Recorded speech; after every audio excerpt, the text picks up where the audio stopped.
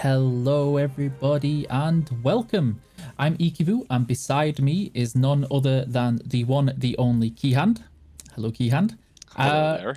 So just to let you all know, as you can tell, this is going to be a little bit different today. We're going to be doing something very experimental for our tournaments. This could go amazingly well or it can go horribly wrong. So please have some patience and understanding and be aware that we're doing everything remote. As you can see from Keyhand's humble and amazing abode. I need to remember to point the right way. We have been practicing high fives this whole time. So today we're going to be going through the tournaments. There are some giveaways and everything going on. So the very first thing we're going to do is we're going to show you the schedule for the for today. We're going to show you what teams are coming in up, what teams are going to be playing when.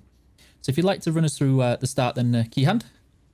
Yeah, the schedule of today, as you can obviously see, we have these 4 matches lined out so far. There will be a 5th one, I believe. The first one being Trust against Fame, then Raid against CSA, and then actually the top 1 and 2 clans from the last campaign, which this tournament is all about, will be joining in, them having to play 1 match less because of their campaign placements.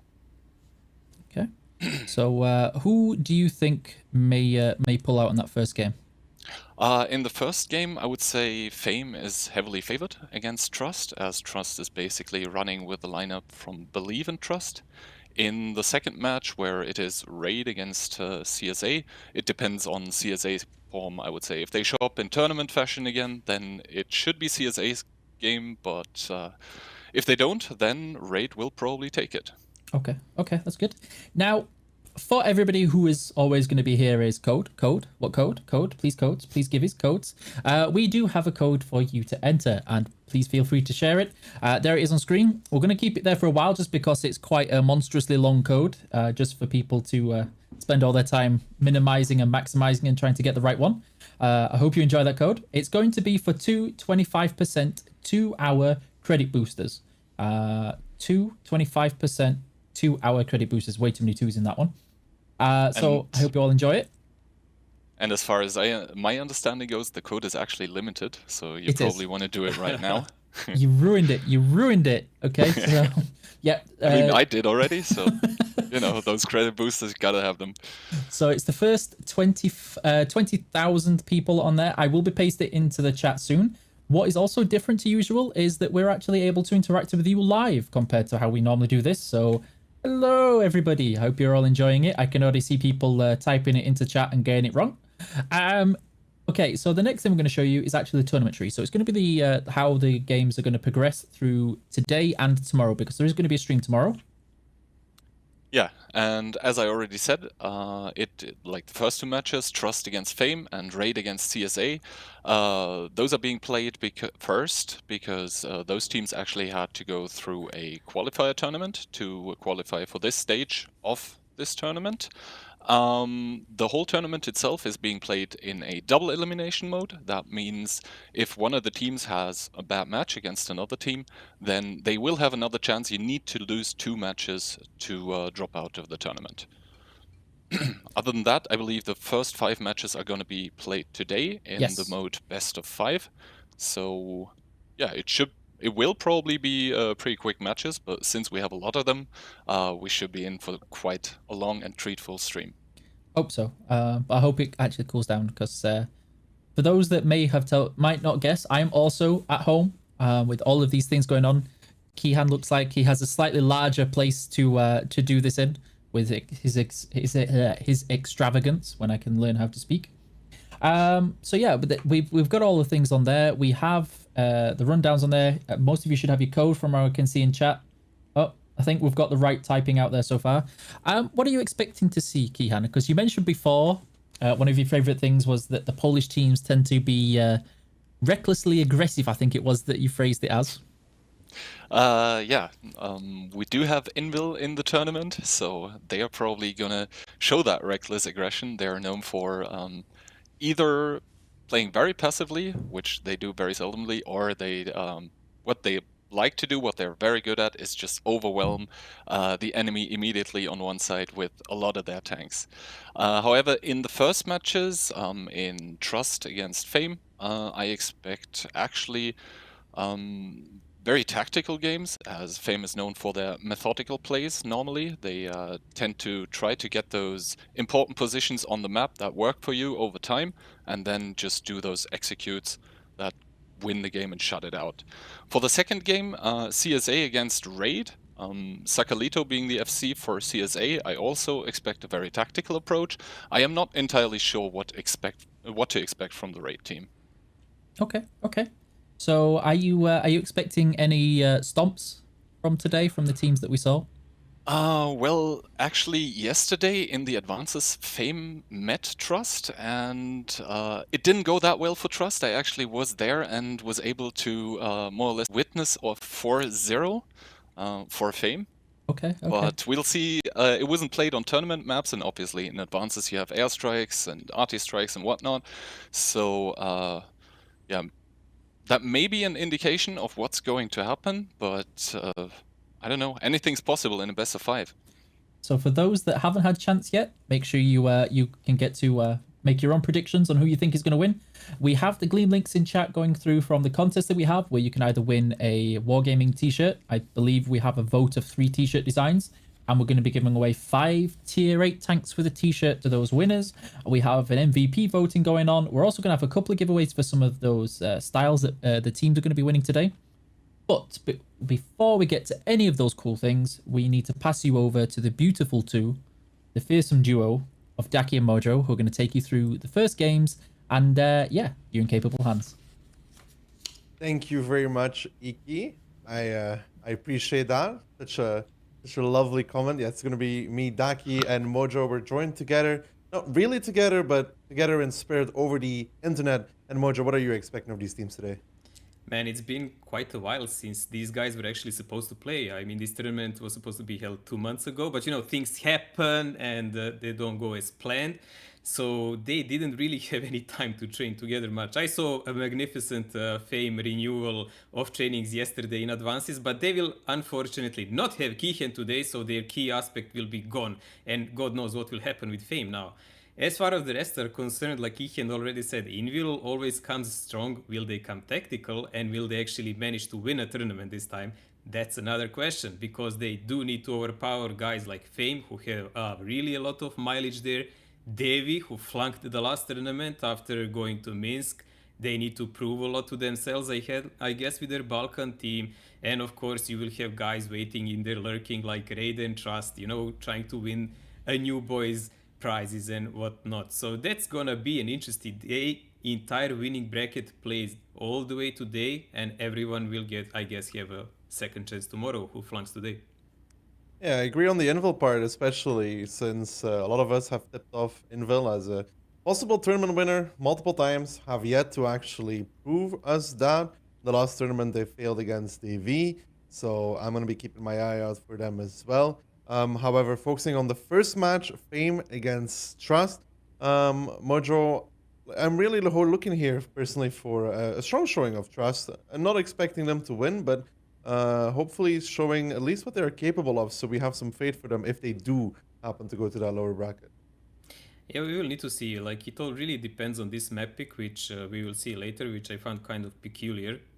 Trust, we don't know much about them. I mean, we know they're a German team, they play together and so on, but compared to the Fame guys who you know for years, and you've seen them play most of these guys in Moscow against Tornado, winning most of the tournaments played so far, beside that one, which Davey took. And what can you tell more about these guys? Like, half of them played the Gold League. Actually, almost every single one of these players from the Fame side played the Gold League, and people know them from there. From Trust, they are good players, but do they have what it takes to take a giant like this, or even to put a good show against them? That's another question. Well, Trust is a known name now, though, Mojo, but like a lot of these players do not have that much experience as you would think, because some people might remember that Trust took second place, where they lost against Fame in one of the finals. But a lot of these nicknames are different, less experienced, so you're gonna have to see what they can actually bring against an experienced team as Fame.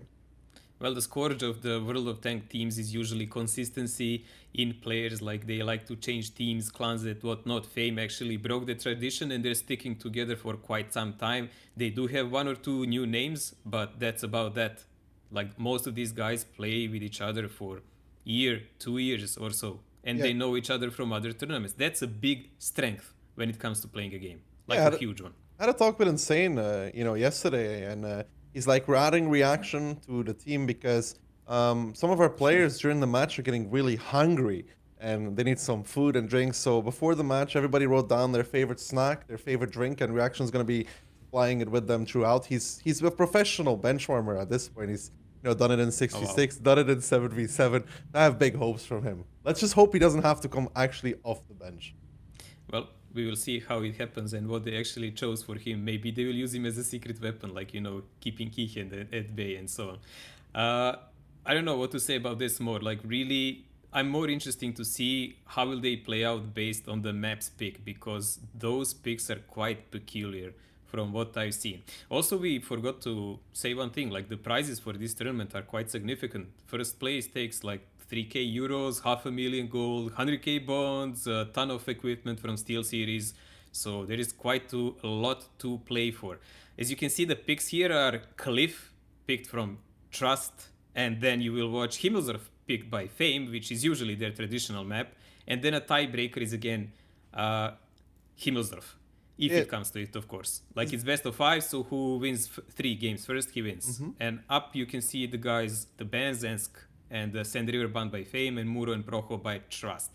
So really a lot of brawl maps here, core maps of the game, and Cliff and Himmelsdorf by far, I would say, the most close combat maps you will see today. Yeah, these are not necessarily maps I would go to as Trust, because Trust, the way they've played, we've also seen them play in the show match against North America. They're more of a, how we would say, a tactical waiting kind of team, as in, they wait for their opponents to make a mistake. So Cliff and Himmelsdorf are not really... Reactionary, yeah. I mean, map control... Listen, Mojo, if you only have 20% map control, you can attack in every single direction. So it's all good. But Cliff is a heavy brawl map. And I don't think that if Trust goes for a brawl, 15 on 15 with Fame, they will outtrade Fame. I don't think that's within the realms of possibility. And Himmelsdorf, of course, it's a tactical map as well, but in a lot of aspects, Himmelsdorf is also heavily based around the individual player skill, around winning your trades. And Trust is going to have to show us that they are able of winning those trades, because right now, I don't have that faith. Well, the thing is, what I noticed through the years while we were casting and stuff, like a lot of teams that were less experienced usually tried maybe sometimes to take a map that is strong for one team and to surprise them by some tactics or some ingenuity. But frankly, most of the time it turned out to be a massive stupidity. So we will see on which side of the Trust will actually end here, because Fame is a seasoned team, as we said, but their downside on this tournament is that most of these guys were not particularly active in the last period of time. And we all know that no matter how great player you are, if you're not playing regularly, your skill falls down. So that is actually a high point for a lot of guys that were active in last couple of months, and we will see how that clash will actually develop. Like, there is, hands down, you can't know. That is true. Mojo. But I mean, some of them have actually been playing semi-active recently, at least, which is, I think, a good thing. So to be warmed up to the game at least. And I expect big things from the likes of Stefan, Haley, Shokish, to be doing the big damage. Too bad for Kaizu that there's no Borsig in this, because, if they had a Borsig, Mojo, in their lineup, I'm telling you, trust it, they're done, dude. Kaizu 750 Alpha on the Borsig, he's going to kill them all. Well, that had to do a lot with the tournament you guys played, but the main important thing, I think, is that Insane actually was very active as their main FC. So he can actually do some planning of the strats, of what kind of meta changed, what to adjust, and so on. And to hope, for their sake, that the rest of the guys will pick on really fast about it. Well, if what we saw from them yesterday, not that it's like a great showing, they still seemed pretty capable at the game, at the very least, in terms of trading and communication abilities. I do want to see what Trust has cooked up for us, because... yes, I know, Daki always talking about food. It's one of my obsessions, okay, Chad? But... no one would ever say. It's animated. Yeah, I'd love to see, what do they have for Cliff? Because we've seen a lot of middle brawls, even in the show match against RU, even though that was without reward tanks. Heavy middle brawls. If you're Trust, Mojo, would would you fancy going for that brawl, or would you try and do something? Well, my predictions are on the screen. I voted 3-1 for Fame Mojo and 3-1 for Raid, actually. I was the only one that didn't pick CSA. Saka, if you're listening to this, I'm sorry. Okay, what you want me to say? I'm sorry, dude. I think I actually gave, after watching the maps, a clean slate to Fame for this one. I'm not really particularly sure why they took that cliff, and as I said, like usually that bounces off bad on the guys who are less experienced on the tournament. If you go slow against Fame on cliff, you will lose. Like, that thing doesn't work. It just doesn't work, because that's kind of the map that you in first, I would say 15-20 seconds more or less know what the enemy is doing, and after that it's all about personal reaction of 15 players, like one main command from the FC, and everything else just goes on its own. If it's a slow game, that means that Fame will just take position and then see how to deal with the Trust team. So I don't think they should do it, and if they're not inclined for fast games, then this map is a really wrong pick. Yeah, you brought up a good point there, especially on Cliff, depending on the strategy you play. It's going to be very important for the FC, whether it be Insane or whether it be the Trust FC, to make the right call, because you do have that information, and sometimes you got to be, it's about, you know, that snap decision, those few seconds that you have given to you to make the right decision and actually go with it. Yeah, like the decision that is made in that moment, and of course, players who are actually reacting to it instantaneously and not debating about it the next 20 seconds what they're supposed to do, that actually brings on maps like this win or lose scenario, because a couple of seconds can make a difference in 1 or 2 tanks easily. It also depends if Luna's playing Artie or not, you know? If he's playing Artie, that's already, you know, -2 tanks on the Trust side from the beginning. Well, Insane actually has a high confidence in Luna always. I have a high just confidence because of in Luna. his arty skills, because as example, he says he helps the team with other guiding points, like saying where the enemy might appear and so on, because he's watching things break as an arty toward the map. So yeah, like not all the clickers are useless in the game. Whoa, Mojo. Like people like Luna are actually highly valuable and rare. Like, no matter how people think that RT players can't play the game, to have a vocal guy that knows the game, that knows the timing, that can actually help the FC, he influences the game heavily then. Yeah, Same as scouts. It's true. Luna has those timings written down on the map. But let's get in it. Match number 1 of the tournament: Trust against Fame. It's going to be Trust and Fame facing off on Cliff. Mojo, I'm hoping for a middle brawl. I don't know about you, but I'd love to see a good old middle brawl. Man, I always like the middle brawl, and I like this Greek architecture here. Although I missed the apple tree, but never mind that. And there we go. Here we can see immediately both of the teams are going for the middle, but there is a detachment force coming in from the lower side of the 907s from the Fame side. So they're actually not sending everyone straight to the middle. Yeah. Fame even bringing a 268 V4 as well, and that RD. Luna coming out with a big shot already. Alien crossing over in the bat. You can see the EBR there from Kilatsi on the hill. 1 EBR coming from around side, and Fame is converging on this middle from 2 areas, while 3VST is choosing for the middle brawl. Mojo, who would you favor right now? At the moment, actually, Trust has really good positions, but Fame is kicking in from the side, and they will be able to kind of clip out on the tanks in the middle. EBR is trying to do the damage from the back of the Fame, and there is an artificial. Fame actually needs to push into them to do something now. You can see Fame here praying mainly around the middle rocks and the ramp, and so far Trust is actually up slightly in HP, but the Fame does have the crossfire coming in from the side as well, and you can see them all peeking in between those middle rocks. It's those STBs from Papa, Niall, Shukish, and Kaiser peeking out. Toxic is going to be the first one to go down after Vala in that 268v4. Blow-ups, ignites everywhere, but so far Fame is actually trading worse for wear here against the side of TRVST. Now 4,000 HP down. This crossfire from 1-2 line, it doesn't seem to be working. Yeah, there is a 3,000 and it's counting down. 5k. I don't know, did that RT pick actually pay off for Fame? My prediction might go to ruin completely here.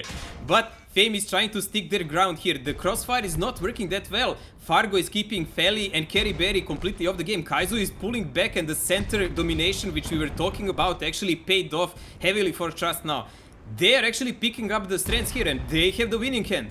They have definitely the winning hand here as they are up in HP, they are up in tanks as well, unless Luna's gonna amrock the entire team.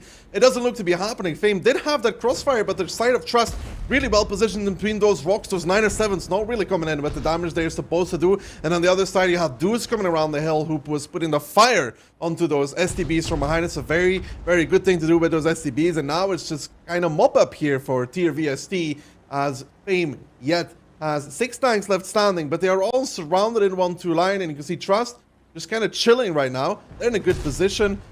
Can Fame react to this though? Yes, they get a kill. Camille picks up one from the base. HP it's within the realms of possibility, but the positions, Mojo, they're not there.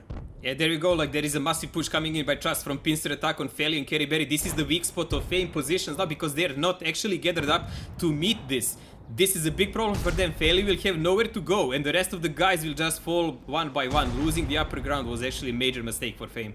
Yeah, and it does look like Barry and Stefan, they're gonna have to do some incredible magic here, and it doesn't look like it's about to happen as Luna goes down in the RD. Camille follows him to the grave in the EBR, and now Stefan and Barry, it's a great duo to see together, but I don't think that they're gonna be winning at this amount of Tier VST tanks, and Tier VST proving us all wrong here on Cliff, taking the brawl and actually winning the brawl as well. It was not against the entirety of Fame team as they had some tanks towards 1-2, but we're gonna count it anyways as Tier VST comes out with their first win here, and not what we expected, but great to see nonetheless. It was interesting to see. Like, I expected more compact play by Fame actually on this map, but we saw a split, and it didn't pay off. Like, Trust did a really bold thing. They went straight for the center to brawl with Fame. Maybe Fame didn't actually expect this, and they were planning their tactics based on what they used to see from Really Trust good before, if damage you on understand me. EBR. 4k damage by Deus. Well played there. He's probably the guy who went behind them. Yeah, he was the and had a EBR straight farm. flanking through 9-0. He was indeed the EBR going around 9-0. 4k there, very, very good stuff. I mean, their STBs from Trust not really doing what you would expect from STBs, Mojo. The they damage were here being suppressed. dealt by 907 and 277s. They were suppressed. The STBs, I was actually watching that upper place where the STBs are usually positioned. They were really heavily suppressed by Fame. Fame really took good care of that. But look at this. Valen 268, 0 damage, mate. Yeah, and the STBs... Like, he was not in position to do anything. The STBs from Fame also not really doing that much. Shokish 2 shots of damage. Duck 3 shots of damage. That Bergetta also been basically only getting 1 clip out. They're really doing really well between those middle rocks. Managing to focus out those STBs from Fame that were pushing in between.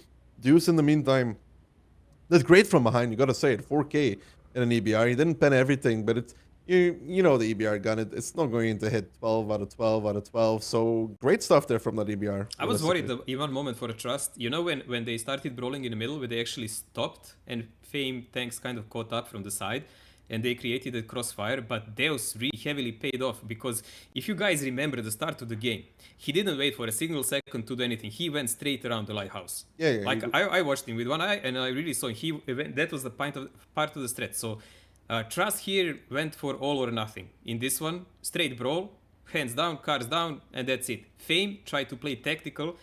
I think they thought that Trust might actually play slower, and they misplayed it. Cliff is like one of the 2 maps like Mines. If you brawl on the middle, the team that gets the upper hand first wins in 9 out of 10 games. Because once you take those cooldowns, it's really hard to dig out enemy from there, especially while the trade-offs are going on entire time. Yeah. And it is indeed a strategy that a lot of teams like using, going with the EBR around. Some teams use 1, some teams use 2.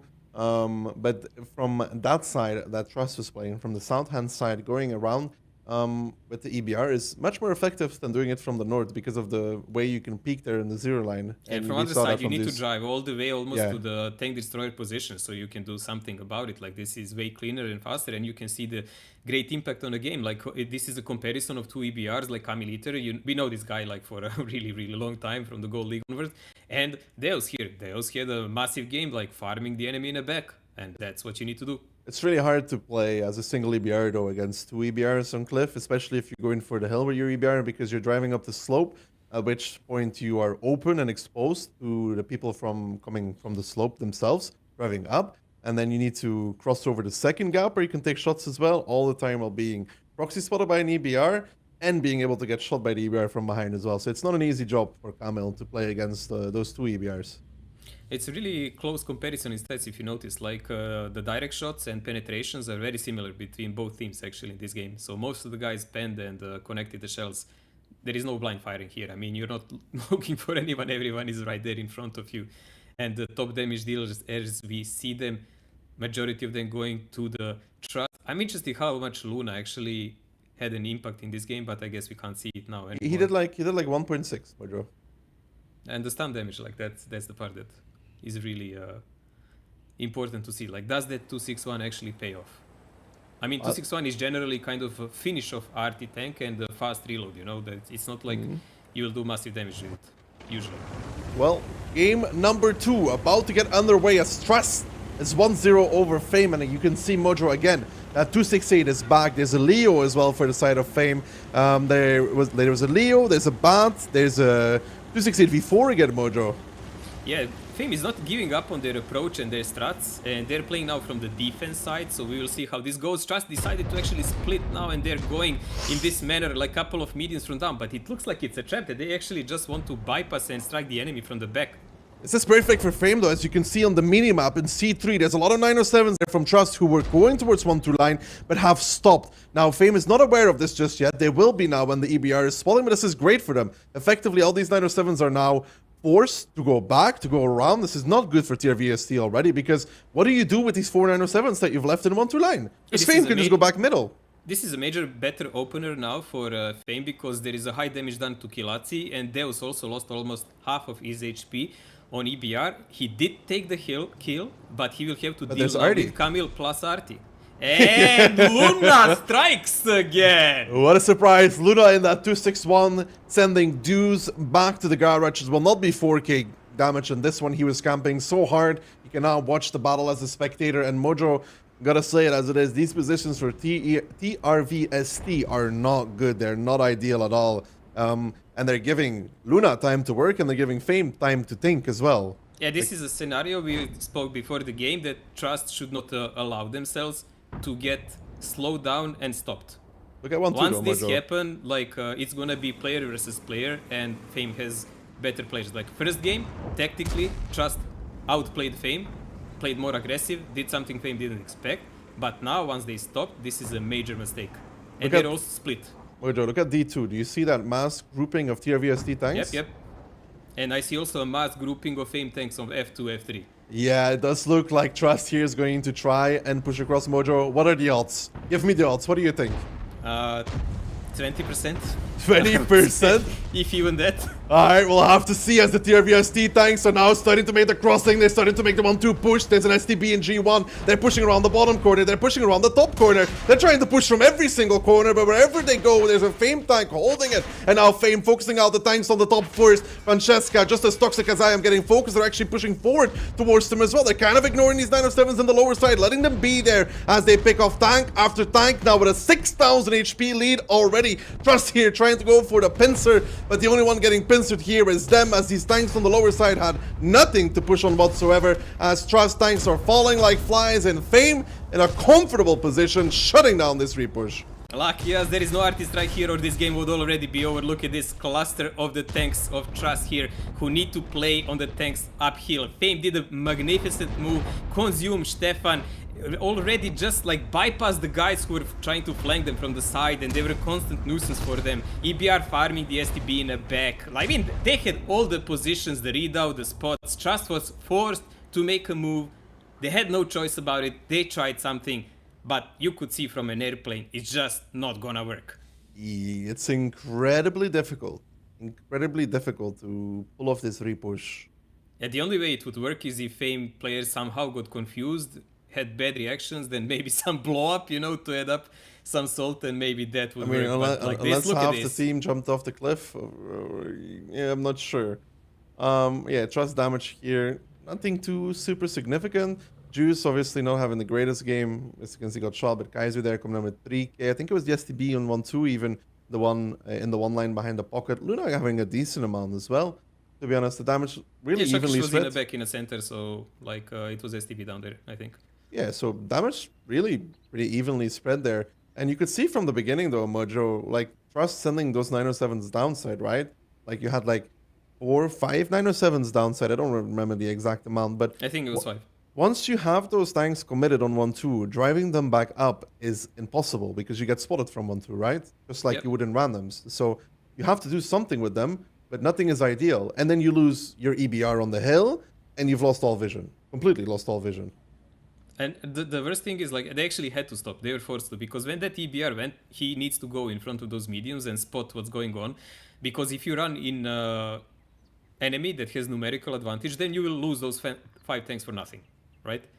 But once you've committed like that, it can also mean that your strategy from the start is flawed, because it leaves a lot of things to be desired for. And we saw that. I mean, I think this was the only option they had, to be honest. I don't think they really had another play unless they...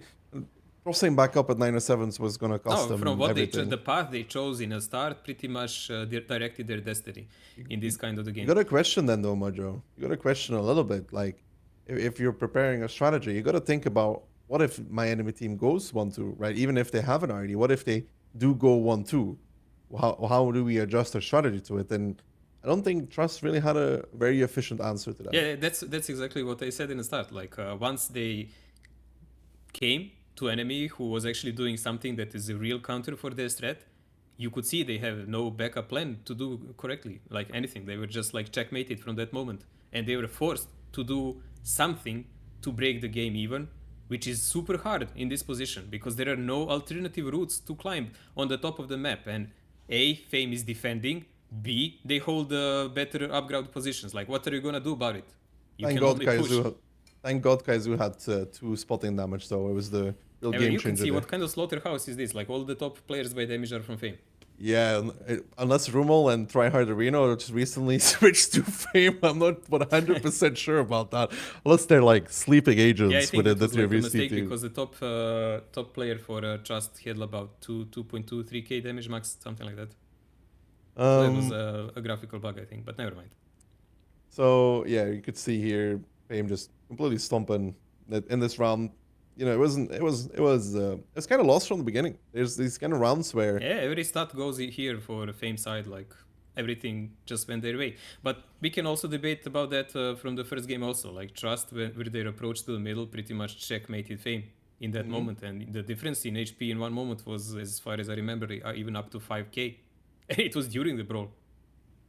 well, these teams are going to have to reset now, and so are we. We're going to Himmelsdorf, Mojo. Traditionally, not really a map anybody would like to play against Fame, but it's going to be our map anyways. What do you want to see here from Trust? Like, what do they need to do to actually... Because technically, Fame has the advantage here.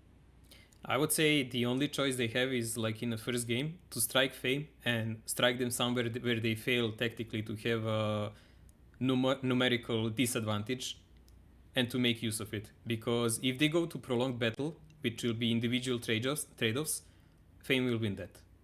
Like, Hey, Mojo, once I got you... the shot. 15 tanks, 1-2. Давай. That's the solution, right? They'll always have a... Listen, Mojo, I've figured it out, right? Hear me Okay. out. If you send everybody to one side of the map, there's no way, unless they're stream sniping, which is not possible. There's no way that you don't have a number advantage. Well, numbers can work in that fashion, but then you give pretty much everything from 3 to 10 to Fame, right? Yeah, Details. yeah, those map coordinates are more suggestions, Mojo. You don't really have to play them. You can be suggested to go there. But Himmelsdorf now coming out, Mojo. What are we seeing here from the beginning? And look at all those red tanks, Mojo. They do seem to be going one side. It does look like they are committing and converging on the hill. Fame is defending on this one. Trust is attacking, guys. And we will see actually how much they want to commit. Like, there is only 3 tanks left on the bottom side of the map for Trust. That's not really high numbers, so they cannot really sustain any kind of counterattack. It's about Fame. Will they read out the hints from Trust? How many guys are there? Like, look at this aggressive spot done by Deus now. He's trying to fill out exactly how many tanks of Fame is here. This is not something you often see played. Yeah, you can see that EBR there from Deuce. That's something teams have been trying now. Consume trying to go over the rubble pile, trying to give him some free shots. He does give one. Can he get a second? And oh! Blow up! Deuce! Not faring much better than on Cliff. Gets hammer-hacked by Consume. That goes to the damage charts. He did get all the information, to say the least, but it is going to be another 11 tanks from Trust here on the hill, and they're going to have to push very aggressive to make this work, Mojo. Yeah, they're gonna be 11 on about 8 or 9 guys from Fame, so they do have that advantage, but Fame guys will be A, in cooldown, B, they will have a couple of guys sniping from the open field.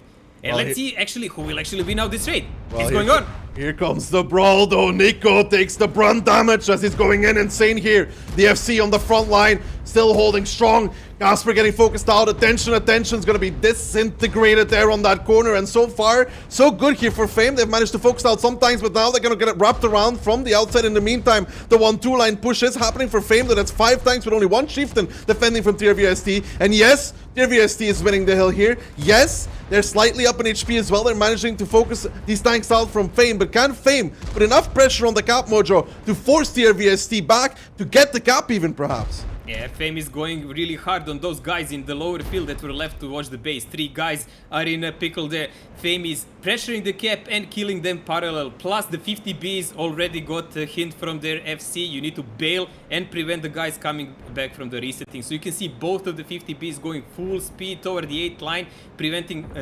making a crossfire there. Now we have a triple cap going on. The Trust guy have to go YOLO all the way in to desperately try to decap. You know how this ends, man. This never ends well. This never ends well, that's very true. Trust was up in HP and up in tanks coming off of this hill, but you can see now how they're one by one taking a lot of damage. The 268 not connecting though, that's a shame. But in return, the damage is being dealt to those 50Bs. Like you said, Mojo came off the hill. They're now coming back as well. You can see Barry and Camille holding the corner. Stefan peeking out as well. They don't want to go for the cap. They want to actually do the damage here. Vala goes down in the 268 V4. There's a lot of Trust tanks on that A-line. Shockish here and Duckov that are going to be focused out. They need to be careful though, Mojo. Perhaps going over aggressive is going to cost him here. Trust still up in tanks. It's only 5 tanks left standing from Fame. Consume's now coming in with a clip though. They need to start getting these kills because at this rate, it's not going well. There goes Barry. Fabian goes down in return. Consume picks up another one. That's good stuff. Camille should fall here though in return for that. And 4v4 now. They finally got those connections they needed, but it's not over yet. What a slaughterhouse. The main problem for Trust here is that Francesca is actually on top of the hill. He's just coming down now in the game. He was pretty much out of it. Justice Toxic is chasing Feli, but he's down. Benzo is also on one shot. Stefan, he has quite a lot of HP. Consume is in reload, but he's gonna be soon out of it. And then Benzo and Rummelbock will be in a big problem. Big problem. Because as we said already, Francesca is in cooldown on top, but if he leaves it, he is gonna be fired upon.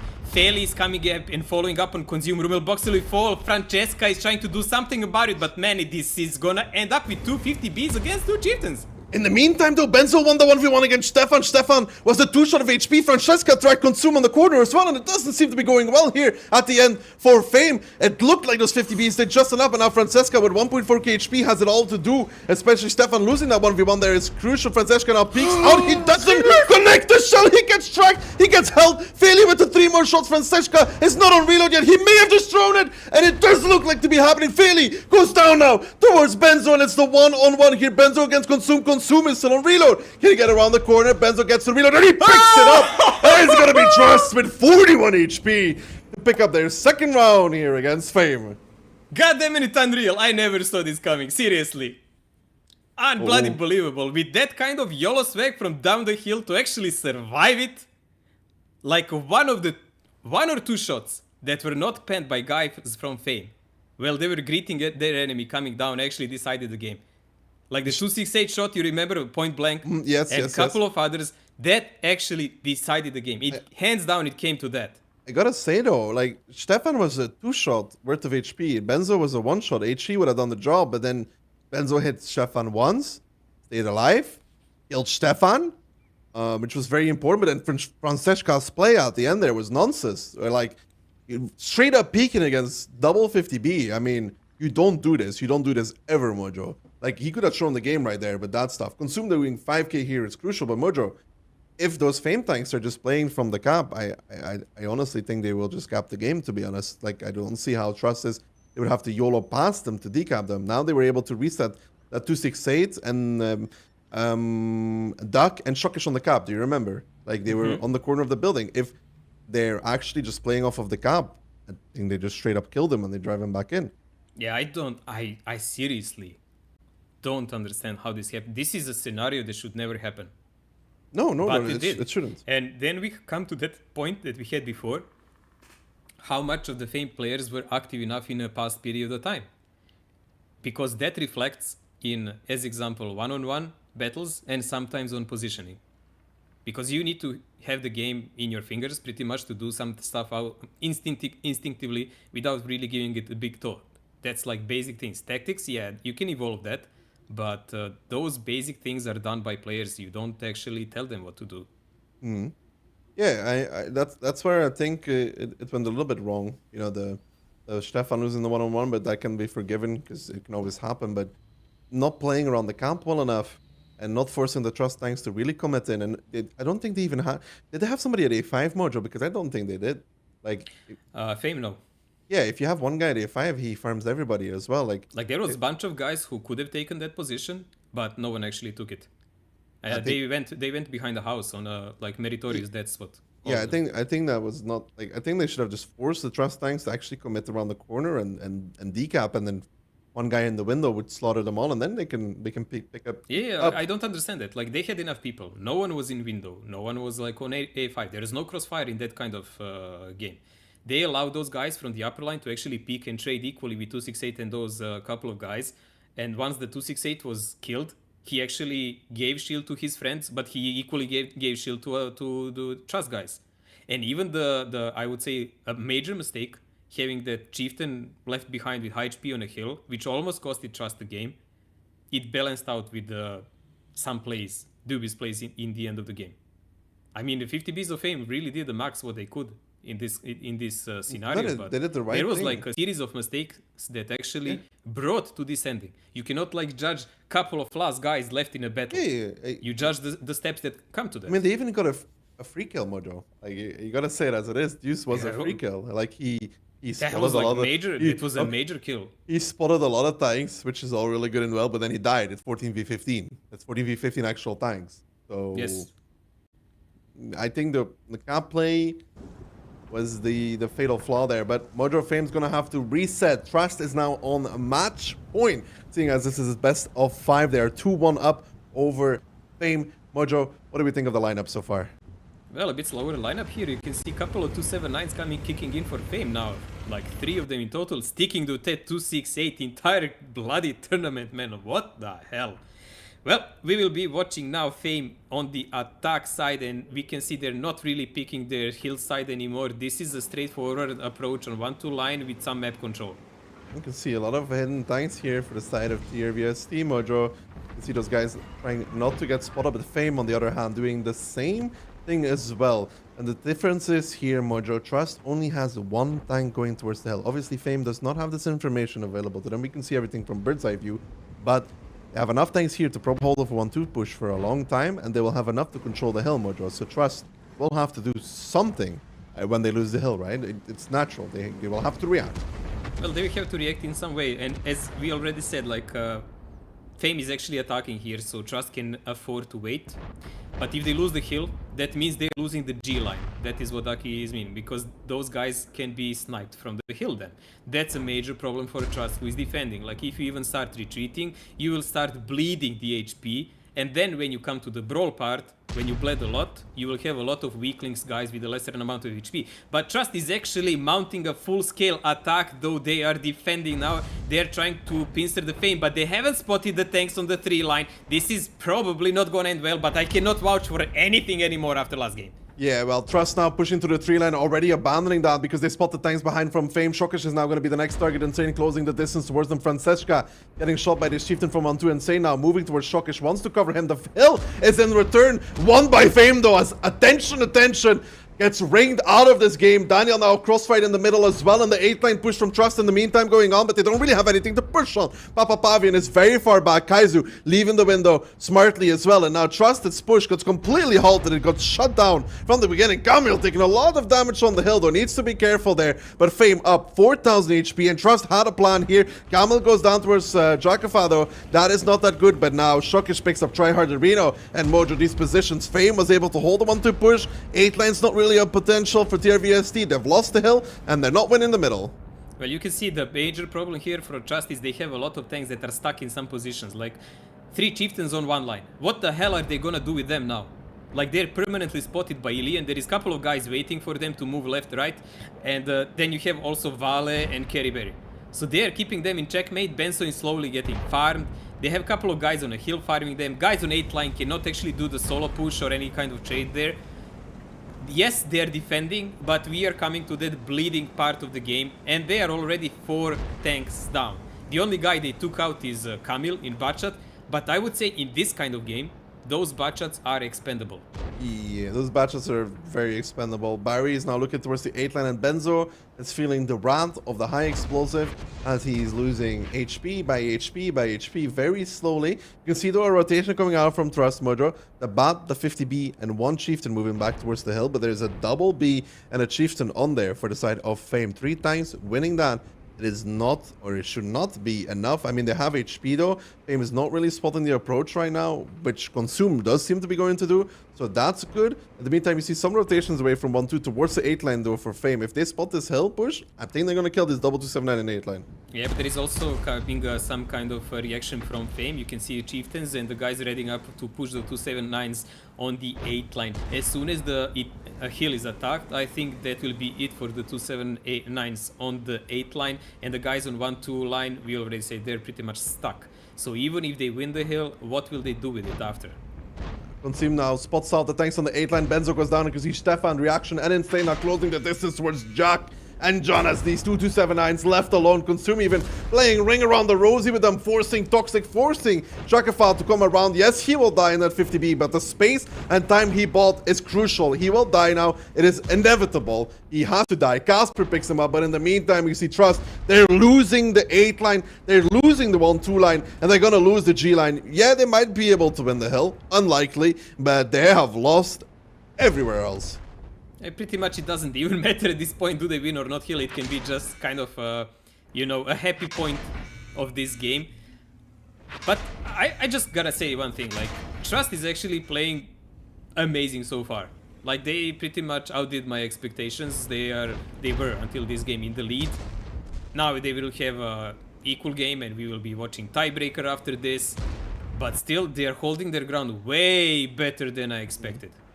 Well, this time around though, for Trust, they tried to play and make an aggressive play again, as we can see Toxic and Jakafa, the last 2 tanks standing, you know, Jakafa and that band, the last one as Stefan closes it out. This time around, Mojo, they went for the aggressive play again, but they got insta-punished for basically, they had nowhere. They had nowhere to actually push on. They tried to go towards Shockish, but then Insane came to cover him. I agree with you there, but if you retrospect, watch let's see the damage report first, and then we can talk about that a bit more. Well, Joseph, Alien, Consume were the 3 tanks that were on the hill. Yep. And there was one more, Camille, but he died Camille, really well, early. we're just gonna, you know, pretend he wasn't there, Mojo. Ilian was in Hunger. Kerryberry was on 3 line. 3 line. Shokish was in the window. Yeah. So pretty much the guys who were on the front line, they got the most damage there, and the rest were playing the support for them.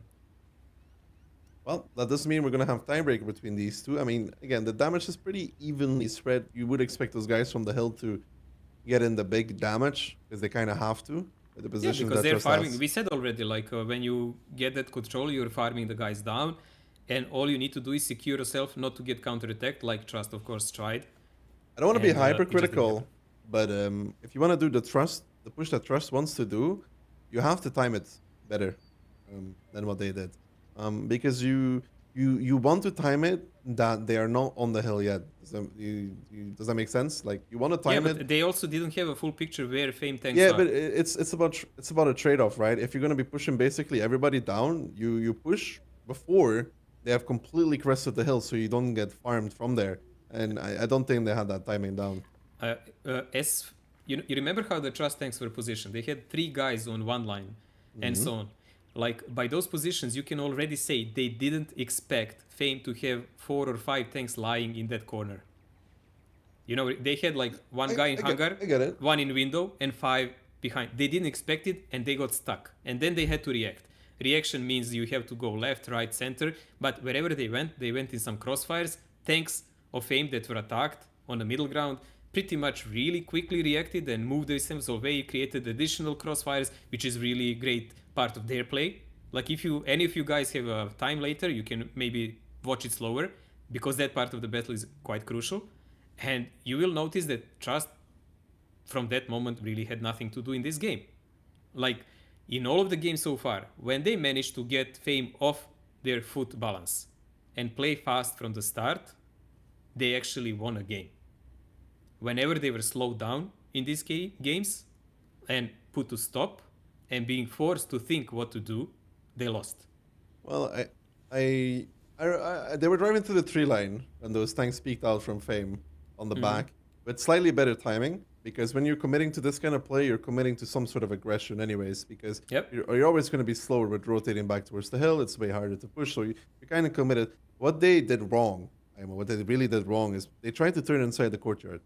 And turning inside the courtyard when you're delayed pushing, we could see means the tanks from Fame are already up the hill. They're already waiting for this exact thing to happen. The only choice they have at that point is, you remember how the Fame tanks were at B4, they were at the corner of B4, right? Yes. Is to actually go from 3 line to 2 line and keep pushing down that line and commit on the 1 line with those tanks as well, So because they have sacrifice to. all the losses you amount and just try to brute force them. Because those tanks from Fame, you can force a single fight from the corner, because they only have 1 guy in the hangar, so they would have to either cross more guys towards the hangar, or they would all be playing from one angle against each other, in which the Trust guys would have more tanks. And if they push their tanks from 1 line, those 3 chieftains they had there, they actually push them through, they can start creating crossfire. I think that's the only option they have at that point. Yeah, when we watch from this perspective, I would say it was. Because a couple of tanks from the hill would then be rendered useless, and there will be no freebies done.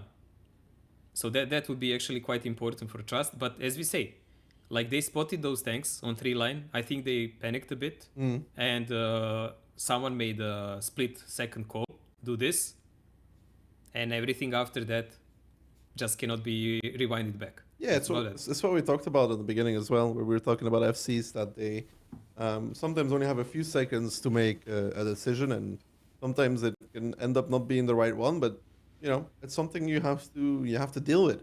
I mean, Trust already picking up 2 rounds, going to a tiebreaker. It's amazing. It's just bottom line amazing for me to see this. I mean, maybe Fame is warming up.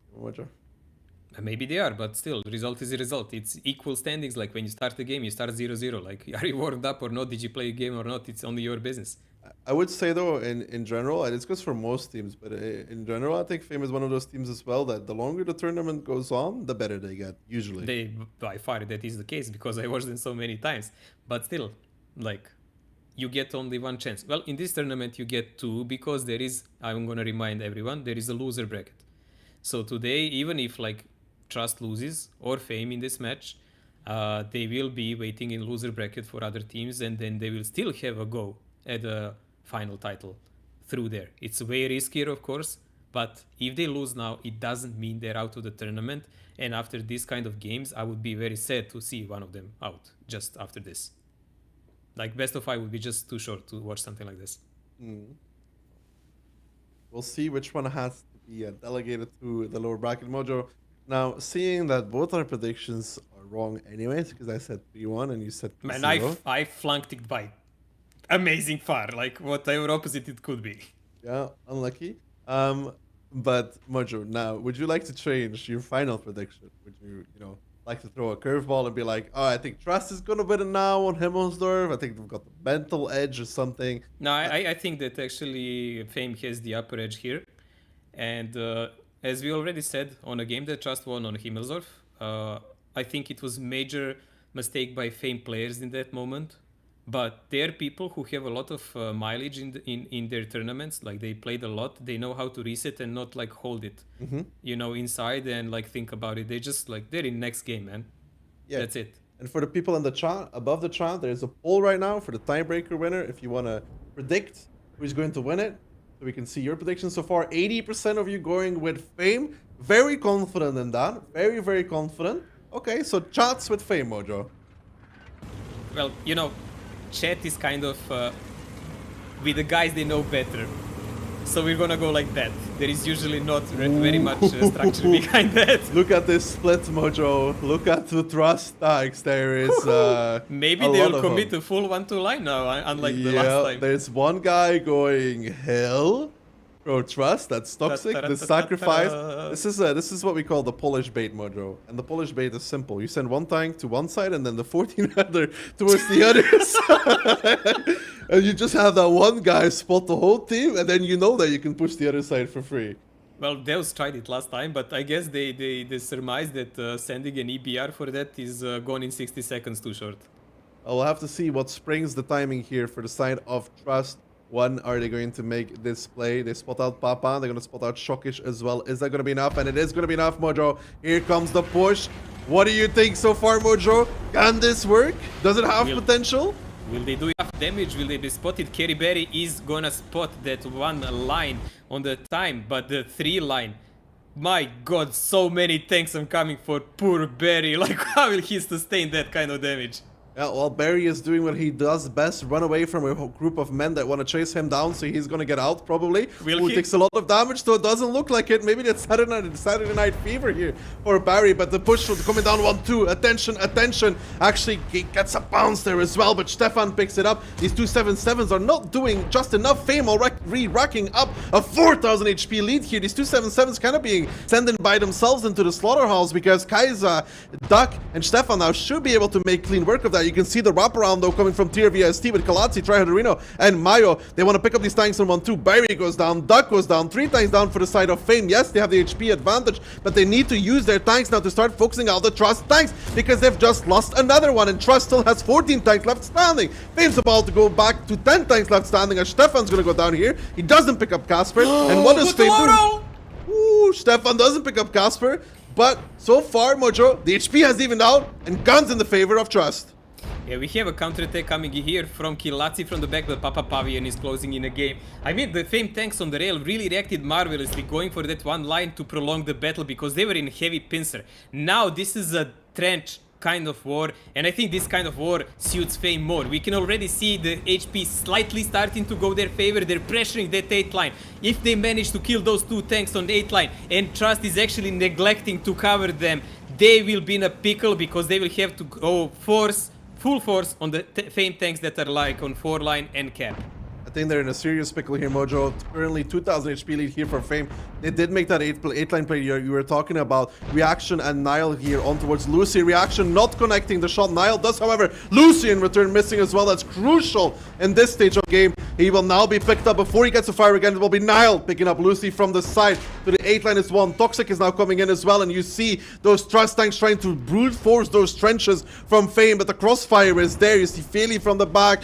Kamil from the side. 277 behind the church. That's Papa. The hill is still under control here for Insane and Joseph. And that's a lot of HP for the Fame team here as well on that hill. And it does look like they're just about stabilized this game. Yeah, but they kind of misplayed one thing. They failed to realize that Fame left Chieftains on the hill, and they tried to pressure from the K line, and they gave only possible shots to Fame tanks there.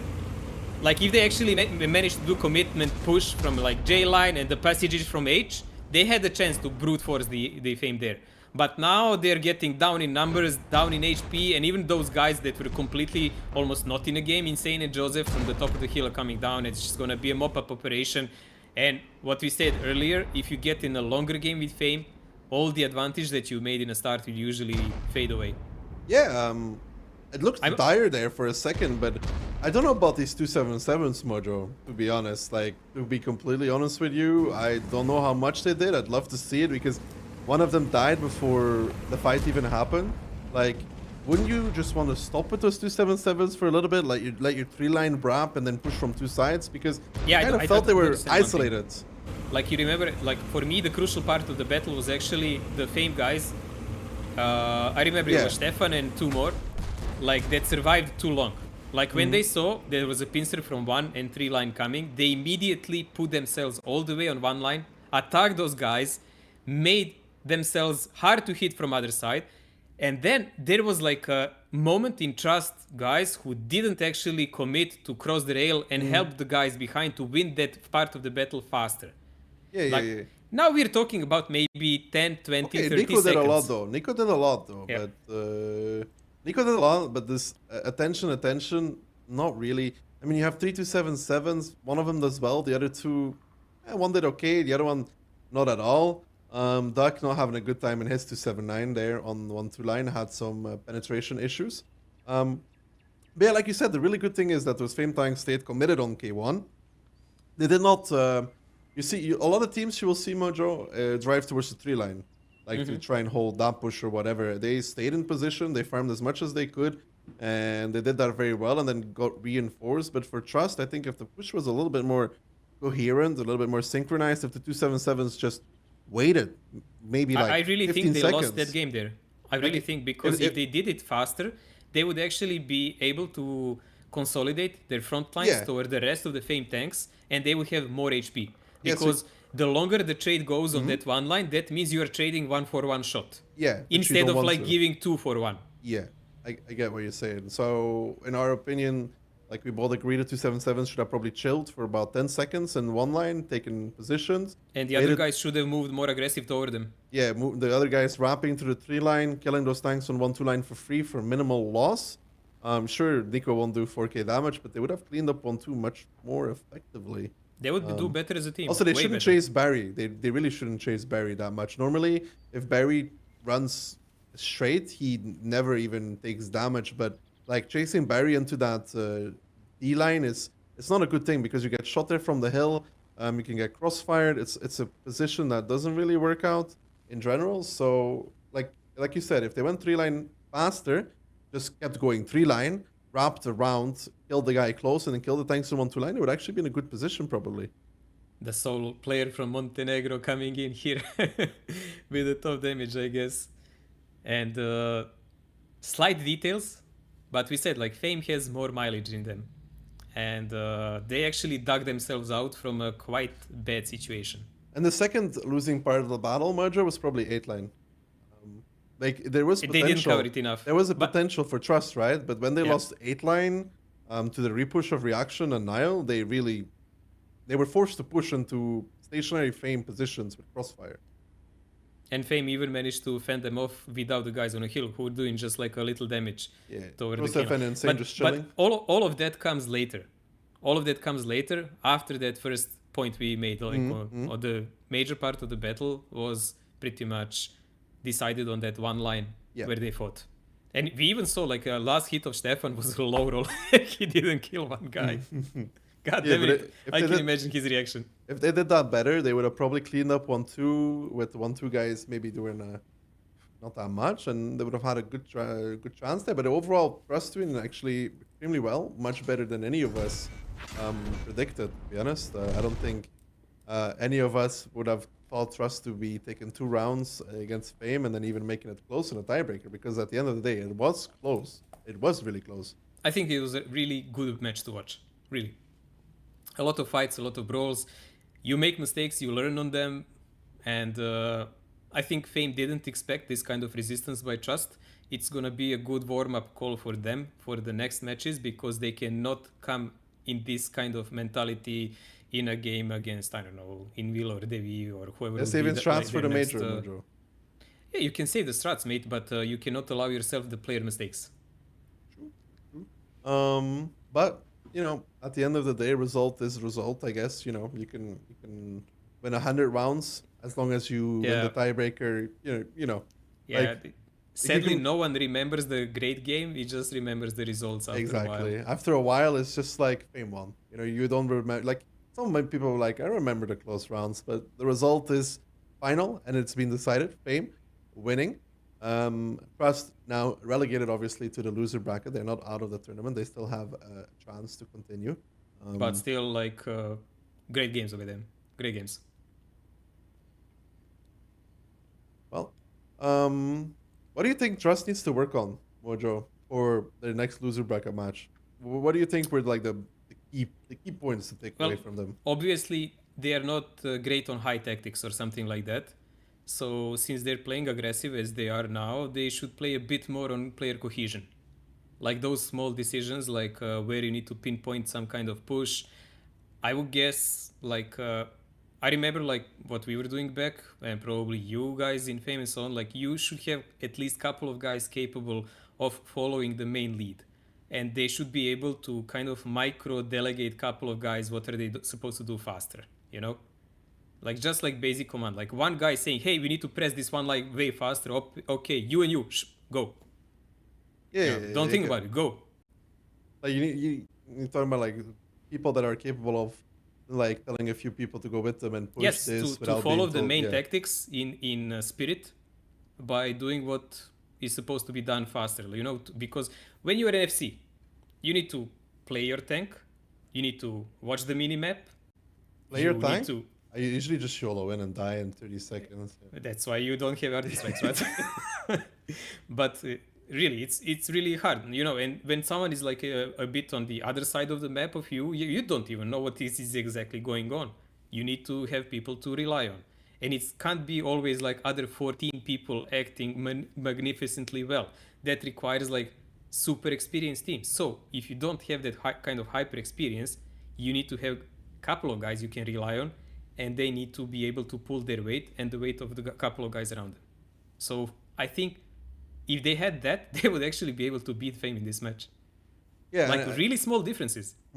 let's say the difference, for example, between a team like Trust and a team like Invil, and that's not meant in a bad way. It's probably that cohesion you're talking about, pushing together. Like you can push, but as long as it's together, Yep. with like actually like defined timings of when you want to do this or that, and you know, hitting those timings, getting the right push off, focus fire, and most importantly, hitting your shots. Yeah, well, the major difference, if you remember back in the day, like from Gold League, when we were watching, as example, Russian teams and the other teams, the Russian best teams usually played really fluently. They were pushing, like it looked like really beautiful and aggressive at the same time. It's scary, dude. It's scary Yeah. because as soon as one part of the battlefield, well, Fame is a team and Invil is a team, IMO and CSA even is a team capable of doing that as well. But when you start losing one part of the battlefield, you'll see it's like a Instant. moment. It's like Instant a moment reaction. where everything else starts moving, sometimes without even being told, where other parts of the map just start moving to try and compensate. Yeah, and it took really, really a long time for Europe to actually step in those shoes and eventually overpower the Russian team in the first time. But, you know, so we know that Fame has that. And now we're talking about Trust. That's what I said. Like, they have a bit of less player experience. Yes, you can have great stats. You can play the Clan Wars and everything. But you also need tournament experience. So I wish them like the best luck on this tournament, and I wish like they rewatch their steps later, not going any blaming games, stick to the same team they have, and just move on from there and play the next. That's how you grow. That's okay, as long as they don't have Hannes on their team speak. I don't know if there's gonna be that much blaming. I will have to see how that goes for Raid though later. But Mojo, now moving on, another sleeping giant, I guess if you want to call them like that. It's TSA, right? Yeah, we didn't mention they've them on the been- start. They've been kind of inactive for a while now, but that didn't matter for them last time.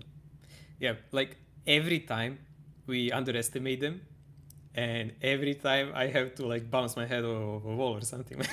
Like it's not even real anymore. So you don't see them anywhere, and then on the tournament they come like they were practicing for last 3 months. I'm telling you, man, Saka just sits there on TeamSpeak every day, dude. He's like, oh, I don't care, I'm not preparing. But he sits there. He's on what tactic, man, in training rooms. It's you know, he's going to be there all the time. But Bojo, I think for now, that's about enough from us. I think Ihad has a lot to say about his boys from Fame as well, and so does David. So let's hear from the analysts. Welcome back, everybody. Oh no, we've cut straight back to Mojo and Daki. We should be back in a second. There we go. Hello, how are you? Some minor technical things. We are working on it. Thank you for your patience. I just want to highlight. Please remember, everything is remote. This is the first time that we kind of all mostly working from home. Then we're sending it off to a completely different country to send it back to us, to then send it back again before it goes out. So yeah, so we are working on it. Thank you all for the patience. I kind of want to pass on to you, Keyhand, straight away, but I do want to highlight I actually got a prediction correct. You did? I can't believe it. I predicted 3-2 to Fame, and I'm so happy right now. That's it. My day's done. I'm so happy. There we go. See? Look at that. I actually got a prediction right, so I just need to boast I a think you little did bit. so last tournament as well, right? I mean, there's so many games that it's hard not to get one right. However, in this match, yeah, I guess quite a few upsets for the people predicting the games, as Trust looking like they're able to hurt the big teams in this tournament. I wouldn't have put them up there to be quite on that level, but yeah, they came out with some really innovative stuff, I would say, with the EBR on Himmelsdorf, for example, spotting that push up onto the hill. Lots of little things that they are doing very well, but yeah, as Darky and Mojo already said, it just needs that little bit more of refinement to work against teams like Fame. It was extremely close. For the most part, I didn't see anybody in chat asking any questions on why they saw certain things. I know there were some questions on tank choices, but they got answered already. So there's not much to go into from there. I think more people were really excited by that first Himmelsdorf game that I heard you sweating through the Twitch chat. That was pretty close. That was super interesting also from a tactical point of view, because not every tank from Trust actually went back down there. One of them, I believe it was Benzo, he stayed on the hill and he actually had that little window to reset the tanks in the cap.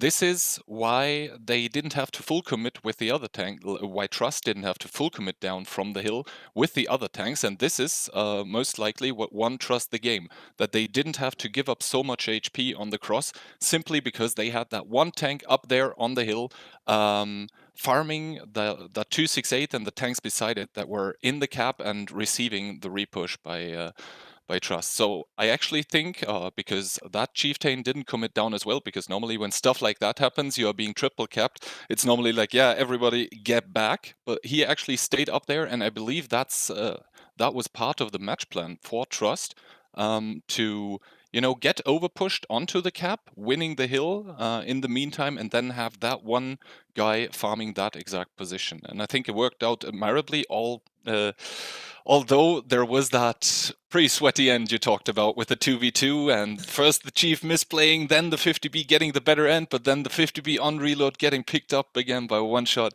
Yeah, very entertaining stuff. We're just going to show you, for those that missed out, here's the score from those teams. We're just going to show you what the score was from that game. You can see how that affects the tournament tree going forward. And then we're going to be able to, once you've kind of had a chance to read this, we're going to pass you over to Keyhand's amazing dapper bow tie, and he's going to run you through some of those tactical moments. So there you can see Fame winning the first match of the day, 3-2, meaning that Trust goes to the lower bracket. Yeah, we'll see those... see Trust have another chance to play tomorrow. Yeah, they will definitely have another go at presenting themselves, as they already did that in quite spectacular fashion this game. I mean, that's nothing to be ashamed about. Like, Fame is the reigning champion of the tournaments at the moment. They won the last one. So, yeah, losing 2-3 against the guys who everyone wants to dethrone is, yeah, admirable. So I think we're ready for these replays now. Again, this is a new piece of technology we're trying, guys, so have some patience and hopefully this works. Oh.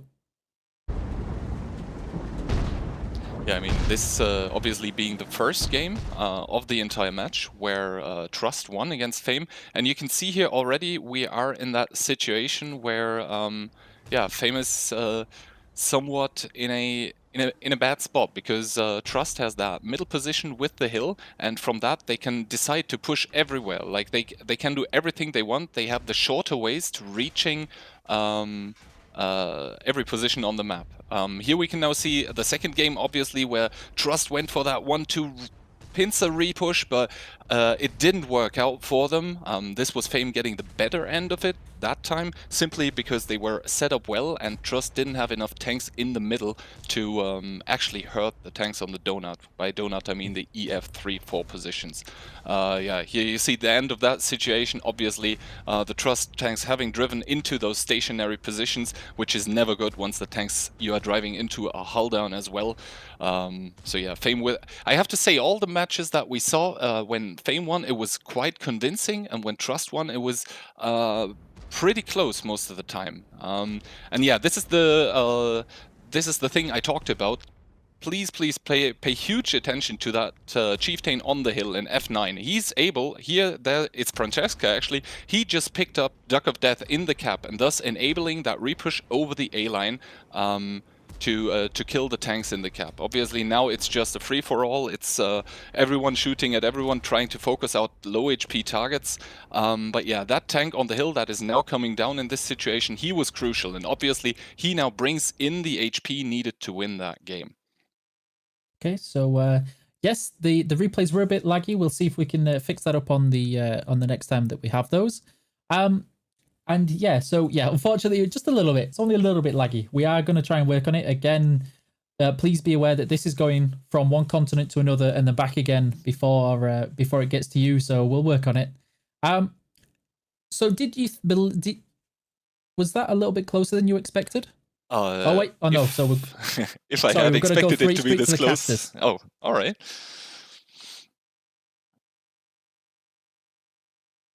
Well, here we go. Game number 1 between Raid and CSA. Straight into Cliff. Let's just get into the Rumble, Mojo. Both teams going towards the middle. Dude, let's rumble, boys. Let's go. You can see here, Raid already picking up towards the corridor, towards Sweetman and Ondra and Tape there as well. Middle aggression. CSA now trying to fly through 1-2 line, but Raid now coming with the overmatch on the middle. They have to make this work. They have to make this work fast because CSA is coming really fast with tanks from behind, almost faster than I'm speaking right now. But you can see there, the focus is good so far from Raid, but CSA is holding the corner well, and here comes the flank, Mojo. Come on, Ducky, are you red god or not? EBRs are fighting off each other. The CSA doesn't want to allow EBR to fire from the back. 261. He's trying to make an impact there. Massive brawl on the middle here. I'm not really sure that Raid actually commit this much. Well, we'll have to see though, because Raid is still peeking out everywhere. Combat comes in with a big RD shell there. Made my screen freeze even for half a second, but CSA is doing well at holding the middle right now. They're holding very strong, very steady, but yet the HP, even between these two teams, Hannes on the hill, Cosmo chasing down Alka, and now the ramp is being won though by the side of Raid here. CSA now trailing slightly. Raid doing well at keeping the guns alive. Smiley picking up there, trying to get a kill. Combat shuts down Aladdin in the meantime, though. You can see it in the meantime, a repush on towards 1-2 line from the Raid guys as Ondra goes down. Tape follows him towards the grave, and Koma is there with Old Kings. I don't think that's going to work for them. Lazzi goes down in the meantime. You can see Baron and Barry picking on those Rams. Saka getting swarmed. Will's going to be the next one. And now that Artie will have to do big word as Raid is slowly but steadily taking more tanks, taking more guns. Will getting focused down in between the middle, and that will leave only the EBR on the upper side with the rest of the tanks in 1-2 line. And Raid, it looked there close for a second, but the middle engagement at the end of the day going in towards their favor. 1500 HP advantage here for Raid. It's still really going well for them, but they're playing against an RT and a sort of a crossfire. They took out the EBR actually from the other side. This is very important for them. Now they can just face off the tanks who have less HP than them, plus they have an EBR Hannes to harass them from their back. So this looks like a really good game for them, but you know, things happen. If they make like 1 or 2 mistakes, because there is a lot of guys on low HP, this can go sideways by far for them. Everything is still possible here. Froley does get spotted out by Hannes though. There's only a few tanks left standing here for CSA though, and a lot of guns for the side of Raid. Hannes takes one. Needs to be careful in the EBR. Already aiming at Kalium. Already taken down Kalium. 365 HP. He's even lucky there. The damage fuel tanks not to get set on fire. He already connects on towards the back there now. Smiley picks up Froley though. That's important. Combat's still alive, but Hannes is now moving down in towards the base as he's probably listening to Gas to take down the RD. It's one of my favorite songs, Mojo. It's great. It's really. Combat gets spotted. Combat goes down. Hannes picks it up, and now 3 tanks left standing. It's Brutal, Seago, and Radim in 1-2 line. And I do think that Raid just about has it, but the HPs, Mojo, they're very like a lot of 1-shots, 2-shots here. Yeah, they're very close, but we also need to remember one more crucial thing. Raid is actually here defending. so they can allow themselves to slow down. They can take out CSA over time if they desire so, or they can press them. I think they have all the major positions. We already saw EBR now started capping. They already took out the RT and EBR, who were the most dangerous tanks for them in this part of the game. And now CSA is faced with the hard choices, like where to push. We have to push Mojo. Oh, look, man, I'm gonna be honest with you. Being surrounded means you can attack in every direction, but you need some CHP for that. As Seago spots out Smiley, doesn't connect. Smiley doesn't connect either. He takes one from behind, though. That's the EBR from Alka. Now Seago committing. He thinks he can take on a Chieftain, but I don't think it's gonna happen for him. As Smiley peeks around the corner, no. Hold up a little second. Waits a little bit. Hannes not connecting either. Here comes Crazy Brutal coming into the fight as well. Gives one. Seago is going to finish Smiley, but Alka picks up Crazy Brutal in return. Seago gets picked up by Hannes, and Vadim is about to feel the pain as Kalium from the backline shuts him down, and it's going to be Raid picking up the first round here between Raid and CSA. Again, a team that has an RT getting pretty much stomped on the middle, if you notice the pattern. But like, it was, they held really long, though, CSA. Yeah, they held really long, and they even won the backside. You saw that Fame fell because more or less they were really farmed hard by Deus in EBR from Trust. But this game was actually on that side won by far from CSA. Like the Alka, who was playing that side with the EBR, barely ran away alive on 100 HP. While the CSA EBR had 900. I'm just thinking about positions. Old King was the 907 on 1-2, by the way. So. And also from the start, we could notice that Raid kind of super aggressive, took over the upper positions with STBs, and they suffered a lot of damage for it, but they stood there. They didn't give them up in any second. They managed to push CSA tanks back like centimeter by centimeter. And there is that one moment when CSA actually tried to counter push the lower side, if you saw. And that moment, like Raid just did what they had to do, of course, push the middle, kill everything. And after that, they had that steady advantage in HP. I mean, it's a good game. All of these games are really good showcases about little scenarios you can meet in the Cliff game. Cliff is not a game that is supposed to be played that slow, although a lot of clans do tend to do it. But the clans who know how to react fast on it, they will usually win the game. Let's see here again, these team lineups against each other.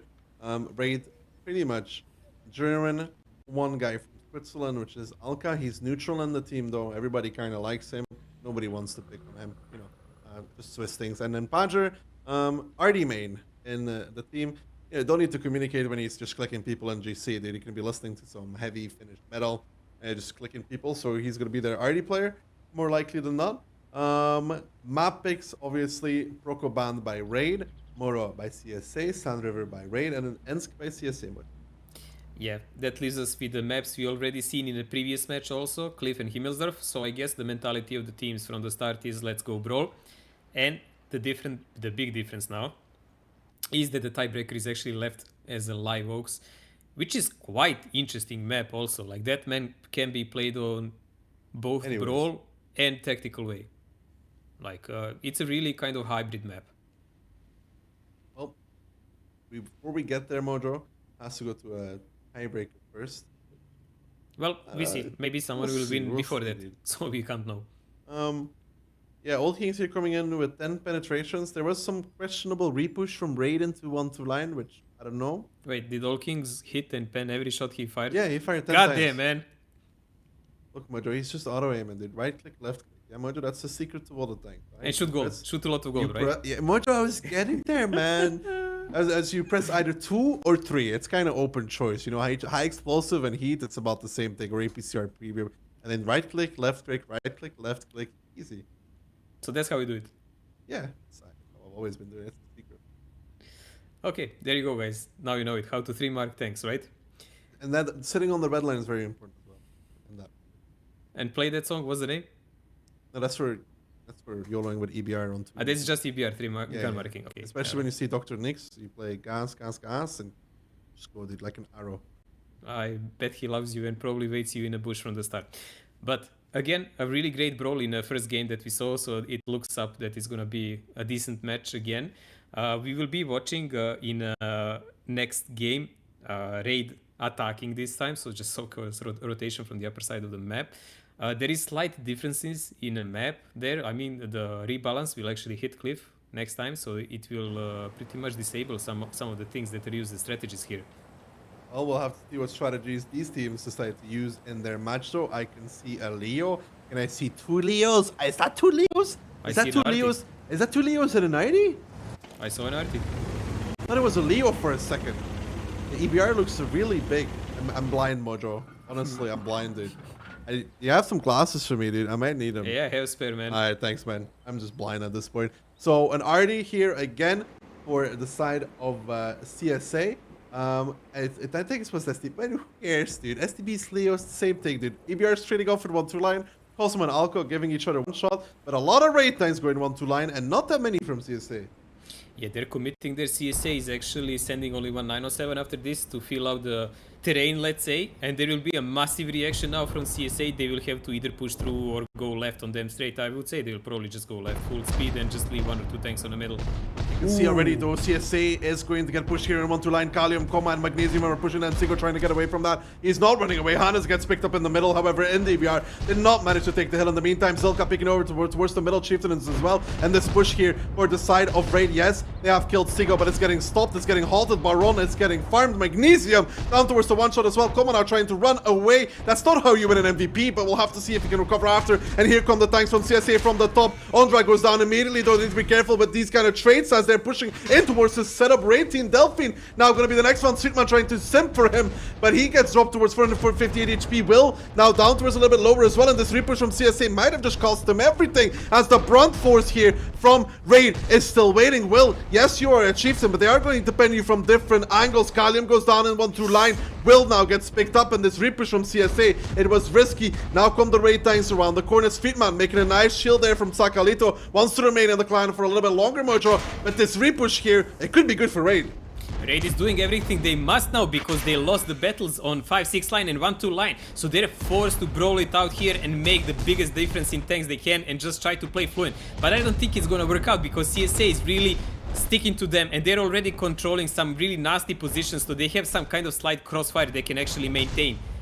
Cosmo there in the EBR, farming from behind is really important. There is still an HP deficit here for the side of CSA, and here comes another repush. Raid coming back in, Timmy leading the charge, firing behind, and Aladdin coming as well. Timmy picks up Silka. Crazy Brutal will be the next one to go in that 907. Actually, Vadim follows him to the grave in a second as well. Cosmo still from behind, Coma alive on a one-shot, and it's a 4v4 with 1000 HP lead here for the side of Raid, but there is still that Artie. Don't forget that. He could be very crucial at this one. If he can pick up Coma in that 907, he's reloaded in 7 seconds. It's going to be crucial if he can do that. Can he pick up Coma? Coma goes D-spotted though, but all the rest of CSA tanks are one-shots. If Raid presses W, I don't know if they can hold it.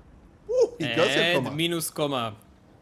I mean, I saw a couple of shots that were not penned here by CSA guys that could actually lose them the game in this moment. This was like point blank battle, and every one of those can hurt you quite a lot. This game is just amazing sets of brawls and counter pushes. Now Raid is coming in strong again from the 3 line, from the E line. They're taking the damage they need to take, but they're taking out finally the TDP. Fully bouncing 2 shells, and then Unchi getting picked up by Timmy from the back line. Cosmo now with combat, the last 2 tanks standing, and went from left, went back to right, and now back left again as Fireman trying to chase down Cosmo and that EBR. He better go in fast mode, he better run away. He can't even jump off a cliff down towards the sea. He's gonna have to stay and fight. Combat off of reload in 2 seconds. If he could kill Fireman here, set him on fire. You never know, dude. It is possible. Anything can happen, but what does Cosmo do here? He does get despotted, and so does Fireman. Fireman moves towards the Artie. Is there a chance here, Mojo? Man, they don't care. You can see how hard they're just pressing. They're going toward the RT. Once they take it out, they can play around with EBR.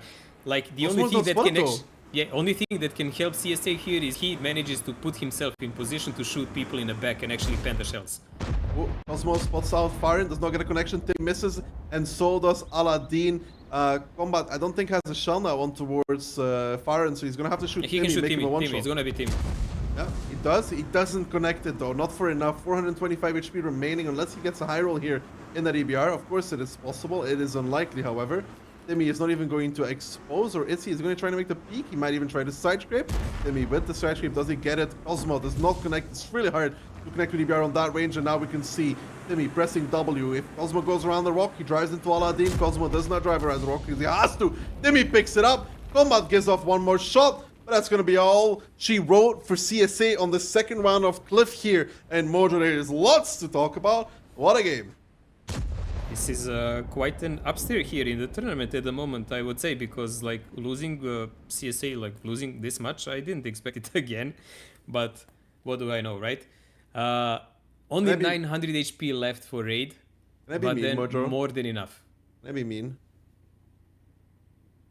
I want to be mean, Mojo, right now. Do it. This one to repush from CSA was... I don't know. You saw what happened to Trust. You remember what happened to Trust? I saw a lot of tanks who didn't pen their shells in one moment. I saw a lot of tanks driving into a crossfire. That also. So I don't know. Like Raid pushed 1-2, right? And they killed Sigo that they traded. Not good. Yeah, they lost quite a lot there actually. Like lost Hannes in the they middle? pretty much lost the battle there. I don't understand why the CSA do that. What they did after. They had Like, the they actually had the had the middle. They had the Yeah, middle. they had the Mojo. game. They had the game. I don't understand why they would go for a 1-2 repush. I mean, Ondra was the first one to go in. Ondra was the first one to go in, 470 damage. Hitman was the second one to go in, 915 damage. I mean, somebody overreacted, right? I guess somebody had to have Like overreacted. that push, what they did in that moment would have a meaning if the battle on 1-2 line was already over, and TVP and the other 907s were already charging in. So, okay, you push on this side, and these guys are shooting from down, and you have RT shooting. And then even But at, in this regard, they actually allow themselves to push higher number of raid tanks with lower number of CSA tanks, not many, but still, and to give them first shots. While you are already controlling the lower side of the map and the back part because you chased away the chieftain who had to fall down. some good shooting at the end there, though, for Raid, gotta say. I mean, Timmy staying behind the corner, when they're repushing over the middle. Froley tried to run away, and then bounced twice.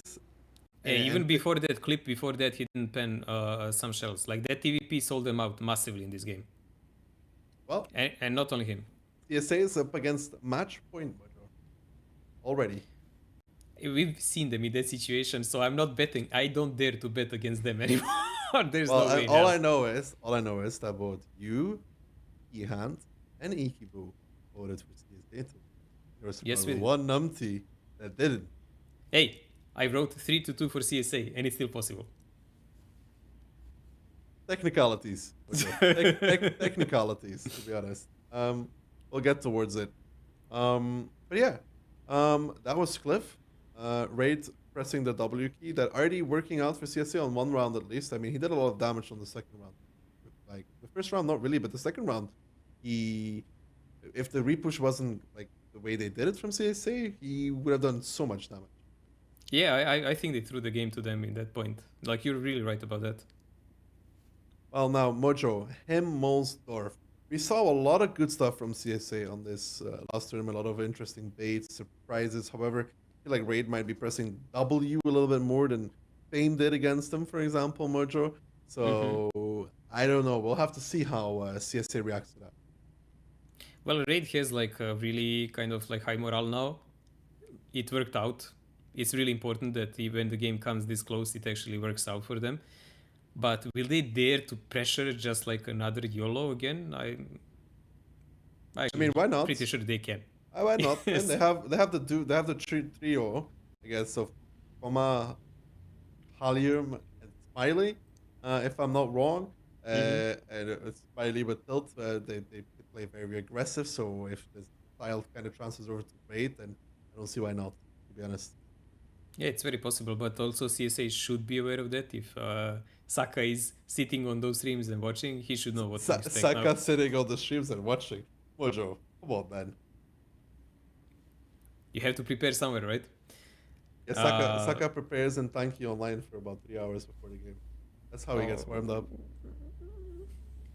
Oh well, you're just like trying to diss me, you know, so that CSA will 100% lose, and then you say I told you so. No, actually, no, Mojo. That's not nice to assume this kind of things from me. Actually, I want CSA to win one more game and then lose because it's a 3-1, dude. So, I'd like them to win at least one game. You know, so I'm 100% right. Like this is, it's like being right, but being more right. And I'd like to be more right. You like to be absolutely right about everything. No one knows that, right? And we will see what will CSA actually prepare for us now on Himki. The Himki is kind of more composed map, we saw. It allows a bit more rotation and gives you more time for thinking what to do, but still there is one that critical moment in a fight where FC has to make a right choice based on what he sees. It pretty much comes hands down to that. Well, we'll have to see if CSA can make those correct choices as we now go into Himmelsdorf between Raid and CSA. It's currently 2-0 for Raid, which means it's match point. And what can we say of the lineups, Mojo? There is only two 7-eyes as far as I can see for CSA side here, and they are playing the attack, which they picked on this map. I really wonder, will they actually commit to push or just play slow and control the map? Oh, Trying Mojo, to see that best. Yeah, they're playing control. I don't think Raid's playing much control though, to be honest, Mojo. Yeah, Raid is playing like trust kind of tactics. It seems to be a German thing, man. There's 14 times for the side of Raid towards the 1 to 5 line. There's What? nobody held. You mean 15? Yes, sorry, Mojo. I was one off.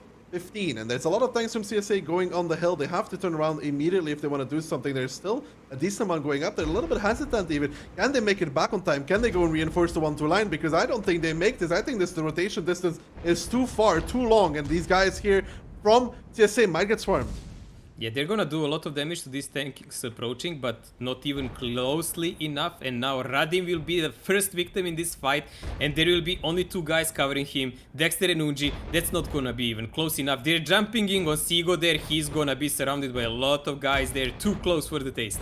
I would like to say though that CSA is doing a decent amount of damage here at the very least. Sigo is going to fall. He does one more shot of damage, but those 260s from behind are doing a lot. But now how does CSA react? Do they re-push back in? What's the play here? Because right now they're going to lose Zilka, then they're going to lose Delphin, then they're going to lose Vadim, and they're going to lose gun by gun by gun, and they're just playing on that corner. You can't hold that corner there, Mojo. Now they're starting to re-push back in, but I think this is a little too late. The rotation distance way too far, and now Raid up a healthy amount of HP, 4,000 already. Sakalito tries to lead the charge, but I think that Raid has just about catch CSA with their pants down as Saka goes down. The crossfire is there, and don't forget, Mojo, there's 14 times from Raid still here. God damn, man, like they caught them with pants down, as you said already. And I think they kind of made them to think they'll play something different because they had E3 in there. Like I just noticed him now.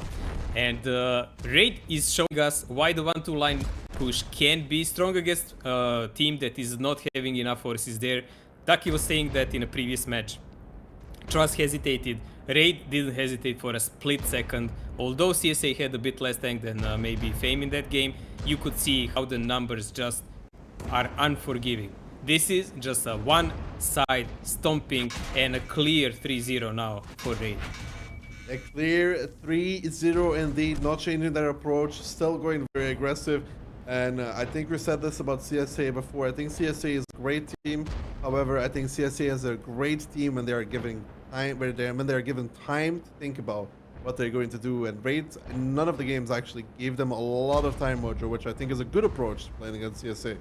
No, there is like way more of European teams now that they're doing something. Let's say it like this. Previously in Europe, usually the teams of lesser quality were playing high risk strategies, high pushes, and so on. Like everyone who was, let's say, a better clan or team used to play and liked to play the longer games where they can control the map. But facing the Russian reality, I believe a lot of guys learned that if you really want to be good at this game, you need to learn how to play fast. Raid is trying that, and they're doing it against CSA really well at the moment. Yeah, so far so good for them, and a nice 3-0 pickup here for them, sending CSA down towards the lower bracket.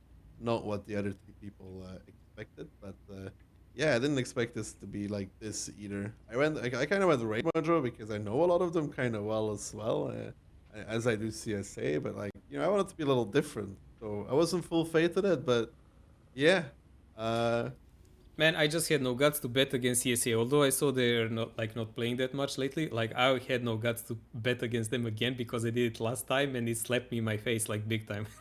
They just came and played all the way to the final. Unbelievable. Well, all good though for the side of Raid, keeping a lot of guns alive as well. However, for CSA, those rotation distances, Mojo, between Hill and 1-2, it's a very, very long way.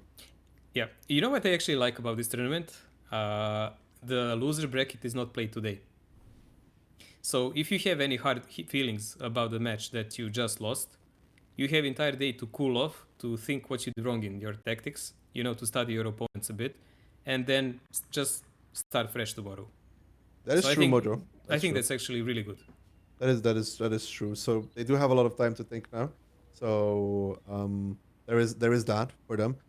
Raid, however, going to be very happy, right? You always want to continue in the winner bracket if it's possible, because it gives you 2 chances to fail outside of if you go to the finals. Because if you lose the finals, you lose the finals, right? It's not like you have another lower bracket then. So then you have 1 shot, 1 opportunity. But for Raid, incredible stuff. Winning 3-0.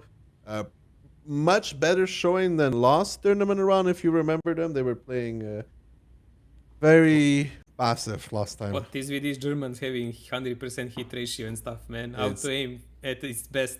God damn it. Listen, Mojo, if you load high explosive, you never miss. Really? Like entire tank? And a wise man once said, HE always does damage. Oh, I know that one. That one is ancient, actually. What about damage is damage? That would imply that even team damage is damage, which is technically true, but not Right. very healthy. Technically it is true though. But again, Old Kings on the top there, Mojo. He had a good showing on Cliff as well, if you remember. Yeah, Old Kings, Scatter. Listen, Scatter is Hillary, right? Well, some people might know him. He felt like renaming. So if you're wondering who is Scatter, he used to be known as Hillary. Please rename back to Hillary. Thank you, Hillary. Anyways, overall, direct Some hits. identity crisis there coming in. Yeah. But pen ratio for CSA, not that great, but however, rate coming out with a strong victory. I mean, it's not much to be taken away from them. There was this Cliff game. I think they should have lost, to be honest. They deserved to win the first Cliff. They deserved Yeah, to that win the was a Simmelsdorf. throw by CSA, but but this the- last game was absolutely like one-sided raid. Like there was not even enough damage. There was barely any damage coming to the raid tanks that were pushing into them. Like there's barely anyone even able to shoot, and they were all in some awkward positions. I'm really wondering, like, were they caught with the E3 pick on raid side? Did they expect something different? I think they might be Because caught they were by not the- ready for this. I think they might have been caught by the EBR pick, Mojo. They might have expected the EBR to do what a lot of teams do, which is to go 0 line. Yeah, and you spot often over. often don't see the E3 going 3 line also. It's usually on 8 line if he does that. This is kind of I have seen it like because I play advances actively. Mhm. People do it there as well, and I've seen it on RU as well. Mainly nowadays, historically it would be played towards the 8 line, but mainly nowadays people use it on the 3 line because you can spot the crossing from there, and unlike other times, you can't be cheat. Realistically, I mean, if they hit the ball, of course, but Yeah. it's able to hold really strongly, and it also does 750. And you're not like sniping with it. to Yeah, so I saw 718. when the CSA tried to counter push after a while, like one guy took 800 something like big shot and got checked in the middle and pretty much deleted before even he fired a shot. So there is a point in that tank there for sure. But CSA, they got caught behind. That's it. They got caught behind, and they're gonna have to do better next time. For raid. So Mojo, just to get everybody up to date, what are our next matches? Well, we will watch Fame and Devi first. And then we will watch Raid and Invil. And it's gonna be both of the matches interesting to watch because I haven't seen Fame play super aggressive. And I'm not sure that Devi likes to play that also. So we might expect a bit more tactical plays there. And then we have Raid and Invil. And we know that Invil, how do you say it, 14+1 plays? Like, if you want to compare the styles, it's not to sound like mean or something. Raid, the style they're playing is like Invil Junior, I guess, if you want to call it like that. And you have to see if the junior can take down the senior. Yeah, but Daki likes to say like one tank on one side and 14 on other, pretty much tactics. So that is something that can be seen here, and we will see because Raid and Invil have that similar approach to the game, like which one is actually better at it. And will any of them actually go away from their playstyle? I don't think so, because you should never do that. No, if you get used to a playstyle, switching away is about the worst thing you can do. Because when you switch away from your playstyle, you put players into an uncomfortable position where they're not used to how to react and how to play. Yeah, it's nonsense. You're And, just like in the wrong shoes. So it might be aggression against aggression. It's gonna be interesting. Fame versus DV is also gonna be interesting. But there was even though it was a short match, Mojo, I think there's a lot to talk about for Keyhand and David. So let's hear from you. Let's hope this works this time. Hello and welcome back. Here we are. We're back to the analyst section. I want to start off with saying we know that there is some lag issues with the stream. We are working on it. We'll let you know as soon as it is. We are still working on this. So I'm going to hand over to Keyhand for some of the tactical questions on here. I didn't see too much in chat, but maybe you have some explanations on what we just saw there with a slight snowball effect, I feel. Yeah, I mean, obviously there is less to talk about in a 3-0 stomp than there is in a 3-2, which we saw in the match before. However, I would like to point out that Raid, like in the 3 matches, we saw very fast and very action-packed gameplay, and it felt like Raid was much more prone to adapting and playing with that pace of the game. Like they seemed so much more ready for that. CSA, on the other hand, I feel like some of their initial setups were good. However, once those unexpected things started happening, it started to fall apart. We were talking about that that repush on Cliff, where they did that useless repush onto the donut, where they lost a lot of HP, and that those kind of decisions, when you take a step back and look at them, they just feel rushed. I believe that very shortly we will have some replays available. Yep, they should be ready now, I believe. And yeah, this is the first game in between Raid and CSA. You can see CSA here with the bulk of their forces taking the middle. However, Raid with that position by Koma, that FG45 position, that basically denies CSA from over pushing the outside of the middle, and thus they can freely roam around and get that positional advantage.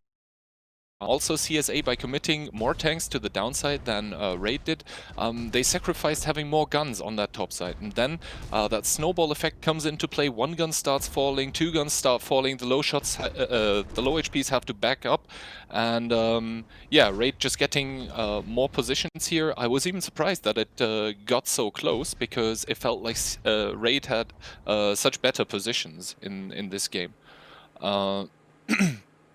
But yeah, apparently the shooting by the CSA guys so on point to prevent it from snowballing out of control earlier. It was a neck-and-neck game. I feel if CSA had reacted slightly different, had pulled up those tanks from the 1-2 lineup sooner, that could have swung it around. Here we see that 1-2 donut repush by CSA, which doesn't work out in spectacular fashion, and losing the game for CSA, I feel the problem for CSA was that they probably lost their cool against the playstyle that Raid was implying on them, and once you start losing your cool, you start making bad decisions, and that's just what happened here. Raid doing a magnificent job of keeping all their tanks alive, and then just repushing out of that EF2-3 position once the CSA tanks try to repush from downside. So that's very well done by Raid. Obviously, this last game here, yeah, that was just that 1-2 push by Raid that caught CSA completely hands down. That can happen to anyone if you just misread the enemy setup.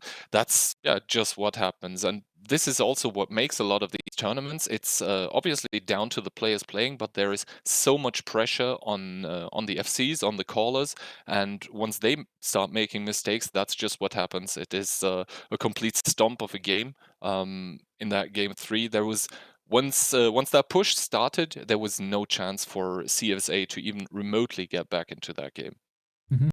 So we do have the tournament tree to show you for those people who missed out the score on the first match of today, which was Fame versus Trust, where Fame pulled through in a nice prediction. Of course, the second match being with Raid versus CSA. My prediction, unfortunately, was completely off. I was Somehow- off as well, and I said before the games even started, if CSA doesn't show up in their tournament form, then it will be Raid's game. And obviously, they still have to go digging for their tournament form, as they haven't found it yet, clearly. They find themselves in the loser bracket, and I believe they will be facing off against either Devi or Fame, who we will see playing next, who are playing that important match 3. Yep. So, as you can see, that does lead up to an interesting next match of Fame versus BV. This should be a replay that some people are looking forward to seeing in the chat, I believe, from the famous finals, not last, but the one before, I believe it was. The one before, yes. Yeah, the one before, the one where you were very animated in the studio, from what I remember. Well, the game you're talking about, where Devi actually managed to dethrone Fame and went on to play against the Russians in Minsk, that was so far basically the only slip-up that the Fame guys did themselves. So yeah, I believe last tournament the two teams didn't even meet, if I'm correct. I'm not I don't entirely think they sure, did. but I think they just missed out. yeah, they missed meeting each other. So this is actually the first rematch we see in between those clans since Devi beat Fame in that almost infamous by now match, which a lot of the Fame guys, they don't want to be reminded of that. You don't talk about this on TeamSpeak. Yeah, I do very much remember, especially that Himmelsdorf cap and that very brave flag cap they did on the church. But yeah, I think this was a surprise because if I remember last tournament, it was CSA who stopped DV from meeting Fame in that tournament finals. Yes, it was CSA stopping Devi, and they did it in spectacular fashion. Devi did not look particularly good last tournament, but I would believe, like, the more mistakes you make, obviously the more stuff you can work on and improve on. So if they took that too hard, what they did last tournament, then they will probably come back stronger this tournament, and hopefully we are going to see an exciting game from them. Yep. So I'm not sure if our casters are ready yet. I've heard some shuffling, but I'm not sure. We will let you. We'll pass you on as soon as they're, because we know those games were pretty quick. I am curious to see from chat, because we can engage quicker this time. Who do you think is going to pull out in the next game? Do we think it's going to be DV or do we think it's going to be Fame? Who do you think is going to go forward in the next one? I can start pulling a second. Okay, so as you're all on there, I want to thank you all for sticking with us, and we'll work on the lag as much as we can. And we're going to move over to the awesome duo of Daki and Mojo. Well, Iki, thank you very much for that. Yeah, just getting ready with Mojo. Mojo, who did you predict that was going to win this match? No, who would you Fame predict? and Sorry, who would you predict is going to win this? I didn't predict anyone yet, but Yeah, that's why. Fame versus Devi, let's see. Yeah, I will go with Fame on this one. Wow, I mean, wow, I didn't. You're bound with your decision, so What do you mean I'm bound with my decision? Hell no, You dude. cannot be a sellout. Listen, dude, I owe no allegiance to anybody. Davy's gonna lose this 3-1, Mojo. I'm sorry, dude. Like, I gotta be neutral and all, so I'm just, I want to make a good prediction. I'm very sorry. Please sell don't. out. What do you mean sell out? I'm not getting paid Sell any out. money to predict for Fame, dude. Look, dude. We're working Just on saying. right predictions here, Mojo. I'm trying to get the right predictions, but yes, this is the first time we've seen this Davy lineup. Some new names in there, some old names in there. Mrakar, Mojo. Yeah, but Mrakar is the guy who used to play the Gold League before, so he is experienced player. He did make a break in a game for a while, but he is back here, and I don't think he will be a burden to them. That's for sure. Fame, we already spoke about quite a lot. David guys, most of these guys were in Minsk when they played. They didn't end that well, and if you can say that they got stopped on last tournament, while CSA pretty much beat them 4-0, if you can call that stopping. Yes, that stopped David from meeting Fame in the finals. They have a lot to prove here. The first thing they need to prove here is that the tournament they won before that was not a fluke. Alright, Mojo, So- I figured out why it was so close between Fame and TVST. Want to hear my opinion? Давай. Reaction was in the team. I told you beforehand, Mojo. I Reaction. told you, dude. If they put him in, man, 2 Frenchmen in one team, it does not work. Alright. But one of them is leader. Yeah, it's exactly. That He's makes it bound to even be there, worse. you know? It makes it even worse, but the map picks Mojo. Ensk banned by Fame, Muro as well, Liveoaks and Proco by DV. That leaves us with Himmelsdorf, Cliff, and Cliff. And Cliff. It looks like both of the teams actually wanted to meet on some ground that they have expectations from other team. What will they do? And the tiebreaker is again something that we see a scenario. One of the maps played. It's gonna be Cliff. But Haven't the seen order this of the map map, yeah, order of the map is like Cliff, Himmel, and then if tiebreaker happens, it's Cliff again. But Cliff is such a brawl map that there is really not a big advantage being the defender there. We'll have to see if Davey can show us something special on Cliff. If they can pull a trust on the first battle, start strong, start swinging, or if Fame's going to be warmed up.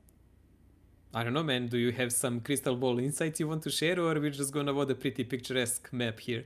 I mean, you know, Mojo, I got, I got sources. I know some things, but I cannot tell you a secret.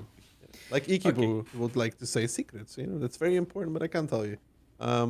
He says that about everything, by the way, even about his food from last night. Like, what did you eat in secret? It's impossible, dude. Are you trying to prove that you are secret trustworthy now? Exactly. Like we will see about that. Anyways, the game will tell itself what's gonna happen because these guys are about to hit into each other. It's not gonna happen with Ducky and me though. You can watch us all the time, but the guys that are Oh, I'm playing leading match- over Discord, Mojo, at the same time. Actually, just type in, casting, controlling all Multitask. aspects. It's like I'm like the director. I know exactly what's. Your gonna happen. feminine side is very strong with you because only the girls can really multitask properly. No, we guys are completely unable to do anything of a sort. Mojo, you know, it's not bad to be able to make a sandwich and play all the tanks at the same time. Sounds like good life to me. Why is it Sounds like always good about balance. food, man? We're back to food, dude. I really like. It's okay, man. But the call chat it a has fetish. the chat has voted for Fame with 77%. I'm gonna go with them as well. Davey, I don't know.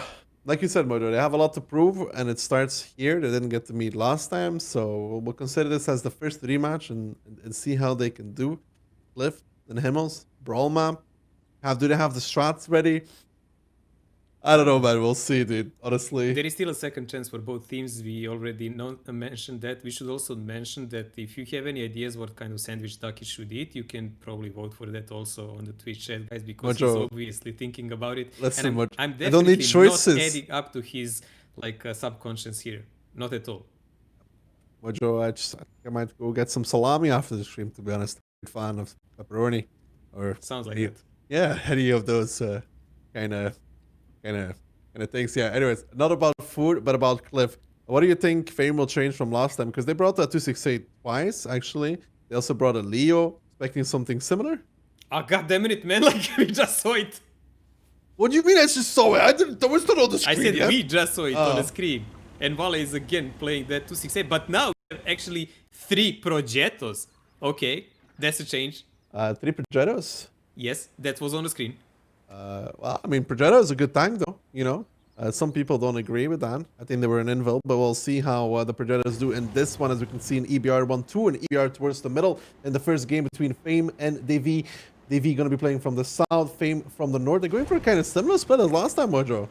Yeah, but as far as I saw, like 268 is actually now going from the lower side. They're not sending him up with the rest of the tanks. Bachatilian did the spot. EBR is holding the position. Devi is doing the trusting. They're pushing the middle hard. And they're gonna probably try to counter push the Fame tanks. Which is probably why we have the Progettos. They want to do some stopping power. You can already see, though, Tuxi goes down in the EBR. That's Alien with the crossfire, actually connecting 5 out of 5. And the difference here between this Fame and the Fame against Trust is look at the positions. They are so far back. They're forcing DV to push all the way around. And the 1-2 crossfire is already coming into effect as Corona gets blown out.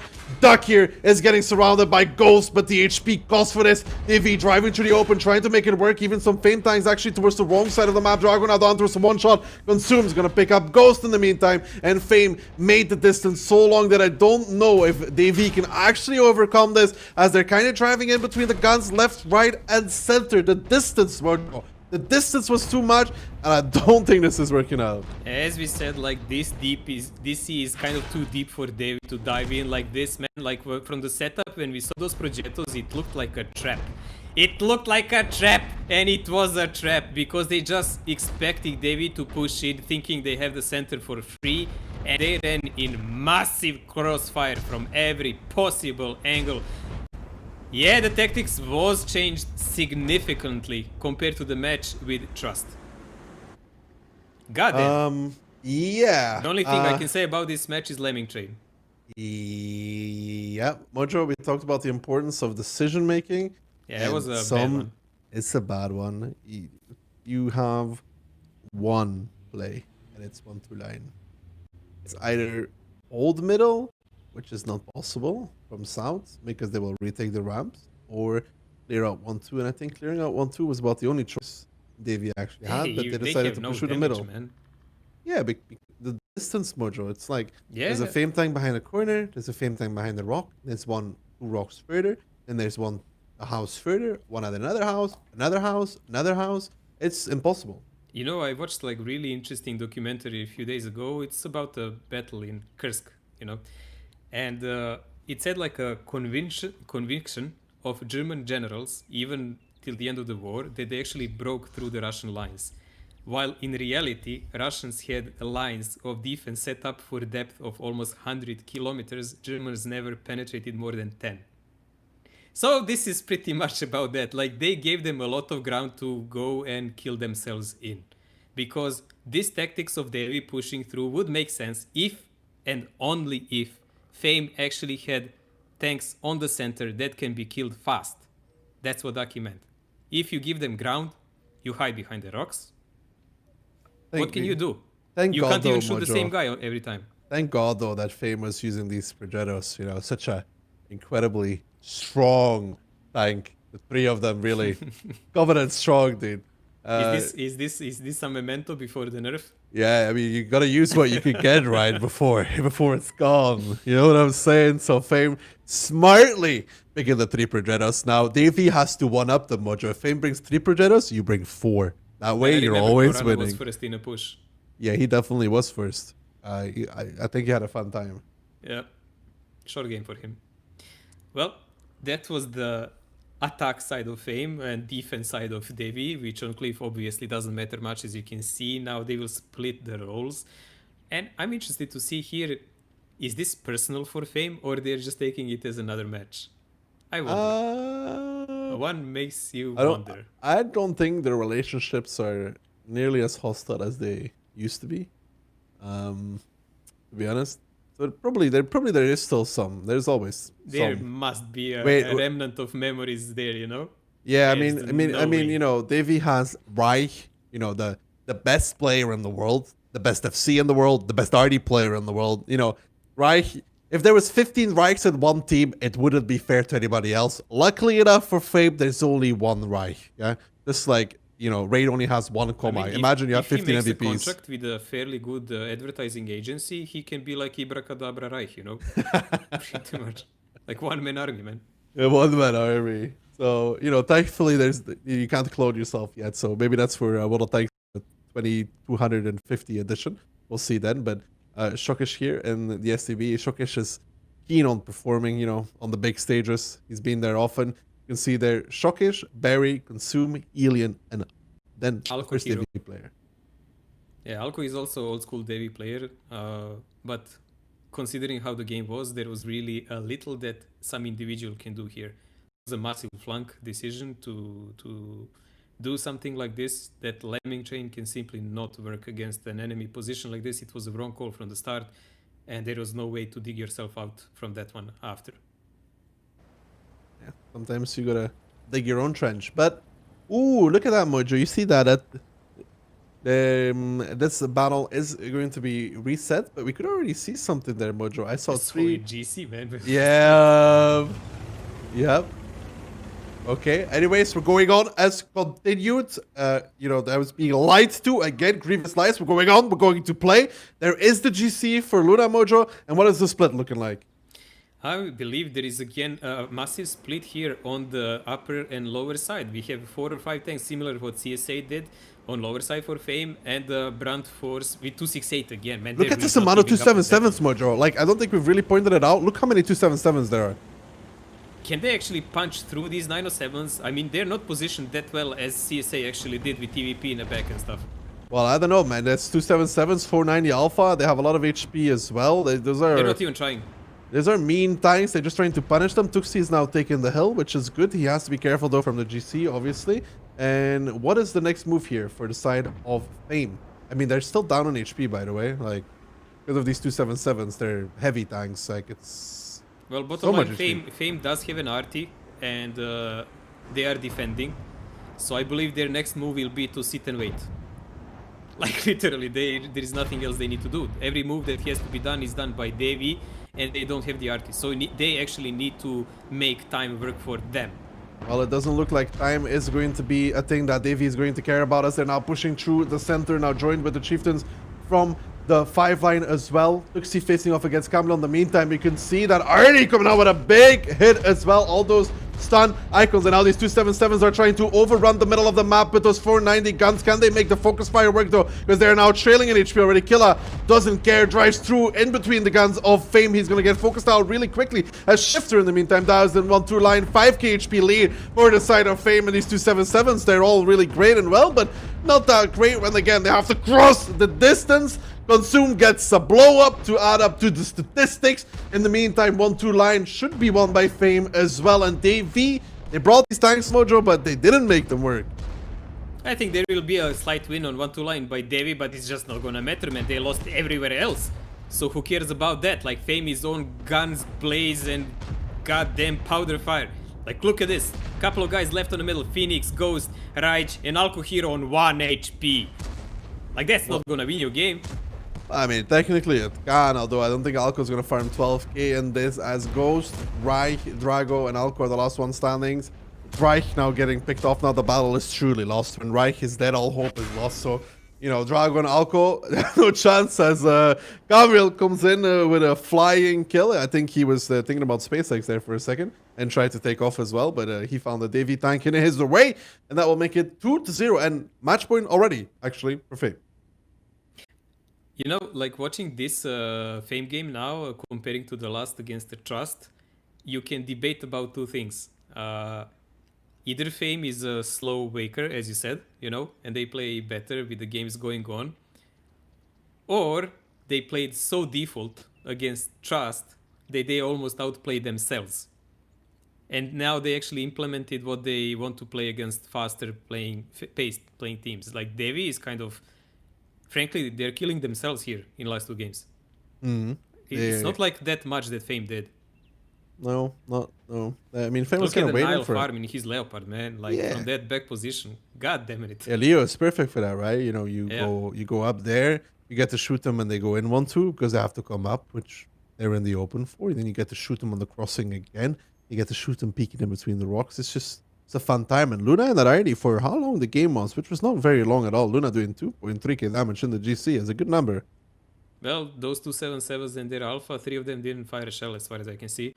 Arale was first on a bet there. I remember he was first push, so you usually die like that. Like there is nothing to do. But Phoenix and Magma, Shifter in Batchat. What happened to him, man? He got focused out. I mean, you know, there's really something wrong when the meme player is position 4 in the team, and then there's 11 Davey players after. You know what I'm saying? But wait, was that live? Sorry, dudes. Anyways, but yeah, good stuff there from the side of Fame, holding off the push not once but twice. Actually, it did look a lot more prepared, I guess, in a way, Mojo, because in essence, in both games, they just had to wait for the push, and then the push came, and then they killed the push. It was way different. Though I still don't understand that fetish of Wally with 268, but fine. Whatever. Whatever makes it tick and work, fine. 6-8 is a good thing, though, Mojo. You know, you ram somebody, 650, it's 1.5k It's a good already. pick, да, Also, хорош. Mojo, 277s and aim, like, hitting a 268 if he goes anywhere, if he's leading the push, it's not that easy. There's a lot of chance for at least a few shots to bounce off of him or do no damage or track him or whatnot, and then he already paid off his tank because they're all on reload, and then the push comes. I understand, but in that kind of situation, you can also just ignore him and shoot everyone else and just shoot him in the side once you start the push, or shoot his hull from upper position if you have it. I kind of don't like it because it's hit or miss tank now. Like in old days when they actually made it and it was overpowered as you know what. I would really understand it. But nowadays, it's okay-ish. But for this kind of game, I would prefer something else. But that's just me, man. So it doesn't really matter. If they make it work, it works. Did it work for them? Well, that is Cliff done and dusted. Davey, I mean, they traveled more distance, but this is traveled. It does not seem to equal damage then. In this one, they're going to have to be doing a lot better if they want to take it to fame. It's just the way it is. We don't have to be nice on them. They won the campaign. The tournament is not comparable to a campaign whatsoever. It's completely different. So they have to show us. They have to show us what they're worth, and they have to show it on Himmelsdorf. Otherwise, they're going to be joining the lower bracket. It's a problem. Like the later you fall, if you fall in lower bracket, is better for you because there is a bunch of guys before who have to fight for survival. But in this case here, if Davey loses this, they will be pretty much in a similar position as everyone else who loses today. It's quite early. It's really quite early. And they're losing 2-0 to Fame. I'm not really sure they can come back from that one. Like, they would have to win entire Himmelsdorf, both sides. That's a hard task. And after that, even if they manage to do that, they have to, again, deal with Cliff after these 2 games. Mojo, if I was in Davey's position and I had such a hill to climb, I wouldn't climb it all much. I don't like climbing. So hopefully he's in more of an athletic shape himself and willing to go up that hill. Too much of driving distance there. Exactly, dude. Exactly. I take position and then I stay there as well. Yeah, it's once I arrive, I ain't going anywhere. But anyways, Mojo, you don't think that they can overcome the challenge of Himmelsdorf? Well, I'm going to be honest with you. I don't think they can do it either. To be honest, we'll have to see though. It's match points, and then you still have to win in tiebreaker. It's a hard job. It's a hard job for anybody. I mean, all the mistakes that Fame did in the first game, I didn't see them in this one.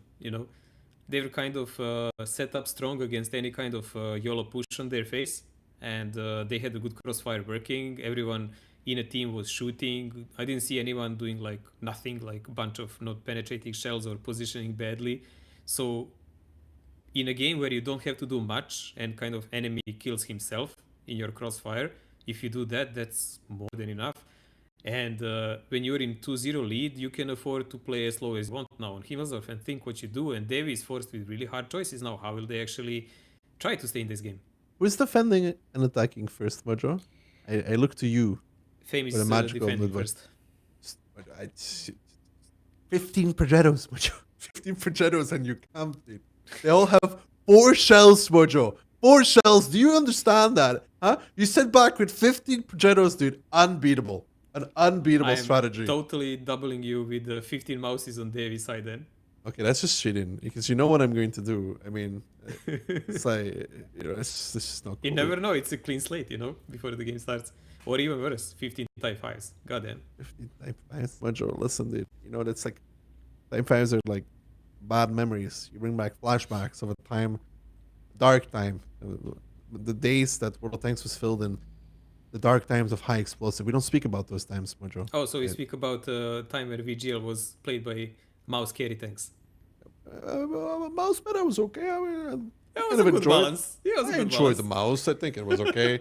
At least it was fun. Anyways, Mojo. Now Himmelsdorf between Davey and Fame. Let's just. I'm gonna guess that Davey might try and do a push, and Fame might not. I'm not sure. But if the last 2 Cliff games said anything. Yeah, it looks like really Fame doesn't give a damn about it. They just play. Looks like Davey is kind of killing themselves out there. I'm not sure what they plan with that kind of aggressive approach. Like, it doesn't look well at all. It's all good, man. As long as Fame doesn't bring 705 ace, Davey players will be fine. If they bring 705 ace, though, it's over. It's for real. 705 ace. Can you elaborate? No, Mojo. It's again more of these bad memories, dude. Bad memories. Man, you say it yourself. Once you get in the story, you need to go down the depth. Nah, listen, Mojo.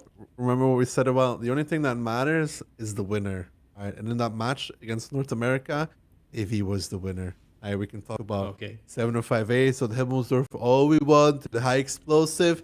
It's never going to change the result. Ever. Never. It will stay.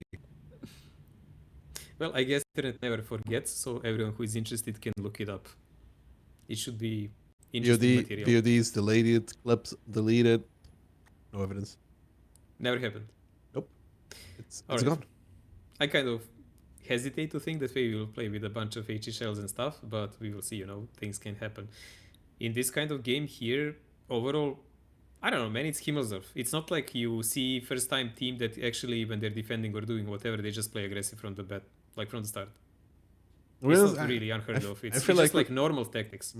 I feel like we'll see a lot of pushes on Himmelsdorf, way more than we've seen before. 3-line and 8-line pushes combined, 1-2-line pushes, hill pushes, anything to try and catch people off guard. Because, like, even though Himmelsdorf, it's not such a big map, or doesn't seem like such a big map, the rotation distance when you're driving on the hill back towards 1-2-line, for example, is very long in reality. Like, you are already losing your tanks on 1-2 if you're coming back from the hill. So if you make good timing plays, it's hard for any team to control everything on Himmelsdorf and be on time to rotate against a quick push. Well, what used to be kind of a main meta, like he'll push all the time before, now it's actually quite less. As we can see, people learn to how to deal with it, with the rotation, though Fame managed to fail it. Although they had all the winning hands in that game against Trust. But as far as I can see, even now in these matches that we watched, like people actually prefer to play the lower side of the map again. Yeah, you send some tanks on hill, but it's not actually the main battlefield anymore. But then you get into these weird little metas, Mojo, where, you know, one team has 11 tanks down, the other team has 10 tanks down, and then they have 1-4 going hill, where the other team has 5, and then you're forced to do something. We'll have to see how that evolves into the tournament, because you can technically counterplay everything, right? If you're expecting your opponent to play down, you play a lot of tanks down. Then it depends who has more on the hill, who has more here, who has more there. Can you push or not? We'll have to see how that goes. And then you have teams like Raid who cut that Gordian knot by sending 15 tanks on one side. Haha! You will never gonna outplay us like that, right? I told you, man. 15 tanks 1-2, Mojo. You didn't believe in me? I told you don't need those other lines on the map, like 6-0 line. They're suggestions. Like, they're suggestions. Like, you don't have to play them. You're suggested to, but alright, you got me there. You got me there. I remember. Yeah, my memory is on point today, dude. Because I had some food before stream. Do you have sandwiches right there on the table below, right? Nah, not really. Not really. Mojo, it's hot weather, man. You don't keep sandwiches outside. You put them in the fridge, man. So they stay all cool and ready, man. I don't know why you would leave them in the sun. Well, at the moment, I really have no idea what is taking the team so long. I guess some big technical problem happened with them. Like, waiting for one game can be a bit of a stress, but bear with us. As we said, like, this is the first time doing something like this. It's not the easiest thing in the world to organize, trust us. We spent like a couple of days preparing for this, and it takes a lot from everyone involved. I see Ikibu writing in the chat to share the sandwiches. Iki, I'll share the sandwiches with you when you give me the 100 million credits you are owed. Remember that. You know, you said you're going to play this tournament together. It's a fun tournament. We win it. You get 100 million credits. You know how many credits I've gotten so far, Mojo? Huh?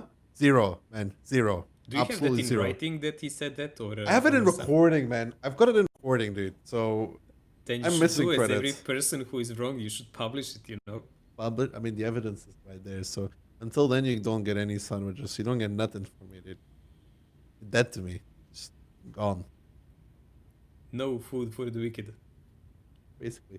But okay, Mojo. Food aside.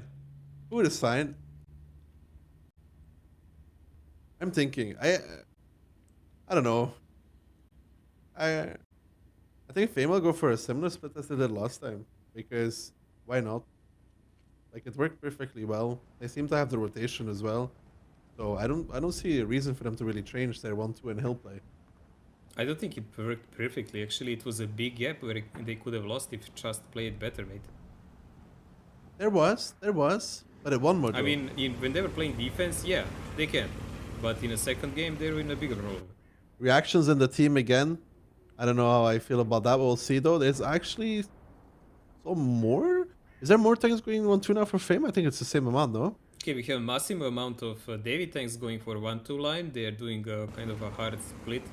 A couple of tanks going around the hangar for 1 line and majority for 2 line. Will it be a straight out push? Yeah, it is, man. And they should be spotted right from the start. Yeah, the timing of this, it might be a little bit too early, IMO. Not all of them were spotted yet though. There's still some tanks unspotted here for the side of AV. There is a rotation coming down though from the hill already. It's Reaction and Kaizu. And this is why you don't really want to be spotted that early in 1-2 already, but it doesn't seem like Davy cares whatsoever. They're going to keep going. 3 Chieftains unspotted from behind. And what is the play going to be here? There's no hill presence for Davy. There's only going to be 1 Chieftain, and so far, they're bleeding a lot of HP for this. Man, I really don't like this, really. Even keeping those 50 Bs on the 8 line, what will that achieve? Like, they will push, but even if they kill someone on 8 line, by that time, if they lose too much HP on that rail, that's gonna be a massacre. Plus, they cannot win the hill, and they will be sniped if they do any kind of rotation. Fame is, at the moment, doing everything in their power to slow down the game, create a crossfire, and just do some damage while Davy is approaching. And they're doing a decent job at it. They are indeed doing a decent job at it, as they already have a 3,000 HP lead at this moment in time. The 50Bs are now pushing the 8 line together with one of those chieftains. One of those chieftains trying to cross towards the middle of the map. Needs to be careful as well, though, not to get clipped out there. And now the 1-2 line pushing out. Reich, Grana, and Phoenix going on towards Duck of that 6,000 HP difference already, though. Buzuk is going to be the first one to be picked up. Shifter is going to follow him to the grave very, very soon, and his chieftain as well. Killer and Ghost here trying to make plays onto Reaction and Vala. But so far, this 1-2 line push has costed them dearly. Yes, they are winning the 8 line. Yes, Papa Pavian goes down, but 10,000 HP difference now. And it doesn't even look like they're about to clean up 1-2 line, as Shokish and Elian are setting up a decent crossfire there. Yes, the HP lead is for the side of Davy on that little part of the map, but everywhere else, not that much. I actually think they're getting mopped up on every possible part of the map because their sync was not on. Even 8 line was just a temporarily win. As soon as the Fame realized what's going on, they send the 50Bs back. They are mopping them up there. 1-2 line, Davy with a higher number of tanks there didn't finish any kind of cleanup, and they're falling all those little crossfires by Fame. Reaction Stefan and Kaiser then left against the Chomi, who is with a broken Aurek. And we have a little one-on-one between Korana and Shokish. Shokish does have like a way less HP, but Kerryberry is also coming in to help in. And this is pretty much it. A 3-0 again. And this is a game that Davy again tried to do something aggressive against Fame and pretty much hung themselves. Yeah, well, that is 2 stomps in a row, Mojo. We've just had Raid against CSA, and now Fame doing exactly the same to DV in a very, very quick fashion. So, yeah, not pretty to watch. They took so much damage driving that 1-2 line. Yeah, this might possibly even be the last time that Fame and Davy meet on this tournament, because True. in a first tiebreaker match tomorrow, I think we will watch Trust and CSA, right? And then we will watch Davy and whoever loses between Invil and Raid. Well, So it's gonna be a hard path for Davy to dig themselves out from, especially after playing like this today. So who was on 1-2 line here for Fame? Shokish was for sure. Duck was as well. Papa was on the 8 line. So it looks like a lot of the guys, I mean, mainly the guys from 1-2 line did damage, right? It's where the main fight was. But the straight 1-2 line push merge, or against this many tanks holding, it's really hard. Like, seriously, it's super hard, actually. I don't know, like it looked that Davy put all of their chips on actually that 8 line counter push with those 50Bs hidden, and that they expected that there will be some tanks of Fame on a 1-2 line, but I think they expected less of them. Like they took so much damage while approaching, and it didn't... You know, it's that kind of one-way strategy. When you start it, you can't really abort it. Then they had to go and do everything else they wanted. Yes, they had only 1 tank on a hill, while Fame had more, but Fame had fast tanks on a hill, like 50Bs. They came on 8 line and plugged in that hole in defense immediately. They still had tanks who can shoot a little from the hill, and the tanks, more importantly, that were down, never lost the battle. They were actually never pushed hard and lost the battle down there. I mean, I think the only way even that you can push down 1-2 like that is if you bring like a ton of 279s actually, and you let them lead the charge because they can actually bounce a lot of shots. But even then, I think Fame had maybe 1 or 2 extra tanks from the last time on 1-2 line, and they did so much damage. Like you just saw the HP lead grow and grow and grow and grow. And because Davey pushed so early, you could see that the Chieftains were rotating very fast from the hill as well, faster than you would usually see because of the straight push. Yeah, it's not only that. Like while you were talking, like you said, like, oh, the difference is like 2 or 3k. While you finished that sentence, it was already between 5 and 6. We are talking about that pace of destruction from Fame toward Devi. So there is not much you can do when that happens, man. Like that's a really big slap in the face on the start of the game. You really can't recover from that. Yeah, at least Keyhand will be happy. Well, Balkan guys will not. Fame guys will. But at the end of the day, at the tournaments, always the better team goes on. Like that's the major rule. And that's what should be like. So they're top players. So they're top players for Fame, and Alco actually doing pretty well for the side of Davey. I mean, not like it really means that much He's in the grand scheme consistent. of things. Yeah. So that means that he's playing a tank that is in position to do damage, and he is doing it pretty much. But in this kind of scenario, there is nothing you can do with 1 or 2 or 3 players. Like the May flow is tactics here. They go in for those straight pushers a lot, and actually in all 3 of the games, Fame was ready, waiting, and set up the crossfire for the exact push that was happening. We said like they here pretty much killed themselves. Like Fame, only good decisions that Fame brought here is how to start the game, and then not to do much about it, but just keep shooting. That's it. Like 1 rotation needed to plug 1 or 2 holes, and it looks like an easy job, but it really isn't actually. You actually do have to position correctly and to make a choice before the game what you want to play and what you want to do if the enemy actually doesn't come like David did. So you have to have version B, C, D, and so on. Yeah, at least Barry ran away on time this time on Himmelsdorf. It was a quick match, Mojo. I think we said all we could. However, I think the lovely, wonderful, most beautiful duo in the world outside of me and Mojo, obviously, also has something to say. Hello and welcome back, everybody. I don't know. I reckon we're more awesome and beautiful. So, what do you think, Ian? Actually, we did practice this with the whole high five. We can beat like Daki Oh and fuck! Mojo. Crap. Wrong way. There you go. We nearly had it. There we go. See, There you go. See Mojo and Mojo and Daki. We don't see you doing this. Yeah. So another quick game. Yes. Another very quick game. It wasn't quite as close as what we were expecting. No, it seems like Fame has woken up after the first game where they got hurt by Trust and they struggled. It seems like they've picked up the pace and finally found their place in this tournament, at least where they see themselves normally. That is stomping enemies, and that is just what they did to Davey. There was nothing even remotely close about these matches. It was just Fame doing an initial setup and Davey pressing W, but since they are not Russian, they are not winning with that pick, apparently. I mean, yeah, it was the same picture on game and game again. It was Fame just standing there. If you had bad intentions, you could say they were tactically waiting, but Davey didn't make them wait long, even, as, you know, they just went in and they went into crossfire time and time again. The only time where they did not go into that much of a crossfire was Himmelsdorf, because they were pushing 1-2, and there are just not that many crossfire positions. But even there, the Fame players that were posted in those positions behind the buildings to receive the push, even there, yeah, Davey just got picked apart. I don't know how else to phrase it. Even on the approach, like they lost HP. They lost so much HP that even with superior numbers of tanks, they weren't able to win that completely, while everywhere else, the map was just collapsing on them. So I have to be very quick about this. As people can tell, my neighbor has started the drilling. Some of you may recognize this from the weekly streams.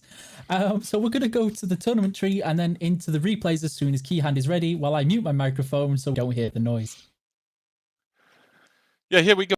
Tournament tree now updated. Obviously, with the game we just saw, Fame taking the 3-0 over Davy, who will now have to play against CSA, but that is tomorrow. So Davy actually has some time to think about what they might have done wrong and correct those mistakes and fight against CSA, who also went down 3-0 against another team, Raid, that we're going to see next against Invil in the match 4. The winner of that match will actually advance and face off against Fame in the match 5, and whoever will win that match, which we are going to see today, that team will actually be already in the finals. That much for the tournament bracket. You will have to help me out here, though. What's supposed to come up next? So next should be the replays while I mute the drill. Here we go, and yeah, this is game 1 in between Fame and Davy. The lags should be fixed for the next game, but yeah, we see basically a big yellow or orange ball of Davy tanks pushing over that middle. The EBR can be disregarded as it doesn't have PM, and you can see all of those purple dots scattered around the map. That is Fame tanks in the perfect position because Davy have to cover so much open ground to reach those purple dots on the map that they will just bleed HP for doing so and thus losing the game.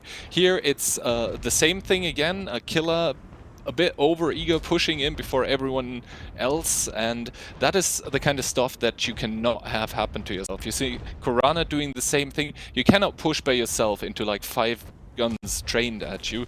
You need to push as a unit so the damage gets split. Also, by doing that, you make it more difficult for the enemy team to focus out different targets.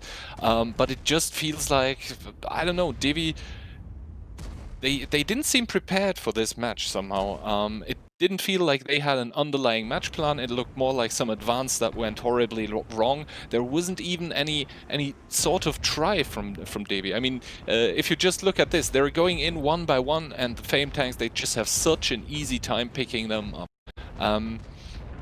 Now I'm not sure if, like, from the first game that we saw from Fame to the second game now, if they just picked up their stepped up their game so much, or if it was Davy just not showing here today on the server. It was, yeah, there was not much positive to be said about the games from Davy, apart from yeah, they can improve a lot from what we just saw.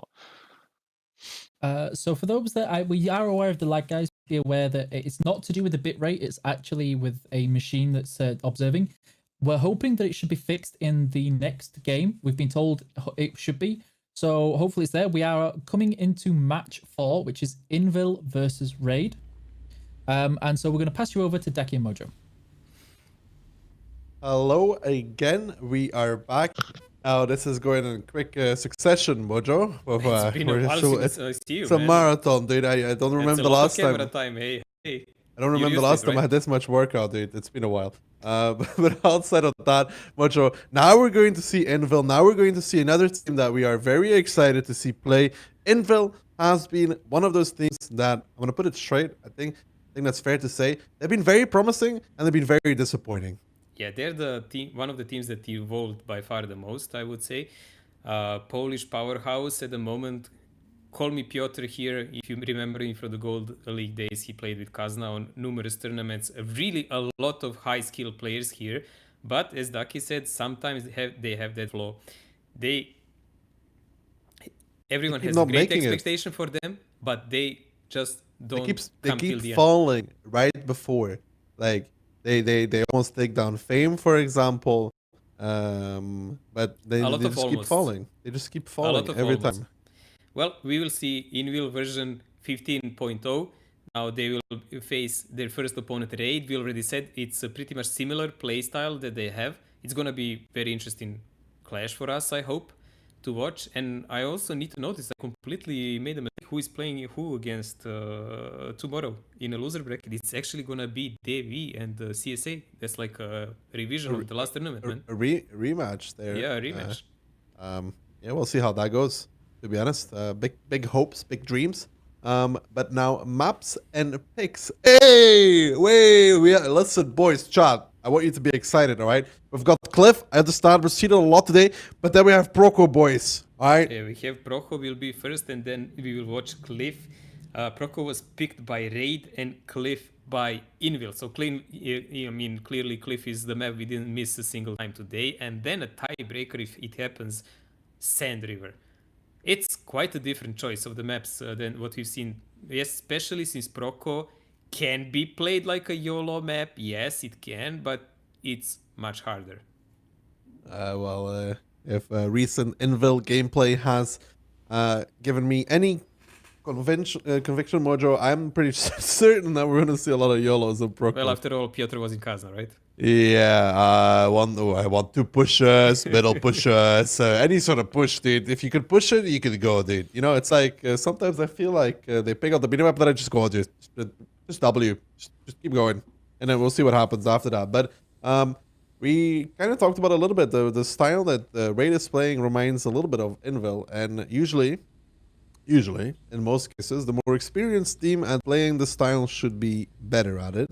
Will this be the case, though, Mojo? I'm just like dubious. Will Raid play like this all the game against Invil here, expecting this, and they're Germans, so they can be kind of tricky, you know? Also, Raid has more than one FC, so they can actually decide on different approaches. It's not always a good thing. It's not always a good thing, but if you decide who will do the main tactics in the start, it's gonna be okay, because it can give you different playstyle options, you know? Well, so if it's Kalium, they're slow playing. If it's Koma, they're tactically waiting, and if it's Smiley, they're YOLOing. Those are your three options, Mojo. It gives you pretty much the full spectrum, right? Yeah, except for normal control play. But so all of the bases are covered. Now we just need to see what will actually happen. Well, Mojo, it's Prokhorovka, and I can tell you that neither of these teams are bringing the arty, and both of these teams seem to be going aggressive towards the middle of the map, and there is 4 EBRs for the side of Invil. Oh dear, I mean this map will be spotted by far here. And did I see a 268 on one of these sides? Yes, there's a 268 V4 on 1-2 line for the side of Invil. And you can see now they're playing towards the middle, and Raid seems to be pushing the middle. Actually, you can see these chieftains here from Invil. They're like, oh boy, run, and they're now running away, trying to put the Raid guys into crossfire. This is good because a lot of teams just sit there to get pounded on, but Lucky Blast takes a lot of damage to this chieftain. He gets towards a safe position though, and now this push is coming in here for the side of Raid, but they lose Smiley immediately. Alka, Magnesium on the following as well, and this distance again, we talked about it in the Fame match. There's so much ground to be covered, and in the meantime, you can see these tanks sniping from A6, those guns from Invil putting down the pain on towards the positions. Ricochet goes down, Rex follows him to the grave, but so far it actually is going okay in terms of HP for the side of Raid, but not in the terms of guns. Yeah, the problem will be the 907s that are in effect behind them, that are doing quite a lot of damage to the Raid tanks, but also Raid does have 2 907s on that 1 or 2 line, but they will be facing 268 frontally, which is never a good thing. I don't know, this kind of game reminds me of one I watched the grand final when Filipinos led by Batman-led charge on Americans that were there for the first time. It was like yalla yalla over the middle and twist on the left. We'll see will Invil actually manage to defend themselves against that. So far, they actually stopped the Raid, but there is an HP advantage, a slight one, but it exists for Raid. In the meantime, though, we can see here Koma in the open in his 907, the last remaining survivor of that push. Yuzek using the Rex very well to his advantage. Piotrix goes down towards 1-2 line, though. That's very, very important for the side of Invil, because now he'll be able to farm behind on towards that chieftain, and it does look like Raid has just about pulled it off IMO, because those chieftains from them all went into that hole now, and now you can see the positions here from Invil. They're not really that good. They have 4 tanks left standing, and Raid with that aggressive play coming out, making it work, especially Invil having those 4 EBRs. I mean, I think Invil was winning the trades, but just the sheer amount of tanks and they HP. were lacking the DPM. They were lacking the DPM in that moment, and also Kings is the best right clicker I can see in a game, and he's panning every shell again. Well, Old Kings added again, now 3000 HP lead for the side of Invil. Not for the side of Invil, for the side of Raid, actually. And now they're starting to make the rotations, which you have to make. They are necessary to make, and I don't think Invil can hold this. There's not enough guns. No, the most HP there left is on Formula 1, who is not that fast in moving away, so he has to stay in the bushes. He knows that on D6, but that leaves him on the mercy to Raid to do whatever they want with him once they spot him. I mean, David is on other side of the map, together with 1 907 and 2 907s here. I mean, all the cards in the game are in Raid hands now. Like they can do whatever they want unless they make some major cock up. Like this will go pretty easy till the end for them. I can see now David putting the crossfire on towards the middle. Baron is pushing over first into the 907s of Never. And for Mola, Senti is joining from the side though. They are making the push. They have the extra guns, the extra HP. They would have to make an absolute disaster of this push for it not to work for Mulla. And Never now pushing on towards Ricochet in that Chieftain. But so much damage already taken by Formula. He actually goes down on towards Baron as well. Hannes now coming in from the side. And Senti might be farming, but just the sheer amount of tank numbers and HP for the side of Raid superior. And Invil in their first round in this tournament is going to lose. Our superior German skills over Polish clan. We will see how will that stand in their temperament. Like we will see a lot of this map more. Unbelievable, but this kind of clash actually ended up in a Raid favor. Mojo, I can tell you. Yeah. I can tell you, if it's hot outside, Invil's TeamSpeak is hotter, dude. It's worse. Yeah. Well, Polish clans have a kind of temperate. Let's say it's just temperate where they are now. Never mind that. Anyways, 4 EBRs. Your verdict is they're too much, and It's does too look much. like Two of that. them didn't do anything. Piotr and Rishak didn't contribute anything. I'm sure there's a lot of 907s there for Raid that didn't do anything. Like anything below 1,000, we can kind of neglect. I guess Farron, Kaladzi, Smiley, Alka, Magnesium. Less than 1,000 is not doing really much. But then you have those Chieftains and those other 907s that were contributing a lot. Koma staying alive for a long time All as well. Kings in Kalium were the guys left Yeah. on 1-2 line to snipe. But then And everyone else of 907s from Raid were used as a meat push force. Pretty you have much. to- And you the have major to- damage dealer Chiefs, yeah. yeah, and you have to remember, right, Mojo, EBR has 1,300 HP, right? Mhm.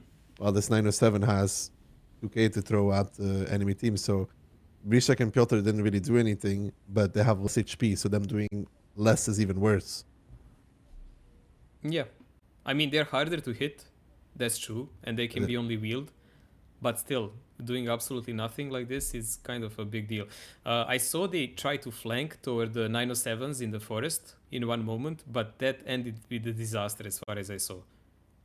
Like, I didn't see exactly who fired on them all the time, but apparently the guys that were there didn't miss them at all.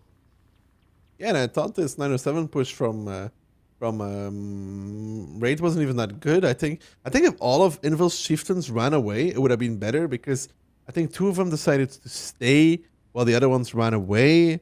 Like if they all tried to take as much distance as possible, I think they would would have to. actually have to rewind the video and see did they even have time to run away, because it's better some to of them stay, did. hold I your don't- ground. Yeah, but you don't have the same spawn and everything. So sometimes it's better to hold ground and give your team time to do damage than to just get caught on the middle of the hill ass back to the enemy and just take everything for free. You know? Around with a 56% win ratio, maybe he's gonna need to take some classes from Old Kings. Yeah, Old King's is really consistently playing, but I guess he's even placed in positions where he's supposed to do so. So that means that the clan has the faith that he will perform. Hopefully, right? If Old Kings is not performing, then who is? Yusek there though, holding his Well, position Scatter, well. Hillary, Yes. as you said. Scatter, yeah. I mean, 56% penetration ratio, Mojo. I mean, it is obviously not 100% on those chieftains, on the range, shooting at other chieftains, turrets, etc., etc. It's not that simple, but you can see the top of the leaderboard dominated by Raid players. Yeah, Yuzek is the only guy who mingled in somehow. But this is just the first game. Like, we actually need to see how will the other Prokhorivka now look like. I mean, the TeamSpeak of Inil may be heated up, but the stakes are high. And they do have some time before the next game. Well, Mojo, maybe some fire on the TeamSpeak will be able to unfreeze the machine that is Invil. There's still opportunities here. We're going to Pro Mojo. I don't think we're going to be seeing much style changes. Maybe slight tank changes. But I don't believe that either of these two teams will be rocking Artie, for example. It just kind of depends on how many EBRs. If I'm Invil, I don't really stick to this 4 EBRs. I think it's too much, especially when you know Raid is going to be an aggressive style with maybe not even 3 EBRs, 2 EBRs, 1 EBR. It's all possible. Well, if you want to slow down the game a bit, if you were Raid, like now would be a time, because when it comes to Cliff, you can play like Fame, you know, but that's only if you really expect the other team to suicide in you. Well, we'll have to see. We'll have to see. It would be something if Invil goes down towards the lower bracket. I mean, it's way too early, but would be interesting It nonetheless. would be a ruckus in the Clan War scene again.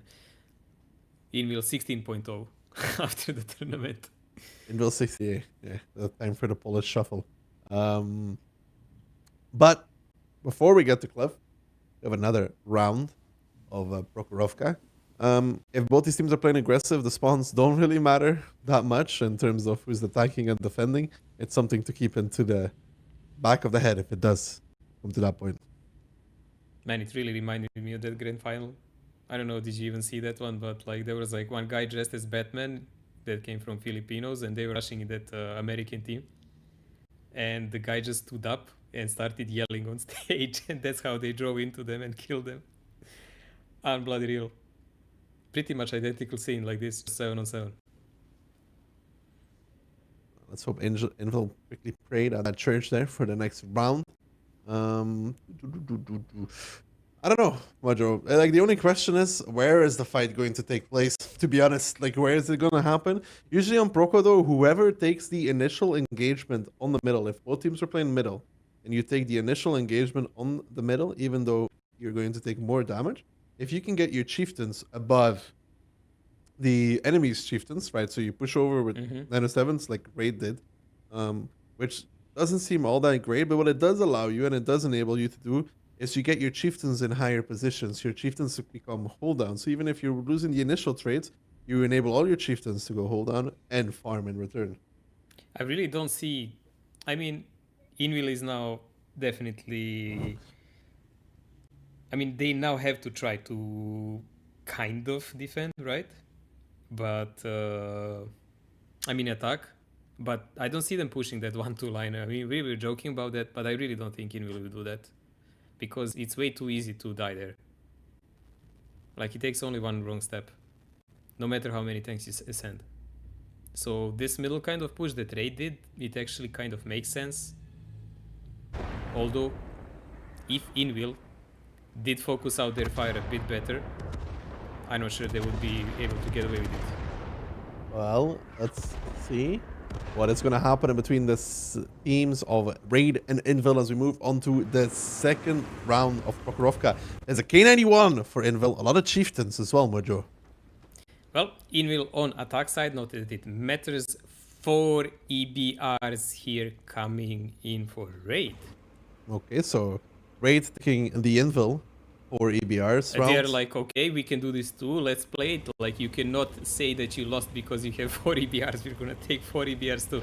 Let's see how that goes. Well, for them, there is 2 EBRs from Raid chasing an EBR in a village part from Invil, but there is a bunch of 907s there coming, plus an EBR from top of the hill. This is like a copy-paste tactics, man. Like, what the hell? Ooh, this is not good, however, for the side of Raid, as they already lose Kalium. They're already down in HP as well. 1-2 line push is not working, but there comes Raid towards the middle. Baron getting focused out by the guns of Invil. Actually gets picked up from Music from the side. That's horrible for them, and now 907 is pushing on towards 907 on the 7 line. In the meantime, though, Invil's chieftains going high, they're going up, they're going down on towards the chieftains of Raid even. They're going to focus out. Old King Sketsan are pushing over as well. Scatter is going to be the next one to get focused out. We have the Rails fight with the 907s, which is going to the favor of Raid. But the middle, the more important fight, is being won by Invil right now, as gun after gun is getting removed. They're running out of chieftains. Aladdin's going to go down. Ricker's going to go down. And now Raid is trying to repush Mojo, but the HP, it's not looking good.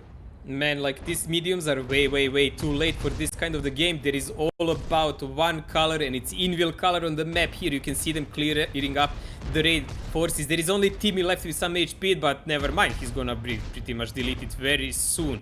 4 EBRs, I don't think it will here for the Raid, man. I don't think so either.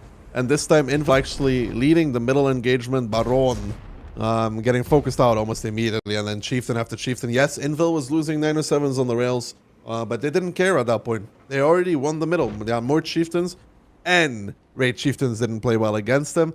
Kalium 1-2 play was nonsense, Mojo. To be honest, it was nonsense. He didn't even have any supports. Even if he spotted somebody there, they wouldn't do anything towards it. So that losing an EBR like that is it's already a waste, and rightfully so. They do lose the round, and Invil will be making it 1-1. Who actually killed Kalium? I saw only K91 on one line. Huh? From the Invil side, I saw only K91, like the medium, on 1-2 line. Who actually killed Kalium? 2 EBRs chased them down. There's 2 EBRs for Invil on 1-2. Yeah, they had 2 EBRs, yeah. one below the hill and one on the hill. Yeah, okay. Yeah, so Raid had one, like, Invil was the one with 3 EBRs this time.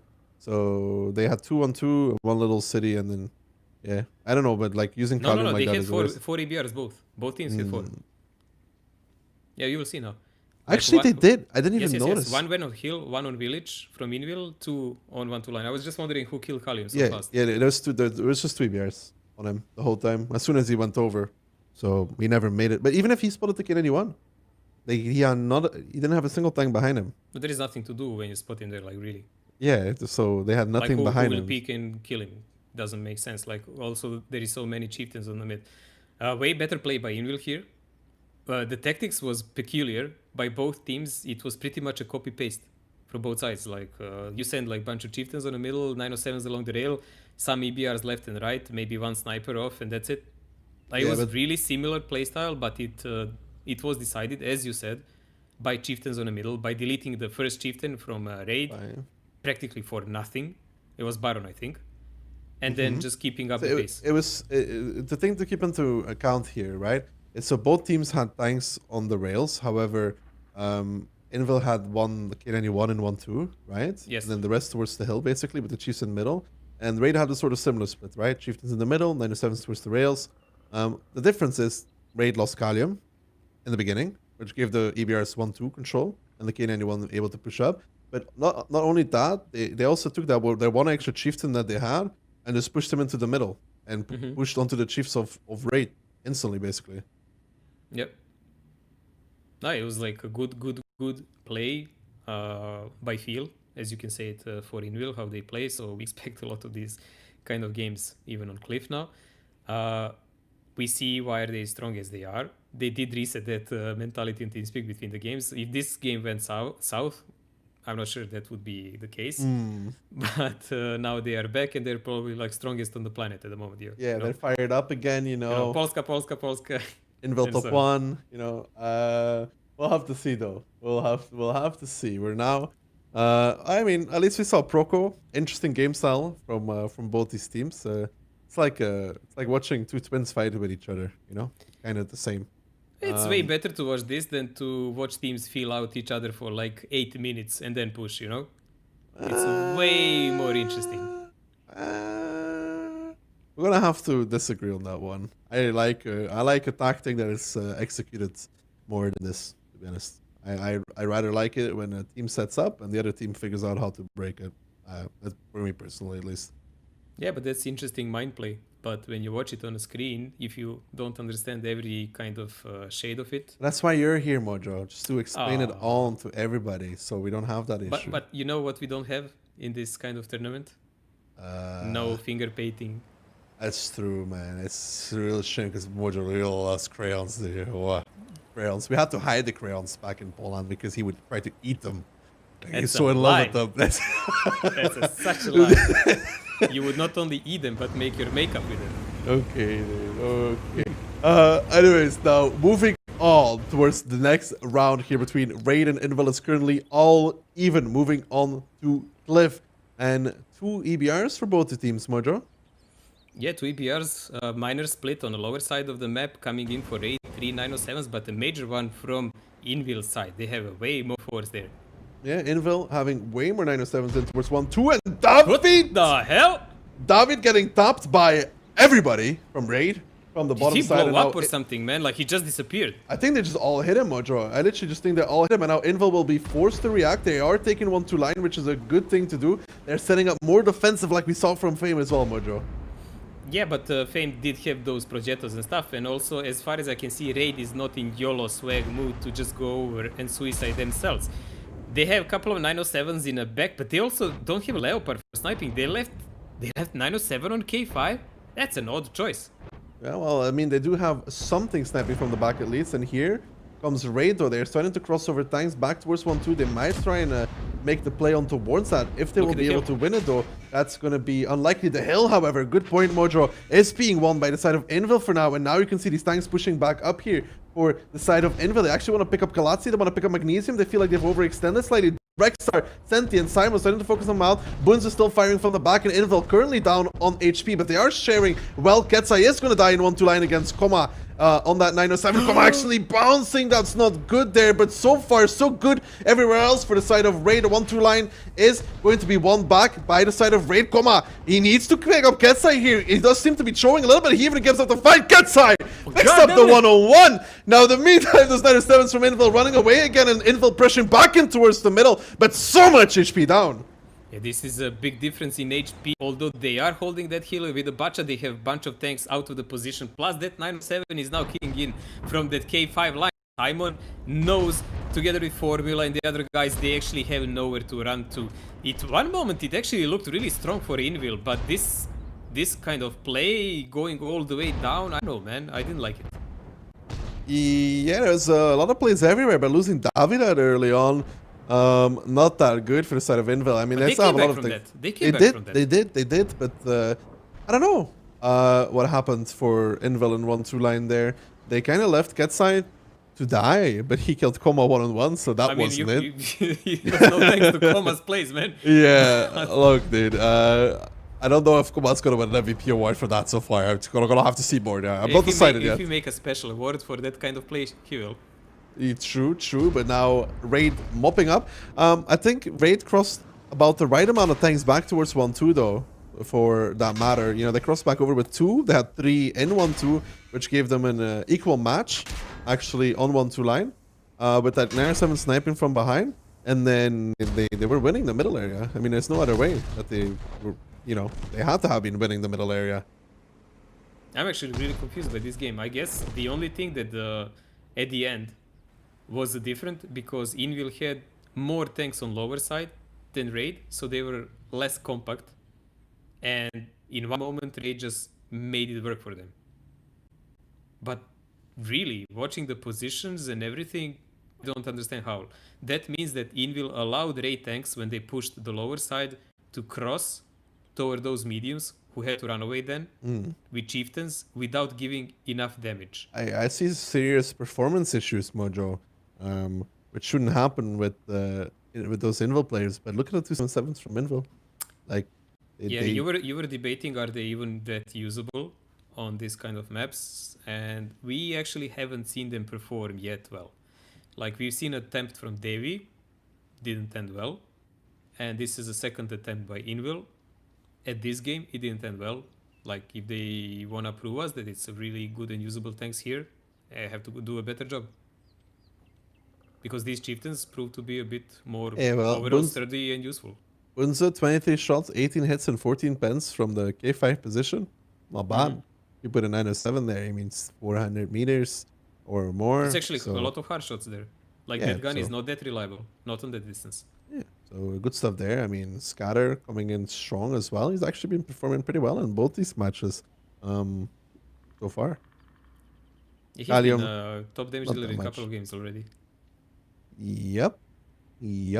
But I really think what Invil was lacking there for that middle fight was actually hold on tanks. Yep. You know? Like, remember the part when I said, like, if you have even chieftains who can go from that middle hill toward the lower part of the map, and they are actually in enough HP to pressure the mediums who are playing there, that means the rest of your team is not doing the good enough job. They were pressured back already. So there was a lot of confusion all over the map, but it's really hard sometimes to see what's going on. Frankly, when you play it, it looks more crystal clear than when you watch it sometimes. And you saw that Invil has guys that want to heal, like EBR and Bachat, but parallel with that, that holdout tanks chased away the 277s back and allowed brunt of their force to go left and push mediums and pretty much decide the game in that moment. But it was really hard in that commotion to see this all happening as a sequence. Well, you know, this means that Raid is now on a match point against the Invil. And Invil's going to have to show us what they got on the second round of Cliff, or they're going down towards the loser bracket. Again, it's gonna be not Polska number 1 after this game. So yeah, Don't give up too early, Mojo. No, never. Like they are strong players. They showed us in previous Prokhorivka. They can come even stronger in a game after. So win or lose, hit or miss, they do have this chance. And even if they flunk it, they have another chance tomorrow. I'm pretty sure, like I even spoke to them before, they are sick and tired of not coming to the end of the tournaments. And I know they're highly motivated. So they are going to give their all this game for sure. Well, turning motivation into results, Mojo. You know, it's good to be motivated, but It's important part. It's You gotta better than silent teams, PK. yeah, oh, well, true. I mean, you know, as my good friend and spiritual guide Derp once said, communication is key, and losing doesn't matter. It's called a learning experience, and he's had many learning experience. So I fully expect Meme in 2020 to be a next tournament, obviously, after all those learning experiences. So you're saying the Drup is very educated person by Yeah, now. you should be very educated by now, dude. Like, he has a doctorate at this point in player experiences. I don't know, man. Like meme advances are fun. You cannot deny that one. Yeah, fun and high quality, there's two different things, Mojo. Well, sometimes they are high quality also. With the learning curve, who knows? But fun they are. I think Derp's curve flipped around, dude. Went the other way. Anyways, focusing back on this match here. Okay, let's just say Invil's going to equalize it all. Then we're going to go in tiebreaker, Mojo. That's what I predict. Let's see. Invil is actually now even defending. Yeah, it's a definite possibility. I would actually like to see it that way.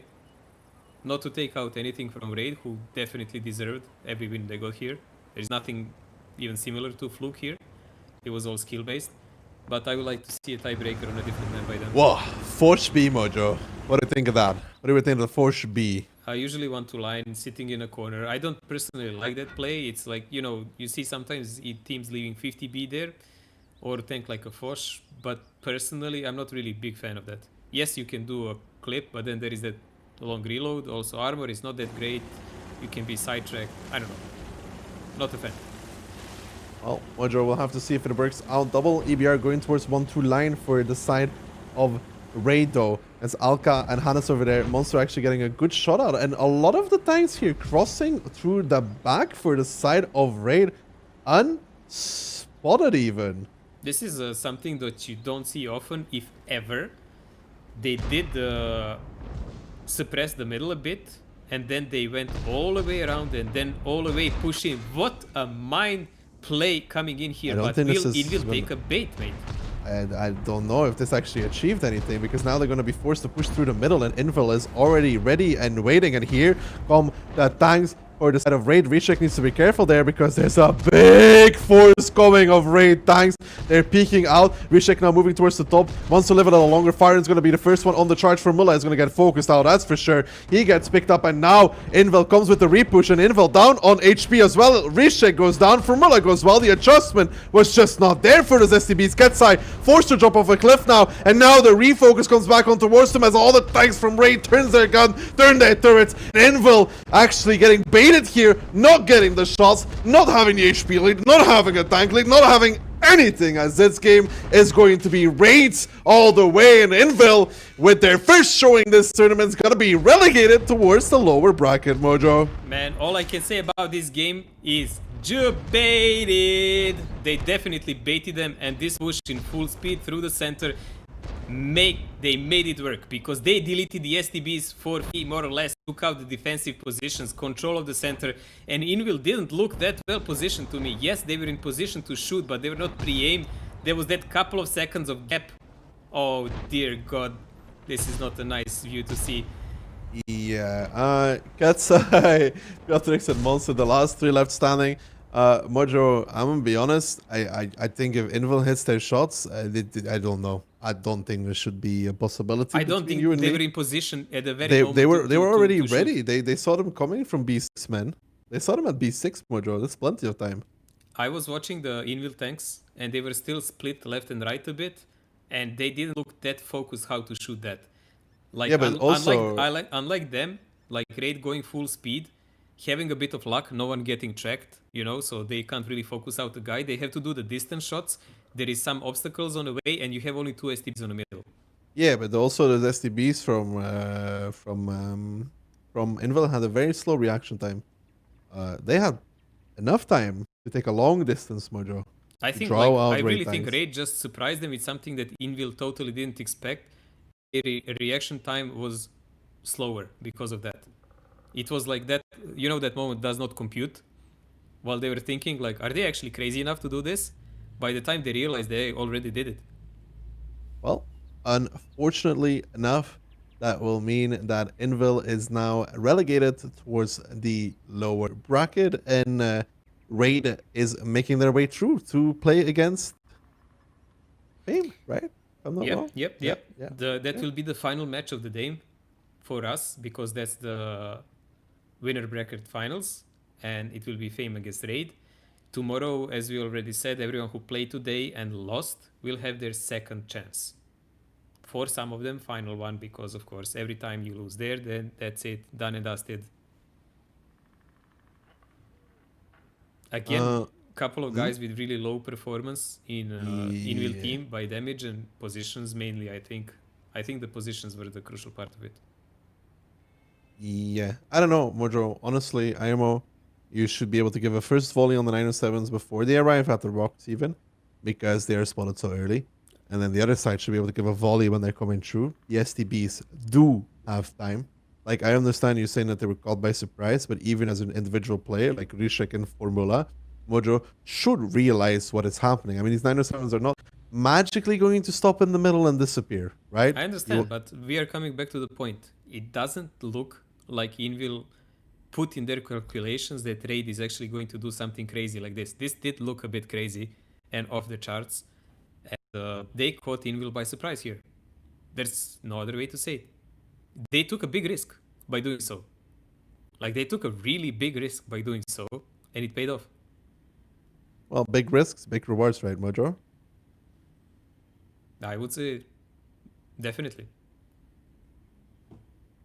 I'm actually interested. Who is Invil even playing tomorrow? We are watching Devi and CSA, right? And Invil Yes. is playing against Trust tomorrow. Yep.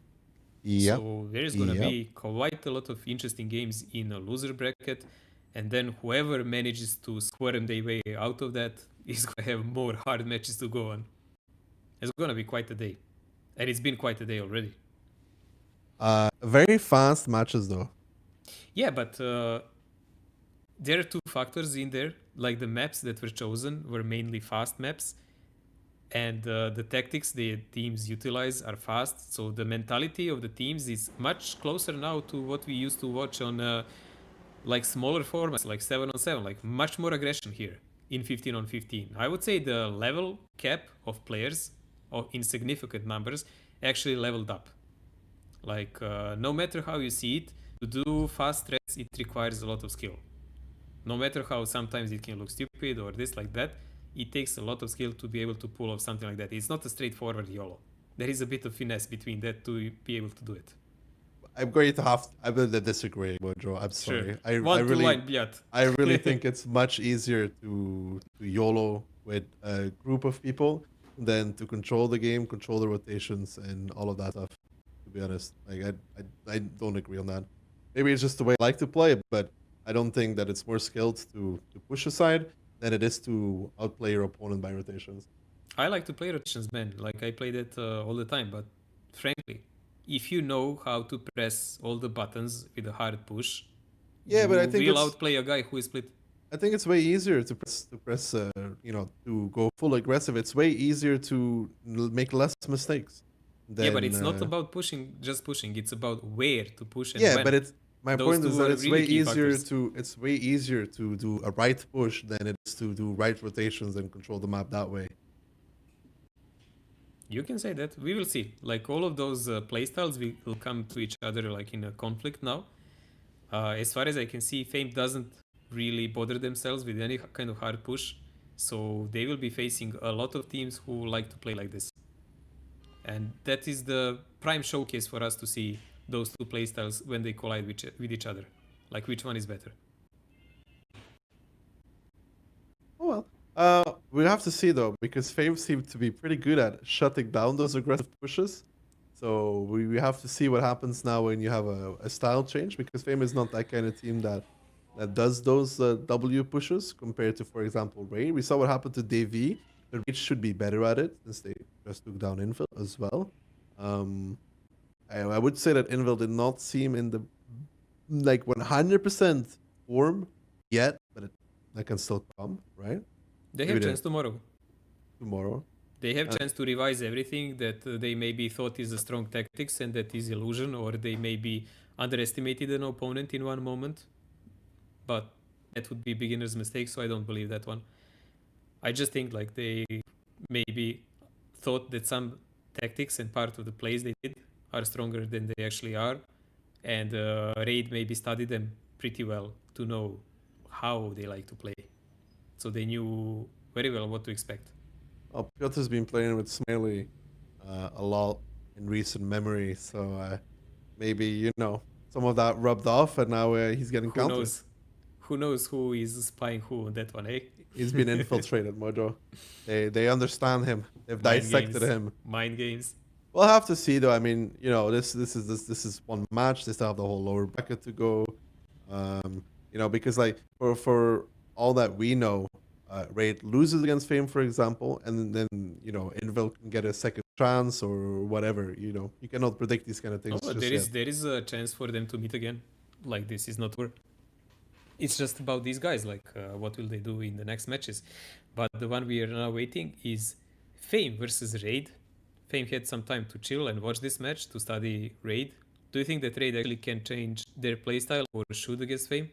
If they change their playstyle, they're going to lose 3-0. So that's your verdict on them. But if they keep playing super aggressive, can they think take? it's- I don't know. I don't know if play they Fame by can. surprise I then? don't know if they can, but I think it's the only way for them. I think if they change pace now from what has been working for them, they're going to get stomped. I mean, they for all we know, they could run into the same thing that Davy did, right? Maybe their pushes are better. We have to see, but if they change pace and go super defensive, I think they will. I think if they give Fame time to think about what they want to do and how they want to do it, they're not going to be in a happy situation whatsoever. Well, it also leaves us to see which maps will they ban and what will stay, what will they play. Because every team, when the tournament comes, can always say, okay, since we have like at least like on best of 5 here, we can ban 2, and later if you play best of 7, you can at least ban 1 each. That means for entire tournament you don't have to prepare one map at all. Like you can just delete it completely, and for the most tournament you can delete 2, so you don't have to prepare 2 maps. I don't think we're going to see many ends. Yes. I think that's going to be the map that falls out by far the most. Yeah. I don't think teams are going to be wanting to take those trades on the rails with those E3s and a lot of high explosive in recent meta. Well, it's also much slower games, and a lot of guys really don't need to go in that kind of place. I think always will be one team who will just ban that. There will always be one. I mean, here you have so much core maps that can allow you for better play. There is no need, but still, ENCE can be a good change of pace, I would say, if it really comes to and someone has a surprise. But I believe that other side will always ban it, even if you prepare something. We're obviously going to give the teams some time, because Raid just play. You need to give them some time to prepare.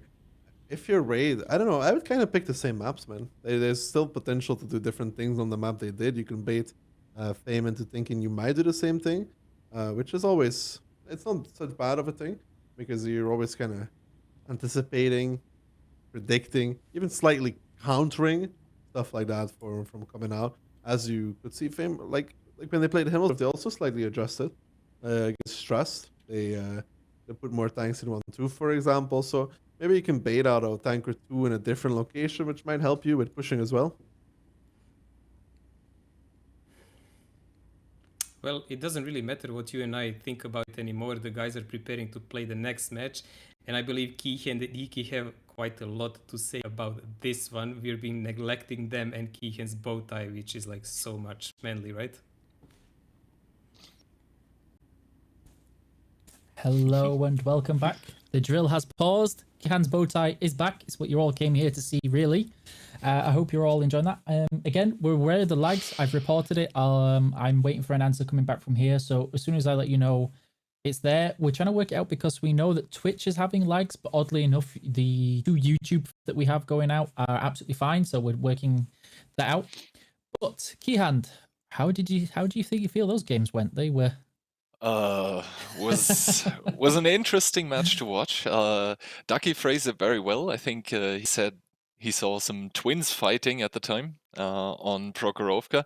I believe we also have some replays ready already, so yes. we will probably be jumping into that very, very shortly. Yep. Hopefully soon. No? Maybe? Oh, working on it. We'll get there. Yeah, there we go. There we go. Yeah, you see here, this is match 1, and it's basically both teams not really being very subtle about it, right? You have the 2684 on the 1-2 for Invil, then you have two 907s on the 1-2 for Raid, and yeah, everything else basically go middle. Raid here in this scenario, they are keeping the Chieftains hull down to just sort of make an anchor for their own tanks, which they can rotate around, and with the 907s they're just pushing over and hoping to basically catch so many Invil tanks with that push that they will create a cascade effect, from which on they can go on to win the game. Basically, the problem for Invil here is that they are not losing the inside, like where they get overpushed, where the Raid 907s are coming in. The problem for Invil in this game is basically they're losing the outside. You can see in the back the 907s, they're going into the middle. They're in B5 right now. They will continue driving into the middle instead of securing those flanking positions that are going to win Raid the game. You can see right now on the 1-2 line, the C2 position. That is one of the really important things happening. The 907 taking out that 2684, and once that battle is lost for Invil, it's basically the game lost, because Old Kings, he's gonna have a field day from there on now. He's just gonna be able to push shot after shot after shot into the Invil tanks that get spotted by the Chieftains without anyone being able to really retaliate onto him, because no one can cross over to Old Kings because the Chieftains would farm it, and yeah, no one can stay safe from him because they don't even know where he will be shooting from. Yeah, so basically the Invil 907's doing a little misplay. Instead of crossing over that A line to secure the 1-2 again for their team and kill Old Kings, basically they crossed into that middle to get farmed, and yeah, just tactical misjudgments by the players probably. Yeah, that was the first game. In the second game, we basically see the same thing again, except both teams putting those 907s into that 7 line, from which they are basically supposed to swing in onto those Chieftains. Obviously, both teams with sort of the same tactic here. Misplay here by Baron, and actually that is a big misplay by right there, because you want to keep those Chieftains alive on high HP so they can basically later on take the brunt of the damage. One tank exposing like that basically makes for all the others to die as well. The Raid Chieftains just get overpicked by the Invil ones, and then from there on it's just Invil with the HP advantage just rocking it home easily. That is basically that game too. So it is partly individual mistakes leading to that defeat for Raid, but also partly the Invil players with the better reactions to what was happening. Yeah, that was Prokhorovka. The map was split, and now we come on to Cliff, where, well, the map wasn't really split that much, as we just also... So far, it's fairly standard from everyone, except that Invil is committing very heavily with mediums on the donut. This enables Raid to take that middle very, very aggressively and overpeak everywhere, thus generating an HP advantage already. Then these 907s on the donut that you see right now communicate that there is an overcommitment on the donut by the Invil tanks. Koma with his unfortunate play against Ketsai, we'll leave him out of that equation. But basically, the Raid tanks are calling an overcommitment from Invil onto the donut, and this is where basically normally the repush by Raid should happen, but instead it's the Invil tanks also pushing that middle for some reason, where there is so many tanks soon gonna be aimed onto Invil that, yeah, it's not gonna matter anymore. Those 3 907s on the 1-2 for Invil, they're out of the game, and Raid already has the HP advantage anyway, because it was Invil first peeking into trained guns onto them.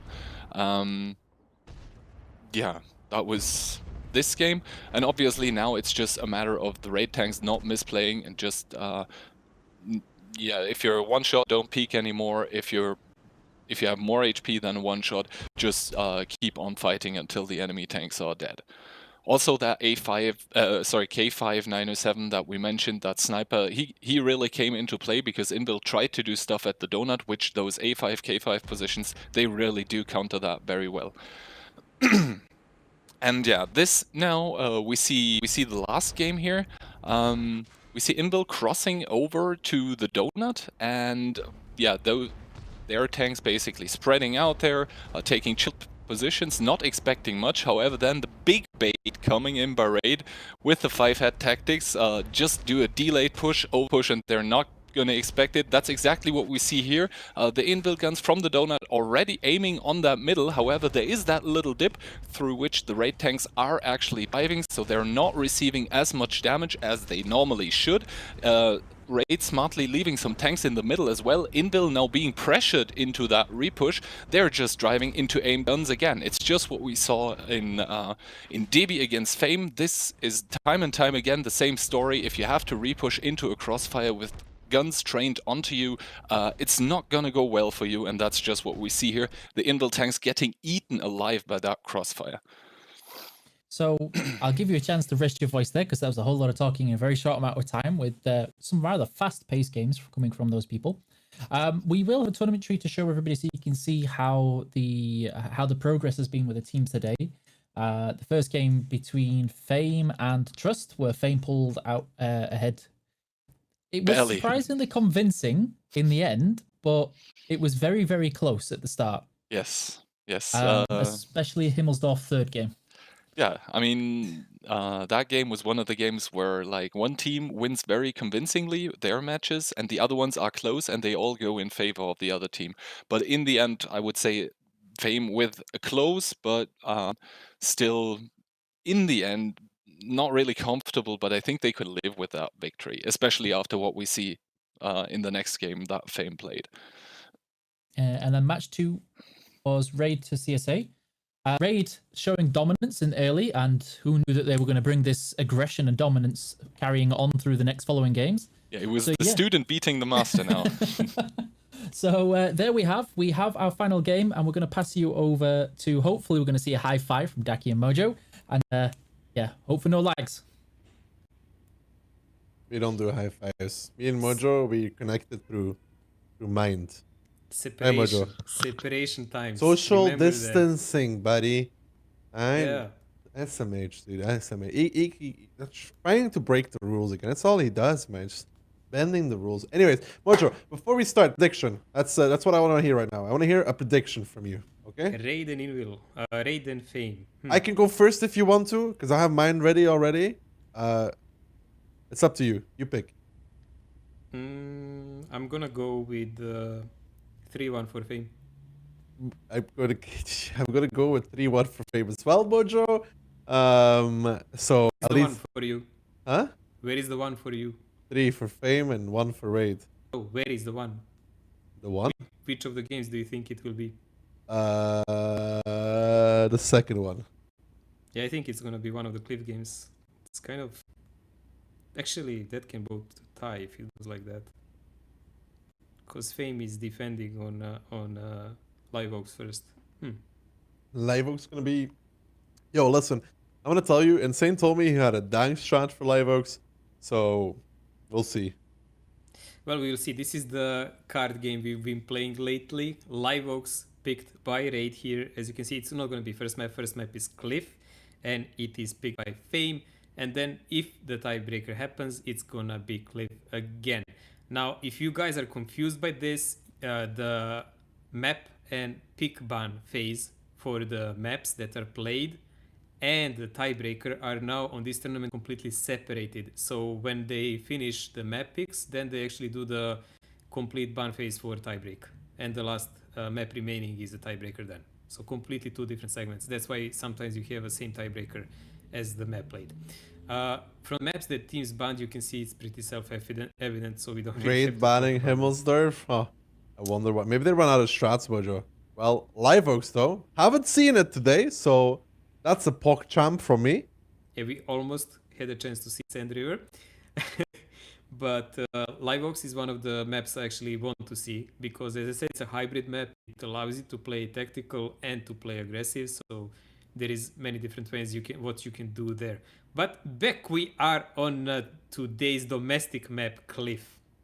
Cliff seems to be a favorite for all of these teams.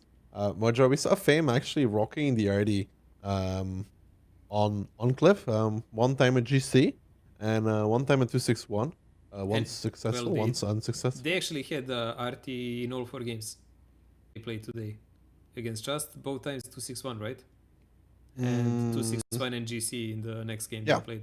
Yes, you are correct, Mojo, which is amazing. So It's much just because knowledge. it's Luna, you know, so that's why I have to remember. Oh, look, there's I see the 3 rings, Mojo. The 3 rings on his barrel indicating me that Luna is going to be playing the GC.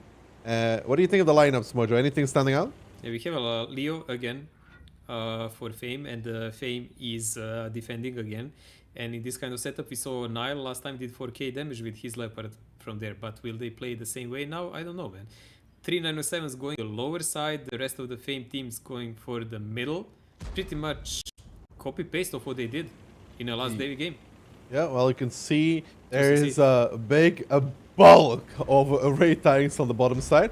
They're going to get spotted out now. Luna might be trained on towards that location already in his RD. If he is, it's going to be painful. Banas goes down towards 366 HP already. So that is unfortunate. But Fame now controlling the middle. Luna shoots. Yeah, he gets a little bit of damage. Not that much, though. Would have expected more, I think. Well, Hannes is on a one shot. Oh, look at Kamil, dude. Look at him. Is he just going to go for it? Is he negotiating for it? I think he's like trying to see will actually anyone fire on him. But if he goes there, it can be his death sentence. Like Bachat can clip him. Yeah, but look at this control over the map though right now for the side of Fame at least. I mean, here comes the Raid repush though. Just as we see that Luna's reloaded in 5 seconds though, and his RD as well. He could drop a nuke in there and really halt this push, but already 5,000 HP difference as now Raid is pushing back across. Luna comes in with the nuke, tracks some more tanks, and now they'll be forced to push, and Alka is going to be forced to take the damage. Kamil killed Hannes in the meantime. Niall picking up Alka from the back, and we've seen this story before. Last time it was DV, and this time it's 907 trying to do exactly the same thing with a similar outcome from what it looks like so far. 7,000 HP lead now, Joe. Dear God, this amount of focus fire. Like, I think Alka's wheels tried to keep rolling forward when he was stopped in his tracks when he peeked over. Like, this is pretty much one-sided massacre at the moment. Fame taking important positions from the very start of the game, playing the defense game, putting every kind of push of Raid right there from the start. Like, Raid tried to surprise them, driving from down to up and maybe something sideways this time and not from up to down, but man, it had no effect whatsoever. Fame already had every possible position and information. Listen, Chad, Alka took more than one for the team. He took Yeah, about 5 or 6 for the team all at the same time, dude. You know, Mojo, it's like when Alka hit the wall, but he, like you said, he tried to go through the wall. His body tried to keep going, but yeah, no. Even, by the way, you know what's a good thing for Raid? And it's not a joke, by the way. It's legitimately a good thing for Raid. They are lucky that Luna didn't do 3k damage and 2 shells for this. Because I think he kind of missed his first shot on 2 line. Nyland, Leo, again, farming away, as expected from him. Barry Still really good coming in damage, strong as well. considering Yeah. that they actually didn't manage to punch through the Fame lines. Yeah, for real though. But like, also, But they are lucky, IMO, that Luna didn't do 2k plus because he missed his first shot. If he doesn't, it's like 3k damage for Luna. I mean, this game was not even close. Pretty much same like Devi game, like not even close. It looked like, you know, when you have a big guy who has a small child trying to attack him and just put the hands out. And that's it. It's the end of the story. I mean, Raid, after such a performance against Invil, but playing against a team with a similar playstyle, so winning on brawls and outplaying on details, like now we are facing Fame, and we already mentioned before, it's gonna be a face-off between two approaches, a tactical and a kind of a YOLO-ish one. And we will see like how far can actually Raid take this. Mojo, Hmm? the exact same thing happened Yes. for Raid as Davey did. Like, Yes. Fame didn't even change anything, Mojo. Yes. That's what we said from the start of the game. Like Fame didn't change a tank, a position, nothing. They did exactly the same game against Devi. And I don't know which one ended worse. Like we will see what will they do from other side. Maybe Well- some mind threats now, you know, change a bit because now you copy pasted and now you change something. Mojo, that was Fame defending, right? Yep. Now Yeah, Fame will be attacking and play from the upper side of the map. So it may look weird for people at home to why Raid does what they're doing, but you have to remember that once Raid loses the hill, which no matter what, they are going to lose the hill because as long as Fame has an RD and Raid does not have an RD, Luna will kill EBR at one point. Luna will kill the EBR. It's just not possible. So Raid has to do something. I mean, as soon as they did something, the EBR on the hill did die. But if you give up all control over middle and the hill, it's over anyways. So you may as well try to push. It's kind of a king of a hill game, guys. Like, you need that hill to have some spots to see the rotations, but that alone is not enough. And since Raid played on that risky maneuver, they trying to surprise Fame, sending a lot of tanks down and then going up and pushing into the Fame ranks from the side. I guess they thought they can punch through the Fame tanks, but I don't know, man. Like, what Invil didn't have in position to shoot, what Ducky was expecting, this was way worse. Like, the first tanks we saw that emerged and they tried to peek and push through on Fame tanks, they pretty much had nothing left to show for after that. It was not only Alka. The next guy who picked was pretty much leveled down in similar fashion. Yeah, well, I mean, the Fame guys are just sitting there kind of, you know, just picking off one by one, having a good time, you know? Just one by one they go. And again, RD, you can see the CGC there, 3 stripes. It is Luna in the RD. Oh, what a surprise, man. I would never guess. Well, I mean, Fame... Do I see 3 Progettos? Yes, I do. I also see 4 STBs, by the way, Mojo. Mm-hmm. That's a lot. It's just a lot of 2 holdout EBRs. things. 2 EBRs for Raid side. and One bunch going of around the hill, STBs. probably. You Yeah. can see a But- split, though, from Fame again. Some tanks down. It's the same. They last time they also sent the 268 down and 3 907s. It's completely the same, man.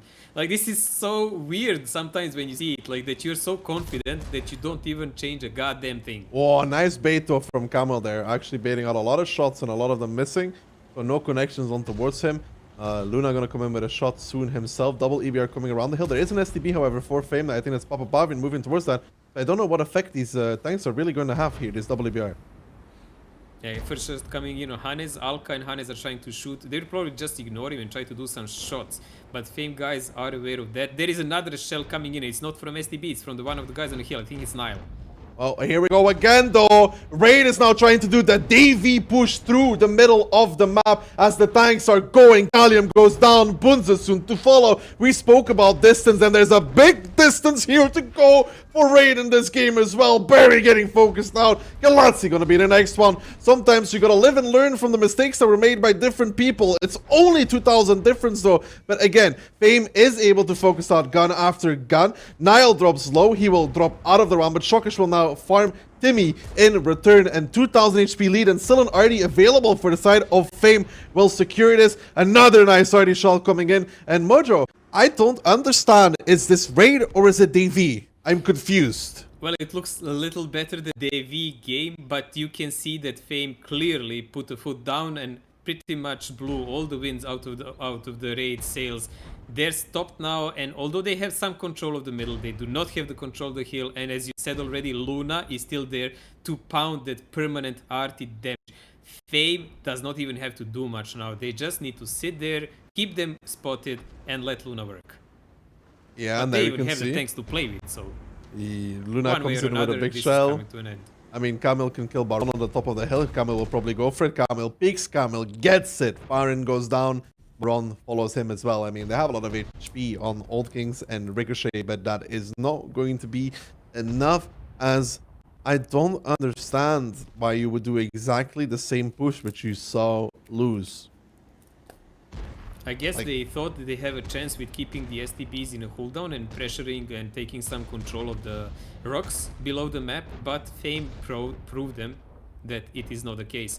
Also, I think they thought that WBR will be surprised. You know, ahaha, we'll do not as trust with one, but we're gonna do with two. Maybe we'll do 8,000 damage, not just 4. You know? Yeah, but But- oh, Hopla. Hannes jumping. Bye, Hannes. Bye. Bye. Okay, so yeah, I mean, it doesn't make sense to me. Realistically, it's the same thing. I mean, if I'm Raid, I watched what Fame did, and at least think of some counters in my head. I don't just play exactly the same thing as the previous team did and expect to win with it. I don't honestly. I don't understand it. Like we already saw Fame had the Crossfire set up to deal with this exact push. Yeah, I So- just don't. I wonder, is it that thing? You know, they're totally not gonna play again the same thing. They just played the same thing in round 1 as they did against AV. There's no way they do the second thing in round 2. Not possible. And then they did. Camille actually getting nice damage from the hill. Elian again in that bad shockish fireman. Those projectiles actually all doing clips, right? Consume 1.9, Joseph Vale standard, 2.8. not doing anything in 268. Whoa. Yeah, but look at the damage spread though. It's pretty even again between everybody. I mean, yeah, Vale only has 500, but outside of that, it's like between 1 to 4K. So I mean, man, like the game is always one-sided once you don't win the first couple of tanks in that push. Yeah, they pressure a couple of the tanks from Fame, but you could see by Fame positions they are left there to do their shots and kind of blow the steam out of the raid if they do that. And then you have the secondary Crossfire that you need to deal with, but you can't, because Yeah. neither you have tanks for it, neither you have HP. Neither Plus, did- they never gave the heal. Like, neither- as long as yeah. the Fame has the heal, Mhm. there is nothing you can really do. Yeah, that's the thing. What you said, neither Davy nor Raid actually penetrated the first line of defense. Like, they didn't. Neither Davy nor Raid actually managed to kill this STBs close to begin with, and that's only the first line of defense. There's more things behind it as well. So, yeah, I don't know. But there are lessons to be learned. It's first day. I mean, it's not over, of course. Like, we now have a live ox that we need to see. This is the map that no one played today, so there is no copy pasta, nothing to know what you can Yeah, but- expect. But this is the kind of game though, Mojo. Upper bracket finals against Fame. Let's be realistic. Nobody expects you to win. I mean that with best intentions in the world. Most people don't expect Raid to win this. No, Let's like the chances are yeah. quite low. So this is the moment to try something. If you saw Fame play a split 4 tanks down, rest up, there's ways to counter this, right? There's ways around this.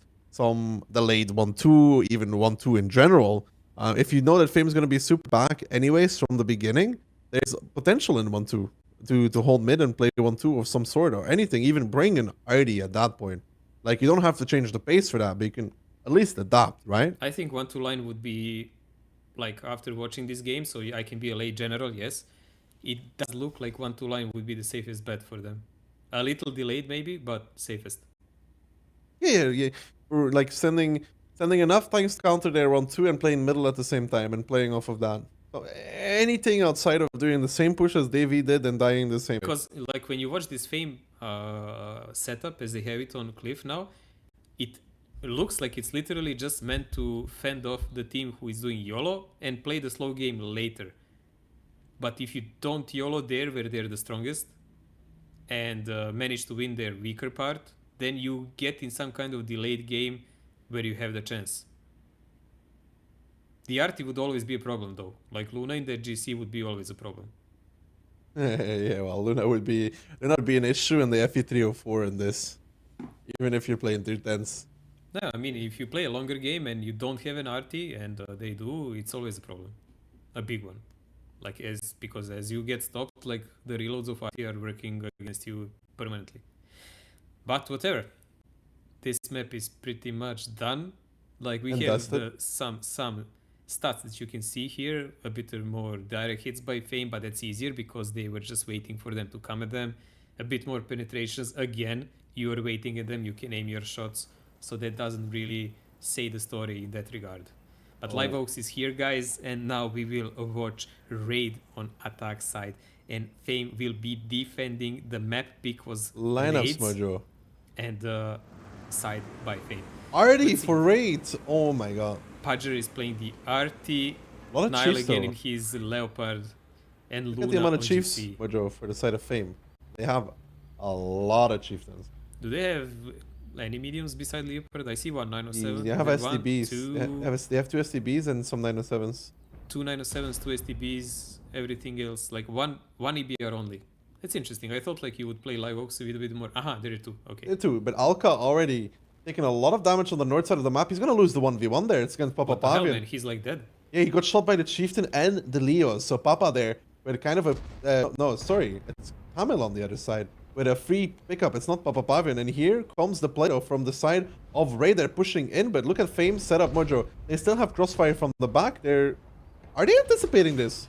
They are pushing immediately from the right side here where Feli and Kerryberry are. It's really important. Feli gets checks in his here position so he will not survive. Kerryberry gets deleted, man. Like, what the hell is going on? Yeah, I thought they would stop crossing and just play off of hold on. Papa Pavian goes down in the meantime, so 3 tanks falling here on the side of Fame. Not ideal whatsoever, you would say. I mean, I would expect them to have stopped. I mean, they do have Raid kind of surrounded. I mean, not really, but look at A0. Kyle took so much map control. Yeah, they need to delete Alka with his 38 HP. Pedger is getting pinned by EBR also. He's on 90 HP. So if they actually manage to take out those two, it's gonna be a huge impact on this game. Because no matter how many more tanks here Raid actually has here, now we have no RT. They have to make some play. They have to make some play. Look at Elian and Vala on the outside as well, wrapping around. They need to be kind of careful not to get peeked on there. They are kind of holding up at Camille. In the meantime, he took so much control in the north. He managed to kill the RD. Elian is now on the side. You can see the sniping shots come in from D4 with the Leo and the Chief. And now they're going to start to try and push Elian. That is probably the worst choice at this moment in time because they're going to bleed a lot for this. And in the meantime, there should be a reaction coming out from Fame, but it doesn't seem to be one. So Elian and will get picked up there, and Raid now could continue pushing. Fame is a kind of split. I take my words back. It might actually work just fine for them. Yeah, don't worry, don't forget that there is a Chieftain and Leopard on the other side who are permanently shooting them, plus an RT. Also, we have the EBR pretty much wrecking their backlines, so this game is still not over, but Fame still can do something about it. I mean, Raid now has to do what they did in the previous matches when they actually won, and push with everything they have on this center. Just ignore the Leopard, ignore the Chieftain or whatever. They already did that. They left 197 back so they can control their cap, because that's actually a big danger for them. And they're praying that they will just win this conflict. Yeah, Fame is trying to hold on dear life though. I mean, the trades here are still in favor of Raid. They're up in HP, they're up in tanks as well. Insane falling back now to a more safe location. And you can see here comes the push. And Mojo, you were talking about it. Those 3 tanks on the other side of the map, they are going to try and cap. That might be just a little too late. 23 seconds left. Can they yoink the victory? Can they do it? 18 seconds? I don't know if it's going to be possible. The Chieftain's going to be shielding 14-second, Mojo. What do you think? Yes or no? Can they see them? Like, it's 10 seconds gone. No, like, not yet. Cushion. No way. Well, No way. still 12 seconds. 10 seconds now. They haven't really set Camel yet. 9 seconds. 8 seconds. Oh, Nile is spotted though. That's worse. Still 17 seconds. That's all onto Camel here. 14 seconds. 15 seconds. Can they get a reset angle onto Camel? He's still not spotted. 12 seconds. I don't think so. I think Ricochet will or should make this. 9 seconds left now. 8 seconds. God, 7 seconds. Still 10 seconds, Mojo. No. There's no way. There's no way. They are going to pick it up at the end. So Raid is going to pick up their first round here on Live Oaks. It was still close, but Fame kind of donated 3 tanks for free, Mojo. It was like a massive misplay there. Like sending those 907s against the entire team, like good track. I would say like really good track, and killing Kerryberry. I don't know who was next to him. I think it was Stefan. Yes, I think Like so. deleting those two instantly. Oh, they lost Papa. And Papa also. No, was Yeah. it Philly? I think was it Philly? Feli was in 907. Yes, 2 907s though that were crossing. No. No, Kerryberry. Yes. Kerryberry and Feli. Kerryberry and Feli. Yeah. Yeah. Yeah, Stefan's not in the team. Yeah, so Kerryberry and Feli were crossing there, and Feli was tracked. And Kerryberry died right after him, so I know what the Fame tried to do with those tanks on outer line to bait them in the shots of Leopard and Yeah, but Chieftain, that so they're one not guy would have been separated. enough. But it's not enough. They- We're missing one thing there, Mojo. It was Elian and who? I think it was Elian and Valor, right? Yeah, it was to Ian and something Yeah, like 2x. yeah. Okay, so when Elian and Valor went on the outside, Mojo, I think the mistake actually was the double on the outside. One guy on the outside to bait the push is okay, but they needed somebody behind them further back. So when those raid tanks are pushing the outside, they have to keep pushing. But I towards must congratulate the Raid on this reaction actually. When they did that push, they left enough chieftains in the back to control, so there is no counter push by Fame. And that if Fame actually tries to go away from their hole and maybe help those two tanks over the rail, they'll take massive damage. If they push forward, they will be stuck down and they will take massive damage. On the other hand, like I really like the play that Fame did, like that first shot that deleted almost on non-existent HP Alka on 30 HP that won them entire side. They managed to kill the RT because of that. Yes. And then they take out like EBR and RT, ABRs and RT and pretty much compensate for all the nonsense they did on other side. That's why I don't understand the play, Mojo, between Barry and Philly. That's why I don't understand it. Camille had all the info that there was nothing north, and I think Papa spotted the tanks in the south. At that point, you would stop committing and play off of north. No, you have the Leo, you have one chieftain there that can rotate. You set up the crossfire, you force them to push in, and you know they're kind of stuck in 9-0 line. Well, we can look this on a bright side. Our predictions, they still be right. True, good point, Mojo. Good point. So this is the first game that we've seen on Live Oaks. Raid managing to come back into the game, but they still need to pull away with another game on Live Oaks so they can even come back to the tiebreaker, which will be a cliff again. A memorable and lovely experience for them.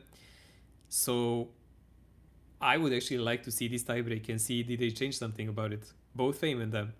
It would put Fame in a peculiar position, having to maybe do something completely different, you know, and for a Raid to give them the chance to also change their ways there. So I would actually like this game to go to Raid. You would like this game to go towards raid? Yes, I would like to see tiebreaker. No, Mojo. I'd like to be correct. I do not want to see a tiebreaker. I have full faith in Also, Leo. the sandwiches are waiting for you, and they're calling stronger and stronger by the minute. Man, I owe spaghetti, dude. I need Fame to win. You understand, dude? It's a matter of life and death, dude. It's getting cold, Mojo. So it's really important that Fame wins the next round here. You know, I mean, so yeah. You want to see a tiebreaker? I think that Fame's gonna take it. So yeah, it's Live Oaks again though. It's Live Oaks again though. But let's just be realistic about one thing though, Mojo. Even though this last round, Fame basically gave 3 tanks for free, right? I mean, Yeah. Raid also gave 2, but it was an RD and an EBR. You can say they gave 2 for free, okay? EBR can be lost there, Yeah, but those so 2 2 907s, 907s and it were was a giveaway. still really close for a long time. Yeah. Like really close. I mean, being 2 times down and holding on that much is also impressive, nonetheless, even in defeat. But the only reason is because really good play of EBR on upper side and taking out Arty and stuff. But never mind that. Like, we are really close, I hope, to see another game and to see what happens there. In this game, Raid will be defending. But again, like on this tournament, I haven't seen a single game except when Fame played Cliff now that it matters when you defend or not. Yeah.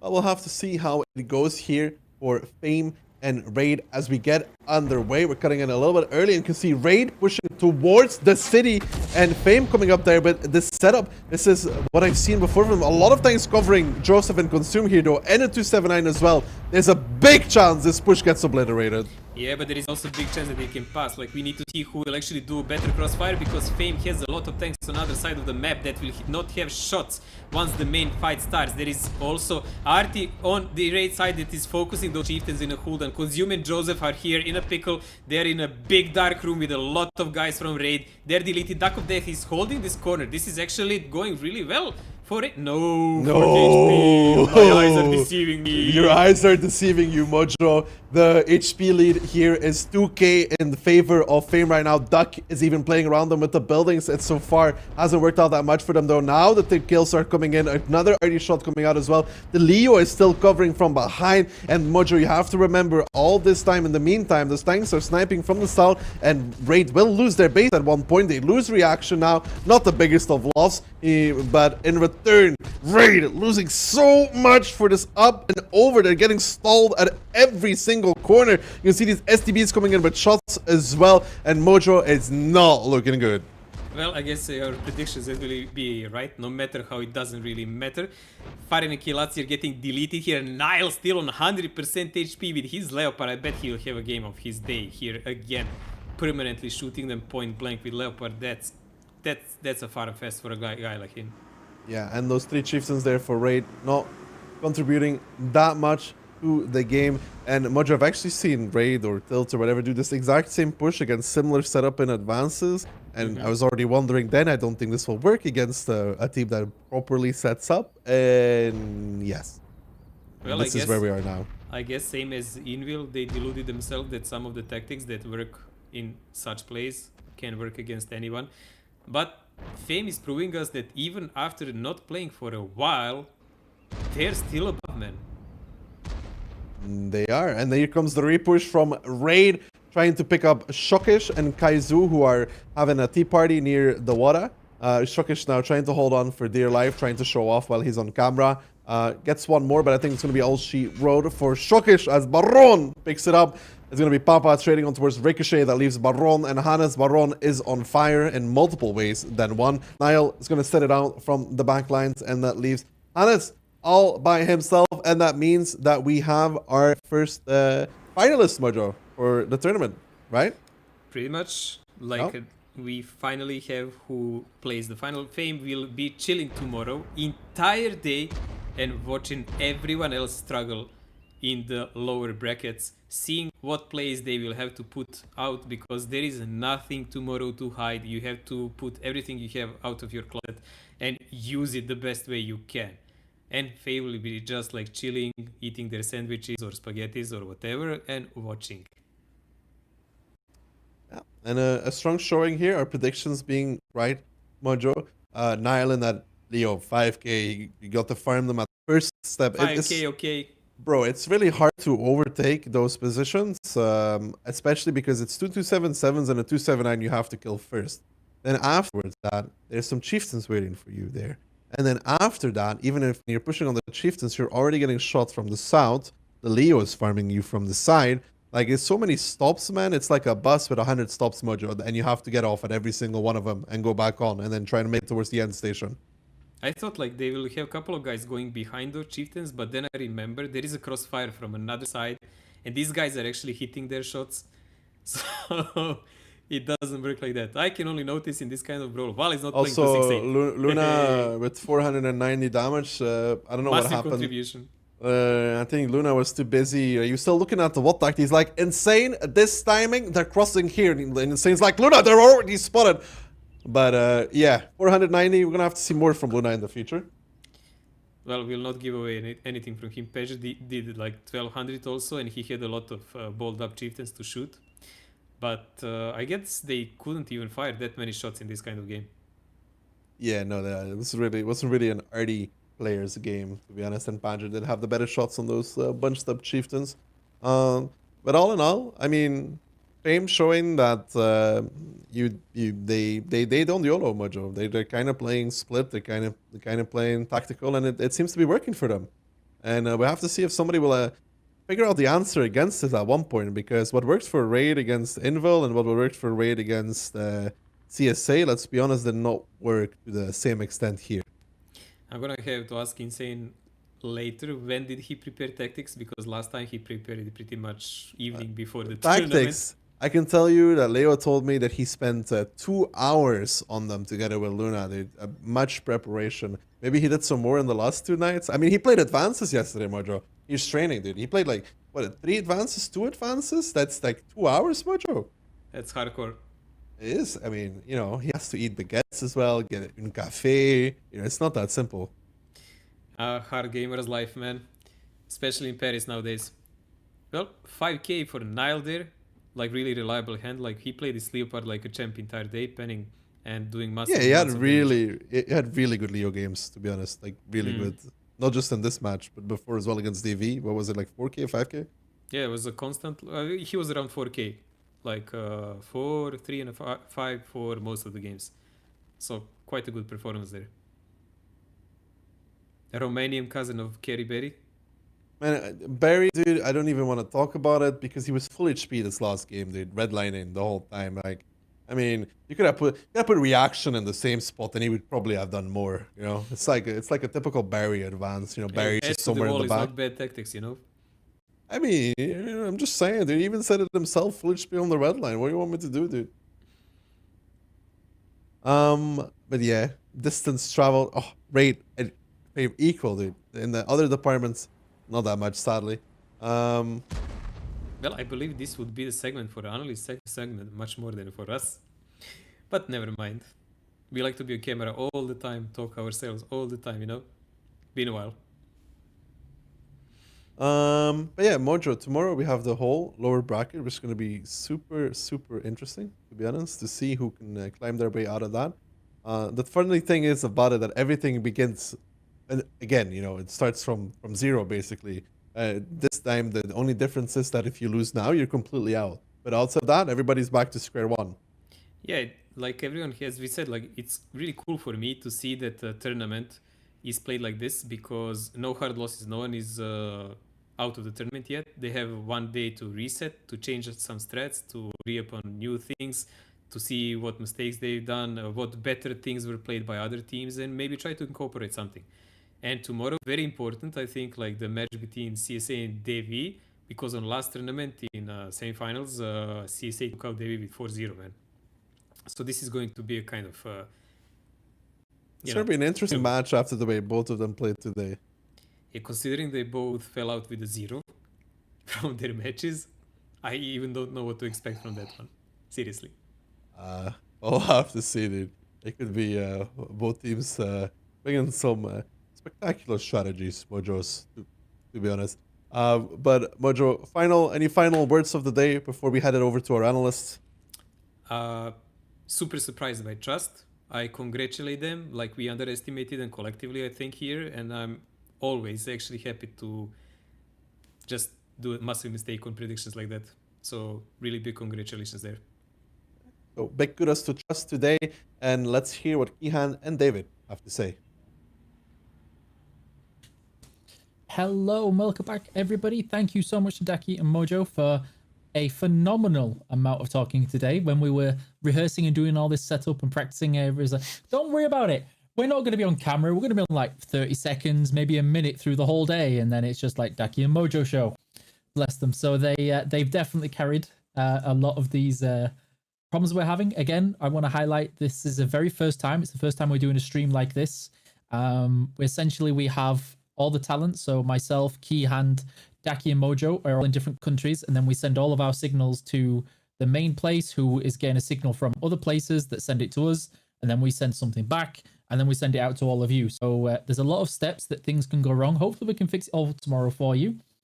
But before we get into Keyhand's favorite part with the replays, we're going to bring up the tournament tree for you all to check out and have a look at so you can see the game progression and the scores. Now, Keyhand, are there any surprises there for you?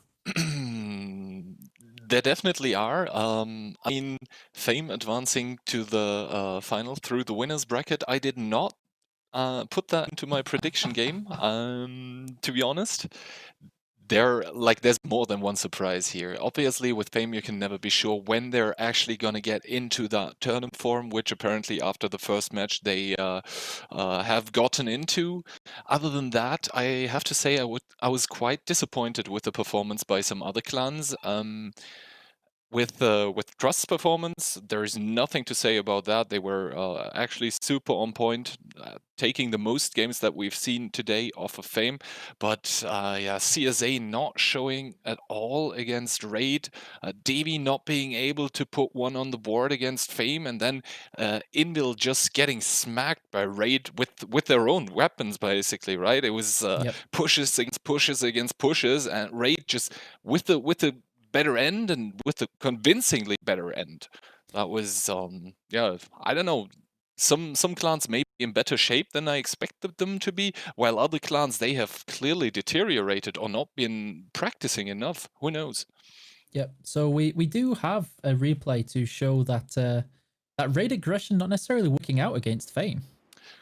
No, this is game 1 here, Fame against Raid, and you can see here Raid with a lot of tanks on the bottom side. That means they will get that donut control. However, the more important positions are the ones on the hill, as you can just control the whole map from it. And the other problem is Fame is defending here. They can just let the time tick for one, and the second problem for Raid here is that Luna is in that big old piece of artillery, and he will make Raid pay for every second that they wait in this game. Raid, they recognize this, they have to do that repush onto the middle. However, that repush, it almost never works if you don't have SCBs already controlling the ramp, which is not the case. Fame has a few tanks in the 1-2 line, but it all does not matter, as they just have that brutal hull down power in the middle, and they're just able to farm those 907s crossing. And yeah, it was not even a battle, it was a slaughter at this point in that game. Yeah, Fame just with superior positioning, expecting, like, it felt like Fame knew what Raid was gonna do before Raid knew it themselves. That was game 1. Jumping into game 2, yeah, there's really not that much to say about it. I could just, you know, take the VOD from the game that Davy played against Fame and just replay it, because it was the same thing all over again, and I have no clue why Raid was doing what they were doing. Over pushing that middle, yeah, fine, but you just saw another clan lose it. Do it and lose it as well. Raid getting a little more out of it, I would say, but in the end, there never was any hope of Raid really breaking those Fame defenses. And there was talk of layers of defenses, and I have to agree, right? You see the projectors dropping here, but they are at the same time, they're not that important anymore, because the projectors already clipped out. They don't have any sort of DPM anymore, and those OP tanks securing the win by simply tanking the shots for their allied single shooters, who are now able to pick at Raid. And Raid investing so much into this push, they're by this point, because they pushed into the crossfire, they are down in guns, they're down in HP, and they're still down in positions, because in the end that push did not get them any sort of positional advantage whatsoever. Also the STB on the hill with huge problems, because he's already on a one-shot Camel Eater with no problems whatsoever picking it up. And that is again what Fame does best, right? Position by position, they basically take the map from you until they're surrounding you, and if you don't have any HP saved up, which again against Fame is very difficult to do, then they're just gonna pick away at you until you are dead, just like we're seeing it right here. It's a very methodical play. Yes, and for that very methodical play, you need to be super disciplined, which is what we see mostly from Fame here. Now, this is actually match 1 on Live Oaks, where Raid managed to get back at Fame here, but I want to draw your attention as to how much Raid was basically given for free and then getting that victory. You see here 2 907s, Barry and Feely. They're just getting slaughtered for free almost. There is not that much HP being gained for those 2 tanks dying. And now Raid, they do have the positional advantage because they have those outside positions in K0. So in the South Brawl, they do have the positional advantage. However, they are completely losing the rest of the map because Carmelita is completely outplaying Alka up there and now being able to take out Alka and Paja. However, Raid is doing the exactly right thing. They're realizing Fame does not have that many tanks here, and they are just looking for an opening somewhere where they can jump onto Fame tanks, which are not that many, with all of their 907s, and just DPM them, which is going to happen in a second here. Elian and Vale on the outside, a bit overextended. The 907s just jump onto there, and then it's a 907 DPM just kicking in here, that medium DPM eating those Chieftains alive. And unfortunately for Fame, those two tanks on the outside, the Leo and the Chieftain, not really being able to help. From this point on, Raid suddenly has those Fame tanks in those defensive positions surrounded. Insane with the only guy in the whole Fame team with the brains to actually go back and put some crossfire onto those 3 907s that are peeking them. And yeah, just Raid with a better tactical, I would say, the better tactical recognition here in the south. The Fame tanks from the north not being able to stop those 907s from jumping onto the Chieftains on the inside where the water is. And yeah, Fame just not with the right positions in this game. And then Raid is basically, yeah, it wasn't as close as Ducky made it to be.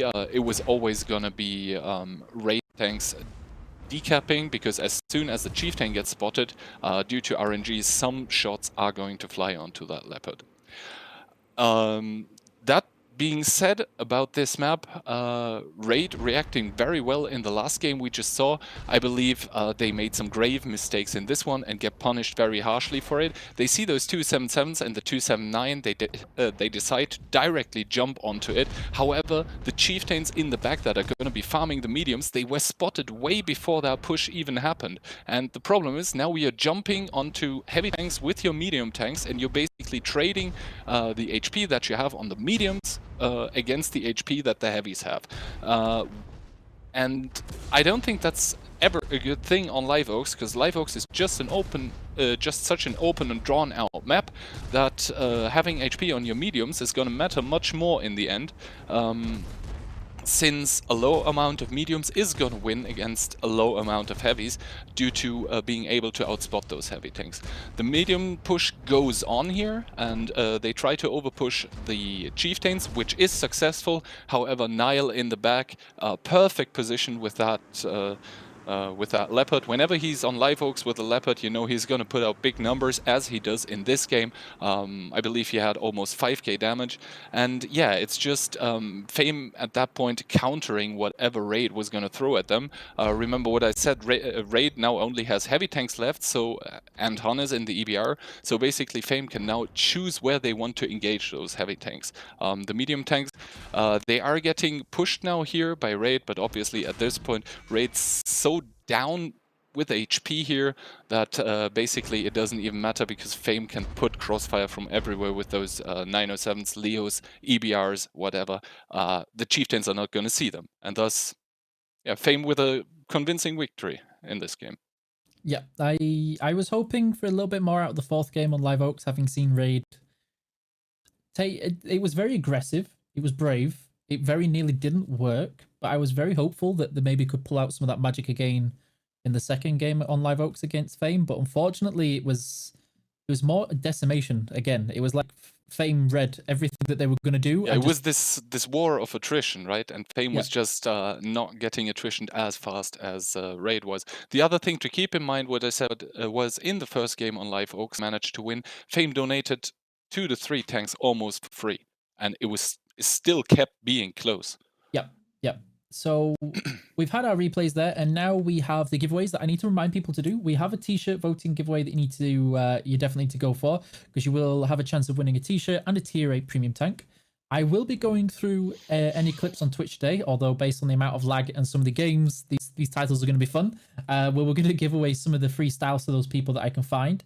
We have MVP voting giveaway, where you can vote for your MVP, and we're going to choose 2 people for some tier 8 tanks. I need to double check I've got them, but hopefully we will have some prizes for the player on the in the tournament. So who do you think today's really stood out in from all the teams? Is anybody really shined above everyone else? When I go back to think about it, I would say mostly, obviously now it is easy to say someone from the Fame team. I saw Feli putting out big numbers most of the time. Then again, people like Vala, I think they have the potential to improve. However, in other games as well, if you take a look at the other games, I believe Hannes was partly playing crucial roles, even though he almost killed himself in one game by jumping down with an EBR, which he corrected a few games after when he drowned himself. But yeah, so far I don't think there is actually people really standing out, as it was mostly team efforts and big clashes today. There were no big carries. One big carry was denied on Himmelsdorf in that 2v2 situation, but yeah, I think the people who put out big numbers today, they're neck and neck at the moment. There is no one really standing out at the moment. Yeah, I've noticed more tactical victories coming into play. There's been a few close games, but it seems to be all tactics rather than individual brilliance that is clinching those really kind of like last ditch moments. Maybe I'm wrong when I look back at it. I've been trying to fix some of the lag that's going on today. But so that's everything from me mostly. What about you, Keyhand? Have you got any last words for our wonderful viewers? Oh, well, tune in tomorrow. Tune in tomorrow. Definitely tune in tomorrow. I'm hoping that we can fix some of the issues that we had. We've got a lot more work to do after this, and hopefully we can figure out what's going on. Apparently people are wanting a kiss from Yuki, but I'm not sure if that's a good idea on stream. There you go. You got a kiss. Awesome. Now behave. So while we do that, we're gonna go and pick somebody to raid. So we're gonna have a quick goodbye and an outro. Thank you again all for tuning in. Thank you for watching. Thank you for putting up with some of the lag. Thank you, and I'm hoping to see most of you back again. Tomorrow should be fairly interesting based on what I saw today with the matches, and I'm really looking forward to some key plays from the players. Hopefully we can fix some of the problems from there, and then we're going to find somebody to raid who I haven't looked at yet because I'm here on the camera with you all. And yeah, thank you so much, and we will see you tomorrow.